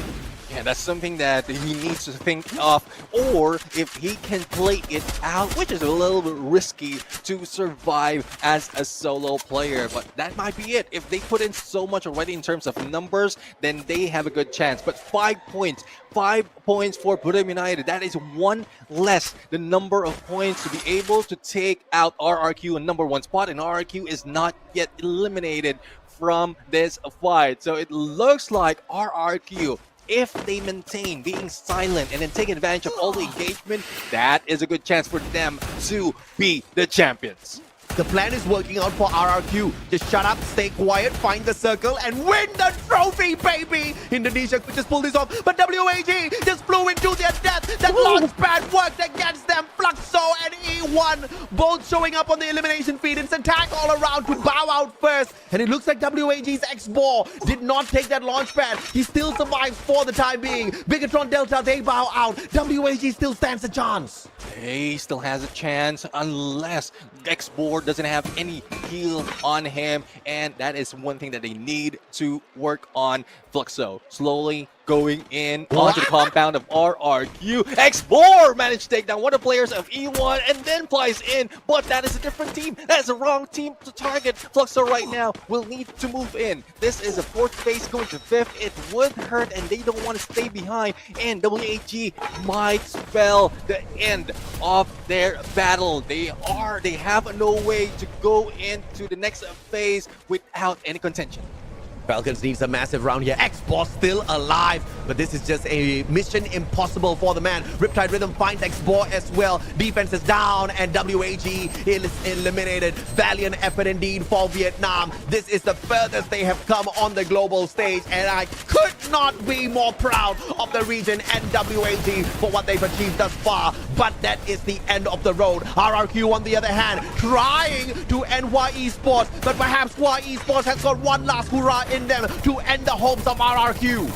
And we'll see if this is something that Y Sports will be able to win. Death right now. Rebel rush onto the 10. Poppy will not survive, and Razor will go in for the finishing touch against. Oh, there goes a takedown against a Death, despite of them fighting back for the knockout. Corinthians on the rooftop challenging Team Falcons. 6 teams remain, and Dutch in the trouble because of blue. RRQ's out! Fluxo stands a chance! Insanity! And now, here comes the rest of the barricade. It is Falcons hopping on in. Buriram, Jonah still alive. If Jonah pulls in the phenomenal victory towards the end, Buriram could still stand a chance. This is all-out chaos. Twisted Mind still looking for that booyah as well. They could pull this off, but now, Twisted Mind's up against Fluxo. Could this be an early engagement that we all need? We'll have to find out on Twisted Mind if Fluxo will be stopped at this point. Twisted Mind has a good chance to grab it against everyone else, but they are staying silent. Similar to what we've seen them do in the previous Kalahari, and Team Falcons right now is in a fight against Corinthians, the rivalry from the first map of this day, even before. But as we see, Nightboy will be going down to the hands of Team Falcons, and Twisted Mind has been spotted by Fluxo. Now here comes the rush. Yeah, here comes the barrage of grenades as well. Twisted Mind's not going to push on in just yet, and very smart maneuver coming through from Twisted Mind, maneuvering around that Riptide Rhythm, and they do not take damage from all of their drop defenses. And now as they disengage from that fight, Fluxo about to finish off Jonah in deal with a bullet to the head, and Fluxo with a 10-point and off of Buriram. 10 points already for Fluxo, and 6 ways to go. Will be able to get the #1 spot. M79 in gameplay, dwindling down the numbers of Team Falcons, and it is a 1v2 that side, but Twisted Mind is still a threat for Fluxo right now, unless Fluxo will be able to die one or kill one of the player from Twisted Mind. Diamond and Nameless might not be seeing that just yet, especially with the duo going in for Rush and the Gassy connection. Now it's all in the hands of Team Falcons. What can they do? How much can they damage Team Fluxo to enable Team Twisted Minds to walk away with that victory? 12 eliminations already for Fluxo, and they've done enough. And they've cut the distance between themselves as well as Twisted Minds. Here comes the barrage of grenades once again, but those glue walls stand strong. FGL just stacked them up a little bit, but Twisted Minds says, hasta la vista, baby. We do not want to fight you just yet. And there goes one player from now. Fluxo one out, and there goes a respawn against Alpine, and Twisted Mind against Fluxo. 3v2, and there's no slow down. 2v2 right now. Fluxo is still alive, and pops in the middle of the blue. Nameless, and there goes Partisan, who will try to win this game on the healing, and Nameless goes down. Fluxo for the booyah. Fluxo may just have done the phenomenal back-to-back World Championship score. My God, but was it enough? Was it enough points? We were dying for them to wake up all competition long. They kept us waiting long enough until the grand final stage. They wanted to do it, and they wanted to do it right here. and wanted to do it. And this, it might be it. I mean, Fluxo grabbing 3 Booyahs, that alone is something else. That alone can give them that championship. But that will depend on the number that they have brought in. That will depend on how much RRQ has also put in, as well as Bermuda United. But we've seen how Bermuda United has failed to grab that much point. A lot of tension between all of these teams and the score for that championship. Viva la Brazil! 0 points from Point Rush. And they may have just become the champions through just pure effort. But of course, back to the stage we go to crown the champions.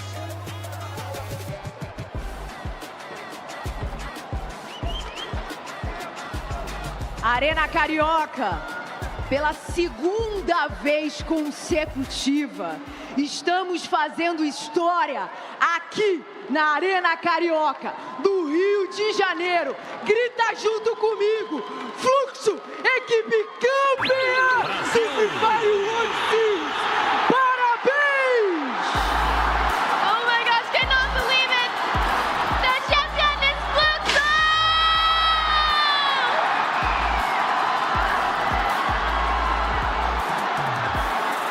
Faz barulho, Arena Carioca!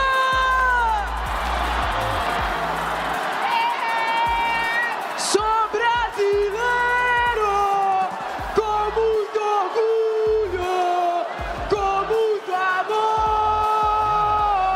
Grita!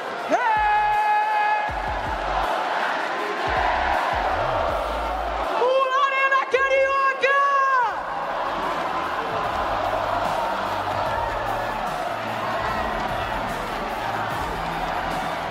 É Fluxo, mais uma vez, é histórico. Fluxo, venham pra cá, todos vocês, por favor, venham pra cá. Eu sei que tá todo mundo muito emocionado, a flor da pele, mas chegou para um dos momentos mais históricos. Vamos levantar essa taça, Fluxo. Vem pro meio do palco fazer barulho com a Arena Carioca.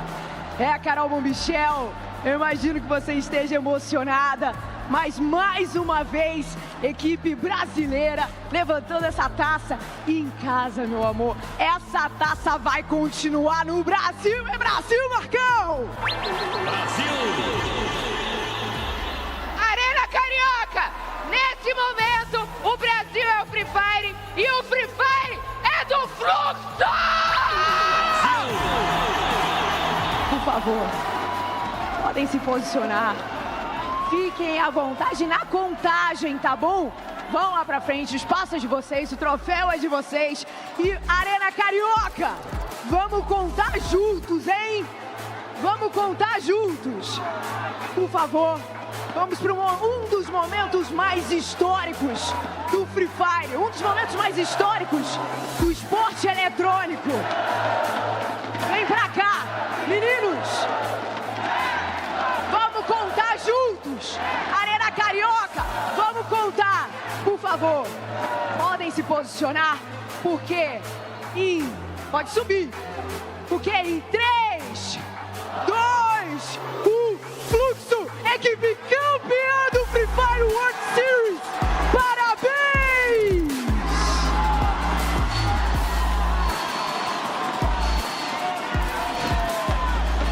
Parabéns! É história! É Brasil! Parabéns, Fluxo! Por favor, meninos, agora vocês podem voltar pra cá. Vamos bater um papo. Eu já tô sem voz, Carol Bombichel já tá sem voz. E o Su, eu acho que é a única pessoa que tem voz aqui. Do tanto que eu gritei, do tanto que eu tô feliz, eu vibro junto com esses meninos. Independente dos nossos brasileirinhos que chegaram aqui, eu queria agradecer e parabenizar Yuan, Pen Game, a própria equipe do Corinthians. Todo mundo fez história. E Fluxo saindo campeão mais uma vez. Assim, não era Fluxo, era Magic Squad. Mas todo o elenco já tá muito mais que parabéns, né, Carol? É bom demais ser 3 vezes campeão do mundo, Camilota. Essa história está sendo escrita pelo Brasil, minha família. Se vocês não veem na gente, a gente vai em vocês. Oh, meu Deus do céu. Uti, vem cá, se posiciona aqui. Cara, fala o que você quiser. É o seu momento. Eu não consigo nem falar direito. A gente espera esse dia aqui o ano todo. E mais uma vez, a gente conseguiu ganhar, graças a Deus. Que dia maravilhoso, eu não tenho nem reação. Que loucura é essa? Muito obrigado a todo mundo.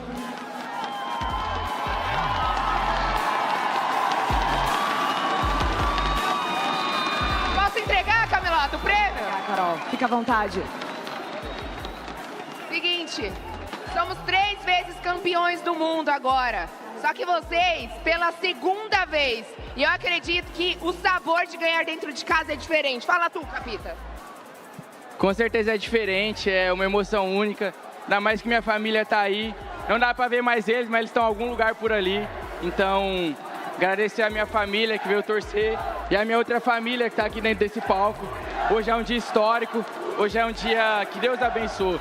Nós sabíamos que Deus iria dar esse título pra nós, então toda honra e toda glória é dada somente a Ele. É nóis. Isso aí. Eu quero falar, o King, contigo. O King. Que trajetória. Eu vou até você, gente, com licença. O King, que trajetória maravilhosa. Queria te parabenizar. Você que fez toda essa transição, já foi jogador profissional e agora sendo bicampeão mundial, cara. Tá tremendo na base agora, eu tô vendo. Mas eu imagino que não deve ter palavras para descrever esse momento histórico. Você tá fazendo história no nosso Free Fire e no nosso esporte eletrônico. Parabéns. Eu acho que é uma coisa muito grandiosa.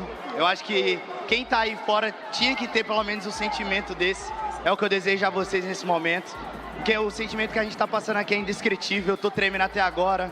Bicampeão do mundo, isso é para poucos. Muitos acreditaram, muitos falaram. Quem podia parar time X, Y e Z.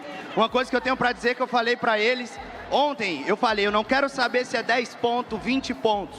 A gente vai buscar até a última queda. E só tenho que agradecer a Deus por ele ter concedido outro campeonato desse enorme, gigantesco como é o Mundial. Graças a ele, sem ele a gente não teria conseguido. E ao meu time, a galera que desacredita, pode desacreditar que a gente vai continuar ganhando muito. Porque aquele que tá lá em cima é maior do que qualquer coisa. Meu Deus, olha só. Nobru, vem cá. 2019, eu tava aqui no palco contigo. Cara, isso é história, tá? Isso aqui é a história do nosso Free Fire. Isso aqui é demais. Você estava jogando como jogador profissional, te entrevistei, você foi MVP, foi campeão mundial e agora o seu time é bicampeão mundial, meu Bru. O que você tem para dizer sobre isso? Parabéns por toda a sua jornada. Você é o Free Fire. Todo mundo ama e conhece o Nobru. Você é incrível. Parabéns. Meu, é inacreditável. Só tenho a agradecer mesmo toda a torcida que não desistiu por um segundo, o pessoal de casa que estava assistindo. E assim, acho que não teria uma melhor forma da gente ser campeão. Para quem lembra, em 2019, todo mundo que olhava a tabela parecia uma parada impossível. E foi da mesma forma que a gente tratou para essa última queda. Então, tipo, mano, o Fluxo estava em 7º colocado. E de 7º, com esse bui, a gente pular pro primeiro. Eu acho que assim, Deus tem seus propósitos. Era para ser nosso, vai continuar no Brasil. E esquece, a história se repetindo de novo. Segue o Fluxo, vambora.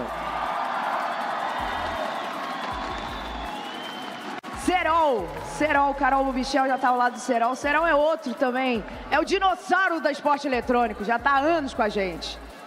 Serol, mesma coisa, mesmo sentimento. Agora, Fluxo junto com o Bru. Quero saber o seu maior sentimento de ver aqui prodígios do nosso Free Fire. Você que acompanha esses meninos também crescendo aí, acompanhando eles no competitivo.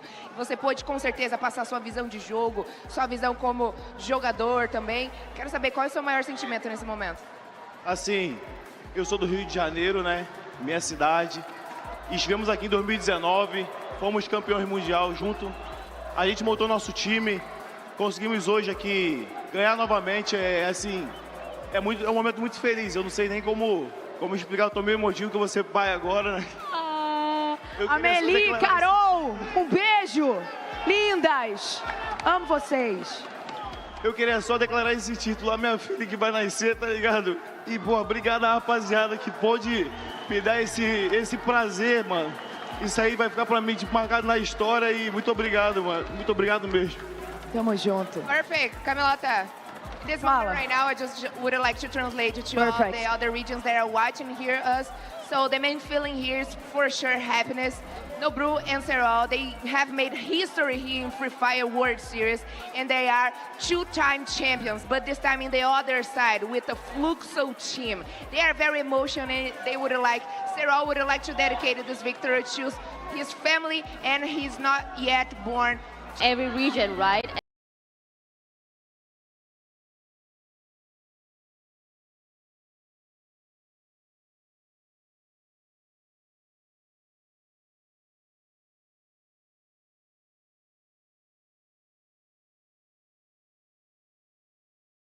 And they were rated not that much, even though they were the champion of previous Free Fire World Series Global Finals 2023, right? But now here they are standing on the stage, proving themselves as another team, as Fluxo, that they made it.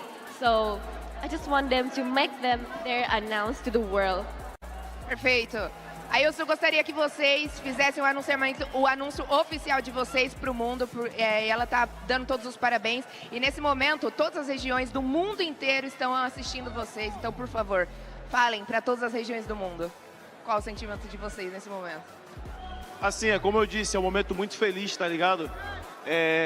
Ganhar é sempre importante, o apoio que vocês deram. A gente mostrou que no Brasil é diferente, cara. A gente grita, a gente vibra. A gente trabalha com emoção. Pra gente, a gente teve a infeliz queda na quinta queda ali, que foi um momento que foi um choque pra gente. A gente começa a sentir aqueles sentimentos de que não dá mais, que não dá, mas a gente sempre acredita, a gente começa a fazer cálculo, a gente começa a planejar o que dá pra fazer. E os moleques jogaram muito, pô. Eles fizeram o que foram necessário. Tiveram que rusharam. É um time conhecido como o papão do endgame, né? Sempre aparece no final do jogo fazendo história. E nessa última queda, eles simplesmente rusharam em todo mundo. Fizeram o que dava. E foi o necessário para ser campeão. Então, hoje a gente está aqui sendo campeão. Eu queria agradecer o Nobru, porque a gente começou do zero. A gente, tem uma história muito maneira. Quem puder ver depois, pesquisa a nossa história. Que é uma história, é uma superação, tá ligado? A gente veio do nada, a gente veio de baixo, como muita gente sonha em crescer na vida. E crescemos, fundamos o Fluxo. E hoje a gente está aqui podendo ser campeão do mundo, espalhando a nossa marca para o mundo inteiro e podendo fazer vocês que são fãs do Fluxo serem felizes como a gente está agora. É um dia inesquecível na minha vida e muito obrigado, gente. Serol. First of all, I would like to thank you, Nobru, because both of us, we came from the scratches and we have made history here in Free Fire. And we are very happy with this moment because this team here, they have done everything they could, and they understand the game, they understand the mechanism of the game, and there is no way they couldn't be champions today because they represent Free Fire here in Brazil, and right now they represent Free Fire outside of the world. So we are very happy and very thankful for this moment. That message is so powerful. I mean, they got the champion from the beginning, not that they tried to take it, you know? Yeah. Wow, really impressive. Congratulations. Especially because Nobru and Serol, they are friends since the very beginning of the game, so they are very thankful for this right now. I understand. Camilota, Baby Gold. Oh, meu Deus. Só queria retificar aqui, Baby Gold. Exatamente. Greatest of all time. Serol, Nobru, muito obrigada pela entrevista. Agora eu queria falar com o time, todo o time do Fluxo, pra cá, por favor, na frente. Pega o cheque, que é de vocês, é tudo de vocês. Vem pra cá. Vem Butizinho, vem Bobs, vem Luking, vem Renan. MT7, vem aqui na frente, eu queria falar com você em específico. Cara, você é pela primeira vez campeão mundial. Que orgulho! E a sua trajetória é de dar orgulho real, porque você foi adicionado num time que já era meio que se dizia completo. Já era um time muito coeso, que todo mundo conhecia, sabia do poder, e você veio com tudo, MT7. Você foi um dos destaques na nossa fase classificatória aqui do nosso Mundial. E eu queria te dar o espaço para agradecer e também botar todos os seus sentimentos para fora, que eu imagino que deve estar sendo um momento único na sua vida. Mano, só agradecer, principalmente nossa família. Queria agradecer a torcida, queria agradecer todo mundo que, mano, pode ter certeza que motivaram muito nós. Ali quando aconteceu, acho que na quinta queda, de nós afundar, nós olhou para vocês e foi isso que deu motivação. Olhamos para nossa família e, mano, motivou muito nós e nós falou, mano, vai ter que ser nessa última queda. E só agradecer também, igual quando nós ganhamos a WB, agradecer ao Fluxo, de estar desde os 14 anos. Aqui eu vou agradecer de novo, sempre vou continuar agradecendo. Dá base pro Mundial, esqueça tudo e é isso. Na minha casa, esqueça tudo. É isso, Carol. Segue o fluxo. I'm very happy to win in here in my hometown. And now let's follow. Um beijo pra você, Peu, Cauã. Que dia sensacional. Já já a gente vai falar com vocês, mas antes, tacar a classificação pro pessoal de casa ver como finalizamos o nosso dia de hoje. Já tá na tela. Fluxo é a equipe campeã com 86 pontos. Até bugou nosso sistema. O fluxo é tão pesado que tá bugando a nossa classificação geral. Mas vocês já deram uma olhadinha. Eles estão ali na liderança. Foram 86 pontos. Eles saíram da 7ª colocação e foram para primeira. Eles conseguiram fazer um movimento histórico. Literalmente foi o que o Nobru falou aqui. O Fluxo conseguiu repetir o que o Corinthians fez em 2019. Tava tudo meio que perdido e tudo aconteceu. Estamos em terras brasileiras, né, meu povo? É Brasil, é Rio de Janeiro, é Arena Carioca. E daí, pra você tirar a prova real, o Fluxo foi campeão com 86 pontinhos, tá bom? 3 pontos à frente do segundo colocado. Sensacional. Isso é Free Fire. Rajapeu. Cauã, cara, que momento épico que eu tô vivendo na minha carreira profissional. Cê é louco.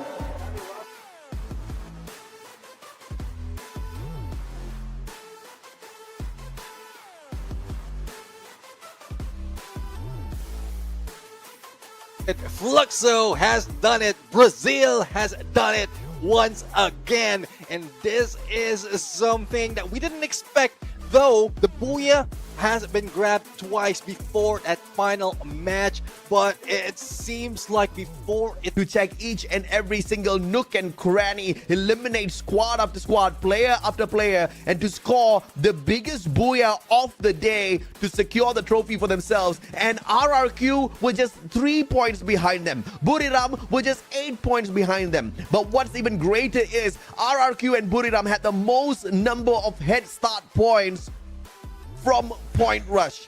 Fluxo had nothing. And there you have it. I mean, we are trying our best to hype up how many points, or like, if you put so much of an effort in the Point Rush, it will help you out. But Fluxo has just taken that out of the story, has just taken that out of the picture. Regardless of not getting any of the head start point, you will still win the championship. You will still be the team of the day, and you will still be the best in the world. Honestly, there could be no better team to lift the trophy.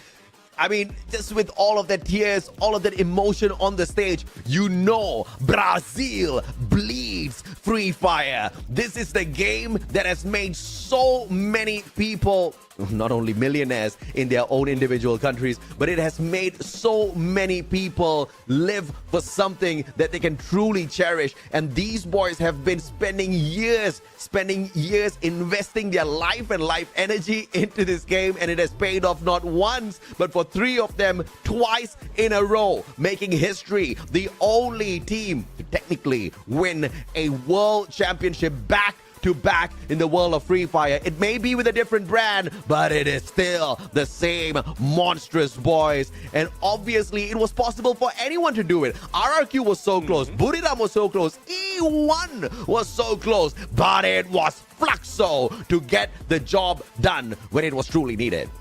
Yeah, definitely. I mean, it was very close. Again, before that game number 6 started, it was just anyone's ball game. It is anyone that can grab that championship. But I guess we had to end it. We've seen so much of tears. We've seen so much of pressure. We've seen so much of heat. But we have seen the champions being crowned once again. Again, on the voice, on the caster's desk, from the English side, I am Neptune the Gemma Garcia. Together with me is the Mustachio AJ. And we are ending this global finals with bang, with everyone out there supporting. We bid you goodbye and good night.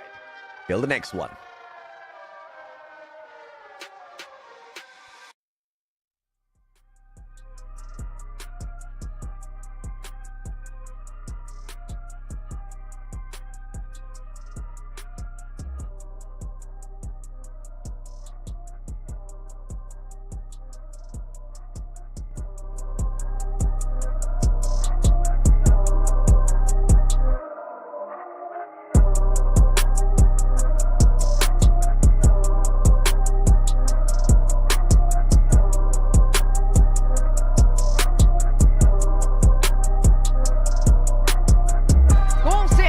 Agora é Brasil!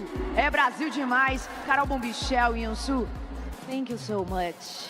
Thank you everyone for accompanying me such a long way until now, from the knockout stage, former stage, and here the grand final. It's my honor to have a chance to work with everyone on the stage, and I love every moment with you guys. And really nice ending for all of you. Fluxo is the champion of the global finals this year. Congratulations. Thank you, Yusu. You are awesome, and you are almost Brazilian now. Yes. Please. This is your home from now on, okay? Thank you so much. I appreciate that. I will come back anytime I want. Yes. Yes. And get açaí! Açaí. Família, estou muito feliz por esse momento. É do Brasil. No ano passado, em Bangkok, lá na Tailândia, eu falei uma frase e eu quero repetir ela. Desde 2019, só que agora não está tão distante. Desde 2023, caramba! Segue o fluxo, segue o Brasil, porque nós somos campeões mundiais. Estou muito feliz. Um beijo, eu sou apaixonada por esse jogo. Esse jogo me deu uma perspectiva de vida e eu estou muito feliz. Camilota, prazer imenso trabalhar contigo. O prazer é todo meu, minha grua. Vamos ali na frente finalizar com chave de ouro. Eu e toda a torcida da Arena Carioca, junto com o fluxo, fazendo muito barulho. Grita, Arena Carioca, cadê a torcida? Levanta esse troféu! Vai! Ó, quero ver geral comemorando com a gente. Passei daquela forma. É a hora que a gente vai levantar, fechou? Vambora, família.